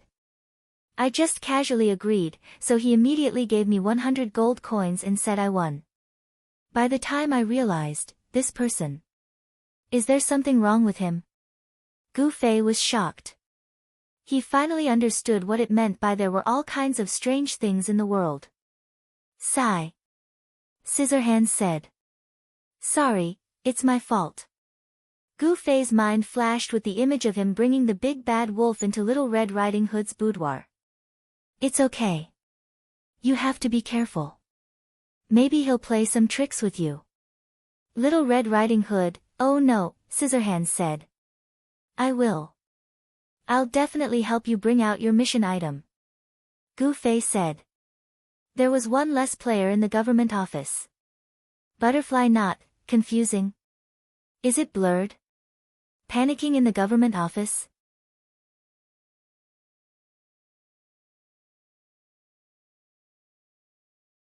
Chapter 470. Who was this number 4? With this question in mind, Gu Fei rushed out of the guard room and prepared to go down to the first floor to find that guy. The government office was silent. The guards stood on both sides. Although they were humanoid, they were still lifeless machines. Gu Fei ignored the machines and quickly rushed down the stairs. He passed through the hall and the short, dark corridor that he had entered from the back door appeared in front of him. Gu Fei was sure that number 4 was still here. Judging from his actions of killing number 2, this was already a PK without any profit or purpose, and he had even paid 100 gold coins for it. In that case, it could only be his hobby, something which he found very interesting. Killing number 2 was interesting, and killing Gu Fei was the same. So he would definitely wait here for Gu Fei to come back and ambush him. Gu Fei had been squatting there for more than an hour, and he was familiar with the view from the crack of the door. Gu Fei used teleportation to flash past the area covered by the crack of the door, and continued to move forward cautiously. But wouldn't it be too easy for him to PK this guy? Gu Fei wondered if there was a better way to punish him. Gu Fei looked around the corridor. He saw the door handle and the wall lamp on both sides of the wall. Gu Fei suddenly had an idea. Walking to the door quietly, Gu Fei took out a long rope and tied it to the door handle. On the other side, Gu Fei looked at the wall lamp. If he pulled it over and tightened it, the gap between the door and the wall would become narrower. What was even more amazing was that the ceiling of the corridor was protruding downwards. If he pulled the door all the way to the end, it would form a perfect structure. So, being trapped in this dark and narrow space seemed like a good punishment. This was Gu Fei's plan. Next, he had to fix the other end of the rope to the wall lamp. He couldn't do this without being seen by number 4, so he had to be fast. He grabbed the rope and waited for the cooldown of teleportation to end. This was the fastest way to move. By the time number 4 saw it, reacted, and responded, it would be enough for him to complete what he needed to do. The cooldown was over. Gu Fei took a deep breath and looked at the wall lamp. He stretched out his finger and whispered softly, without missing a beat. The wall lamp was right in front of him. Gu Fei's teleportation sent him to an extremely comfortable height. With a quick flick of his arm, the rope wrapped around the wall lamp. Gu Fei grabbed the rope with both hands and pulled it tight as he fell. This was also to test whether the connection between the wall lamp and the wall was sturdy enough. If it was easily torn off, then it was naturally impossible to trap the person behind the door. The only way was to go up and hack the person to death. The test was perfect. The wall lamp was so sturdy that Gu Fei could hang on the rope. Gu Fei quickly tied a knot and happily landed on the ground. He heard a muffled thud from the door behind him, followed by someone shouting, "What's going on?" Number 4's voice. Gu Fei became even happier and said with a smile, "It's me." "Who?" "Number 9. Number 4 asked from behind the door. "That's right. You're back. Come and help me take a look. There's a problem with the door," Number 4 said. Gu Fei laughed. It seemed that this fellow was much slower than he had imagined. Didn't he see that someone was messing with the door? Or was this guy tricking him to come closer? Did he have some other tricks up his sleeve? With that thought, Gu Fei didn't move and said, "Let's make a bet. Let's bet whether or not number 2 is behind the door." "I think he is." "Then I can only bet that he isn't," Number 4 said. "So you win. Your reward is to continue to stay behind the door," Gu Fei said. There was silence behind the door. "You definitely didn't think that number 2 and I had already added each other as friends, right?" Gu Fei said. He had specifically confirmed this with number 2, but number 2 clearly said that he didn't reveal this information. This was also the main reason why Gu Fei was sure that number 4 would still be waiting for him here. Number 4 thought that Gu Fei didn't know about number 2's death and would come back here without any suspicion. "Stay here for now. When I have time and I haven't forgotten, I might come back to release you. If you really can't wait, you can try to forcefully log off," Gu Fei said as he prepared to leave. He didn't feel like there was much to say to number 4. "Hey! Hey!" Number 4 shouted from behind the door. Gu Fei ignored her and left without looking back. The corridor behind the door became quiet again. The lights on both sides of the wall continued to flicker. The rope that Gu Fei pulled out was projected onto the walls on both sides. The door was suddenly pushed open. It wasn't the side that Gu Fei pulled tight, but the other side of the door. Number 4 stood quietly by the door and looked at the rope that was stuck to the wall and its blurry shadow on the wall opposite her. Shadow. What Gu Fei ignored was the shadow. From the moment he arrived at the corridor behind the door, even though he didn't appear in his field of vision, number 4 had already noticed the presence of someone from the shadow on the wall. He still didn't know who this person was. He thought that if this person continued to walk down the corridor, he would eventually be exposed to his field of vision. However, the shadow on the wall suddenly flickered, and this person's shadow suddenly moved forward a few meters. Gu Fei used teleportation to jump out of his field of vision. However, number 4 quickly grasped 2 pieces of information from the flickering shadow. The person had this special high-speed movement method. The person knew that he was behind the door and had malicious intentions, so he intentionally moved away from his field of vision and didn't let him see him. The only people who would know that he was at the back door were number 2 and number 9. Number 2 had already been sent to the resurrection point. Number 9 shouldn't have any malicious intentions towards him, but he suddenly did. There was only one possibility: he knew that he killed number 2. How did he know? Obviously, number 2 told him after the two of them added each other as friends. With just a shadow that jumped a few meters away, number 4 immediately deduced the above conclusions, and none of them were wrong. Therefore, when Gu Fei was planning how to fix the door, number 4, who was only one door away from him, was already on guard. Even though he knew that the person was not friendly, he still didn't know what Gu Fei was going to do. He was curious, so he quietly watched from behind the door. He was completely prepared to escape at any time. Therefore, when Gu Fei teleported to pull the rope, number 4 immediately darted out from behind the door. Gu Fei had to wind the rope, tighten it, and tie the knot. There were quite a lot of procedures that required some time. The reason why he felt that he could make it in time was because he was certain that number 4 would be caught off guard by this sudden situation. It would only take a few seconds for Gu Fei to judge the situation. He didn't expect number 4 to be prepared. He flashed, and number 4 rushed out immediately. In a few seconds, he flashed to the other door. Number 4's movements weren't slow at all. For Gu Fei, who was several meters away, the conversation that followed was coming from the opposite direction. There was only the width of the corridor between the left and the right. If Gu Fei stood closer, he would have noticed it. Unfortunately, he didn't move forward, and number 4 purposely didn't make him suspicious. Therefore, after Gu Fei left, number 4 walked out from behind the door. Looking at Gu Fei's design, he was amazed.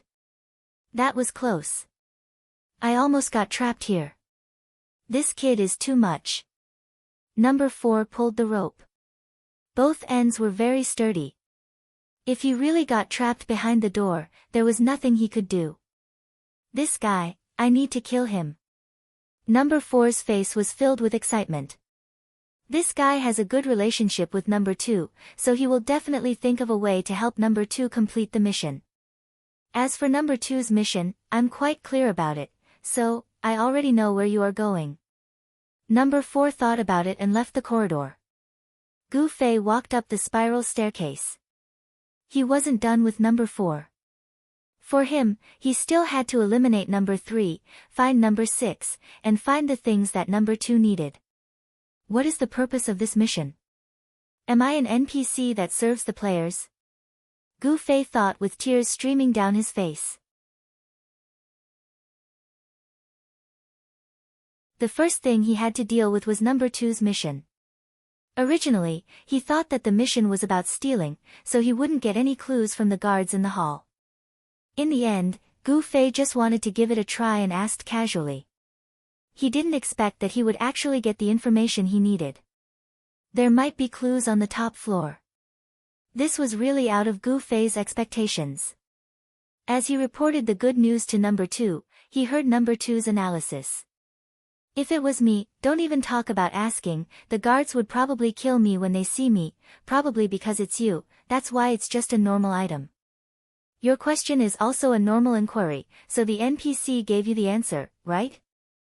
When Gu Fei heard that, he couldn't help but feel that the parallel world was really a new way of thinking in online games. Clues that the person on the mission couldn't get could be found by others by asking. This thinking was really too reverse. Even veteran players like Sword Demon Brother you definitely wouldn't have thought of it. After a while, Gu Fei arrived at the top floor. The space on the top floor was narrow and low, and it seemed to have been abandoned for many years. There were cobwebs everywhere. Gu Fei coughed and felt his face was covered in dust. What made him even more pessimistic was that there was not a single NPC on this floor. Didn't this mean that he could only bury his head to look for it and not ask for information?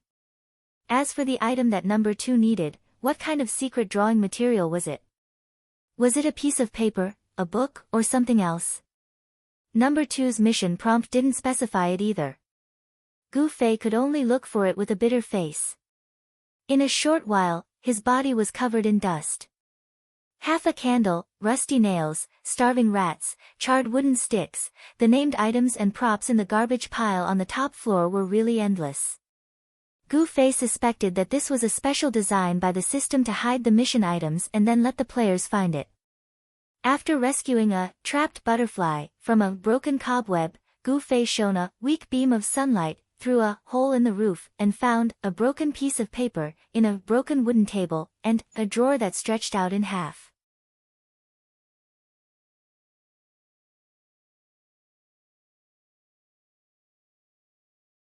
Chapter 471. Gu Fei stepped forward and picked up the broken piece of paper. He glanced at it and found that it was indeed a blueprint for making clothing. This was something that was often needed for life skills to learn how to make equipment through the blueprint. There was a fundamental difference between this and the raincoat that number 2 made on his own. The things that he made on his own would only have the appearance, but the things that he made through the blueprint would have the essence of the game, which was the attributes of the equipment. After sending the information of this item to number 2 for confirmation, it was indeed the item that he needed for his quest. Knowing that Gu Fei had obtained it, number 2 cheered and forgot the pain of dying a level, which made Gu Fei feel very gratified. After putting the blueprint into his pocket, Gu Fei was already ready to leave the junkyard. When he turned around and walked past the broken window, he inadvertently glanced out and couldn't help but laugh. Through the broken window, Gu Fei happened to see number 7 who was still in the backyard. This guy had completed his quest, and now he only wanted to stay alive. Unfortunately, the backyard was also in a state of panic, and the players who were looking at things through the fog were mobilizing their troops everywhere. Number 7 hid in the grass and didn't dare to move. Gu Fei looked down at his sorry state and thought it was funny, but at the same time, he saw the players who were looking at things through the fog a few meters away from him, and he couldn't help but break into a cold sweat for him. At this moment, a string of burning fireballs suddenly streaked across the sky. With Gu Fei's eyesight, he knew that the fireballs were heading towards number 7. In a great shock, he quickly extended his sword out of the window and chanted a rapid fireball. Gu Fei's original intention was to use his rapid fireball to collide with the opponent and neutralize the opponent's attack. This skill was extremely difficult, and Gu Fei wasn't completely confident. In addition, there was a time delay when he released the rapid fireball, and Gu Fei didn't usually use this skill, so he didn't know how long the delay was. In the end, there was a deviation. Gu Fei's rapid fireball brushed past the tail of the string of fireballs, and the string of fireballs continued to rush towards number 7, who was lying on the ground and didn't know it at all. Gu Fei could no longer warn him and could only watch helplessly.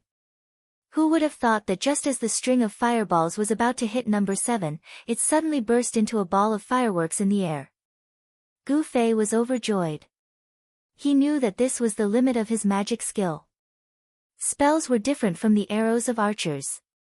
After the arrows reached the range, they would fall to the ground like a physical phenomenon, but once the magic reached the limit of the range, it would disappear. Because the rapid fireball would have an explosion-like effect after hitting the target, when it reached the limit, it would not be able to continue flying, so it would naturally explode.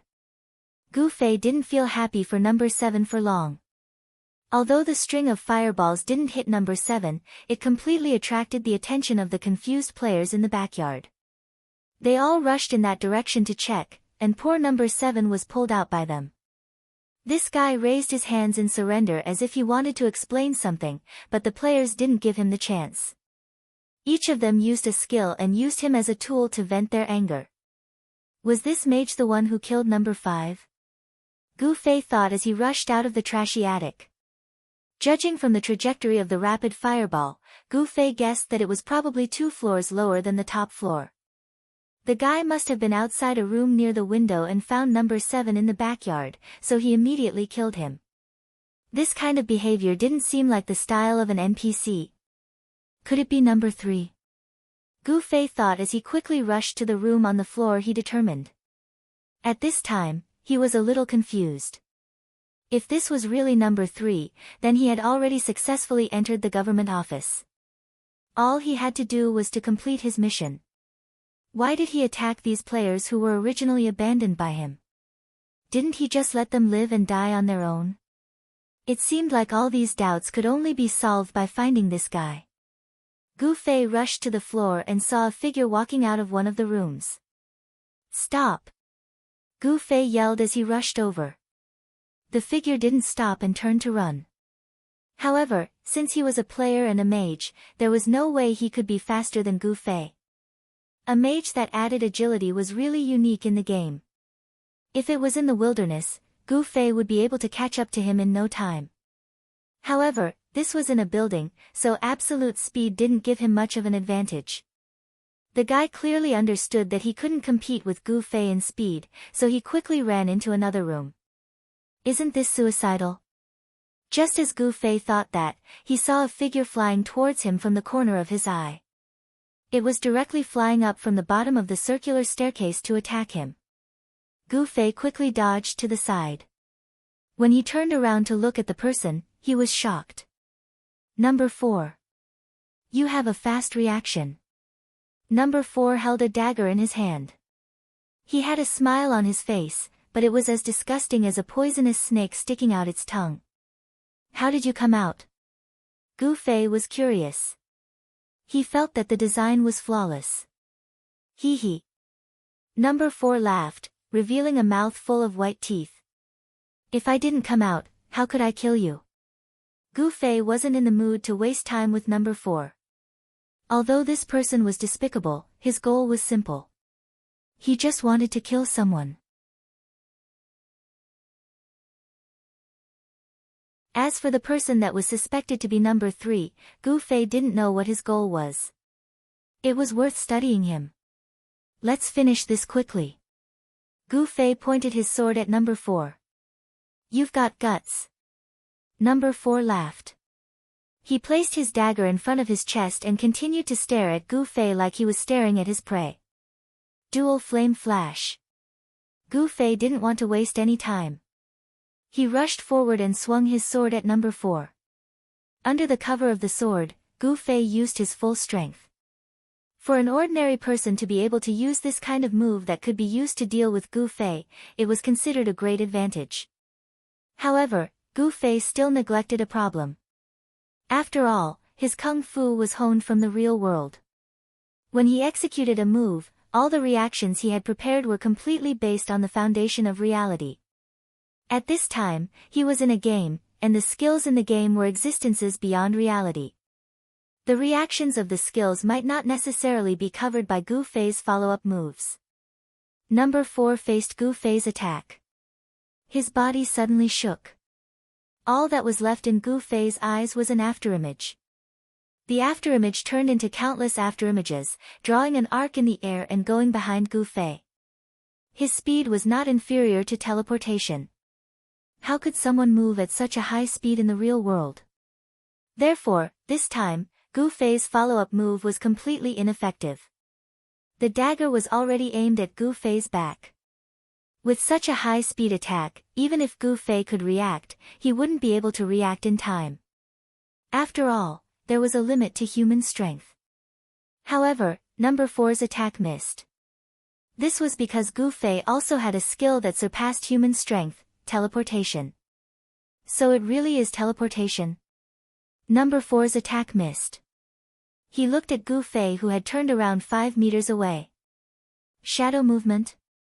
There are so many strange skills in this game, Gu Fei said. How did you know? Number 4 was shocked. It's your dagger skills. How could I not know? Gu Fei laughed. Appraisal skill? That's impossible. Number 4 was surprised. Everyone knew that it was possible to identify a player's equipment with appraisal. However, at the same time, people now also knew that appraisal skills level was related to the player's and equipment's level. The dagger that number 4 was holding was a piece of equipment that surpassed his current level. Logically speaking, it shouldn't be identified by appraisal skill. Surprised? It seems like you've done a lot of PK but haven't done many wanted missions. Apple vinegar. Gu Fei read out the opponent's name. You can even identify its name. Number 4 was indeed apple vinegar. He was surprised that Gu Fei could recognize its name. Do more wanted missions and you'll understand, Gu Fei said. Apple vinegar was the target of his daily mission. However, it was still a wanted mission. The third function of the wanted badge was also effective on him, 100% appraisal. Therefore, even though Gu Fei's appraisal skill level wasn't that high, and Apple Vinegar's dagger was a piece of equipment that surpassed his level, Gu Fei was able to identify it immediately. Apple Vinegar's equipment was in front of Gu Fei's eyes. However, he didn't have the ability to determine the power of the equipment.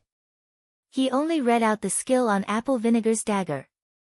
Shadow movement, an assassin's ultimate skill that left an afterimage and instantly appeared behind the enemy to deal a fatal blow.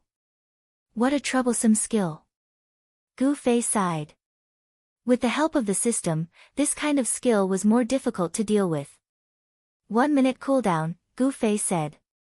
Looks like we don't have time for nonsense. We have to hurry.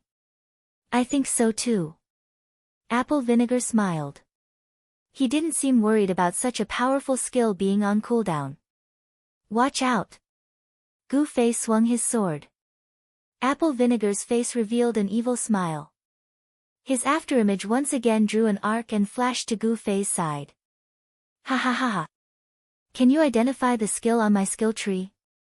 Apple Vinegar's loud laughter came from behind Gu Fei. The viper-like dagger stabbed out again. He stabbed Gu Fei, but it was as if he stabbed air. Apple Vinegar was startled. At this time, Gu Fei had already turned around. He alternated his hands. The raincoat that slid down from his shoulders was actually tied into a knot, tightly wrapping around his right hand and his dagger. It's not a good thing to talk too much because it's very noisy. Gu Fei used his left hand to pick his ear. His right hand had already flashed the night-flowing light sword again. Apple Vinegar was still looking at his right hand that had been beaten up. His face was full of disbelief. Why? Apple Vinegar seemed to be talking to himself. You don't know. Gu Fei said. I bet you that you've never missed before, right? Because you've never missed before, so you're completely inadequate in your response after you miss. Your reaction is so slow that it makes me want to crouch down and tie my shoelaces first. The first time I missed, my reaction was slow. The second time, it's still so slow. TSK. Gu Fei shook his head and sighed. I don't know what the punishment for this sword will be. Go and see for yourself. Gu Fei swung his sword down. His eyes flashed and Apple Vinegar disappeared with a flash of white light. Turns out I also have a lot of words. Lecturing others for no reason, it's an occupational disease. Gu Fei sighed. Butterfly knot, number 3, the great number 3, there's still number 3 who is number 3? You're tuning in to the Blissful Bookshelf YouTube channel. We're so grateful for your support and don't forget to subscribe to join us on this incredible journey through captivating stories. Your generosity through donations truly makes a world of difference, as it's the primary source of revenue that allows me to expand and enhance this channel for you. Thank you from the bottom of my heart for being a part of this adventure.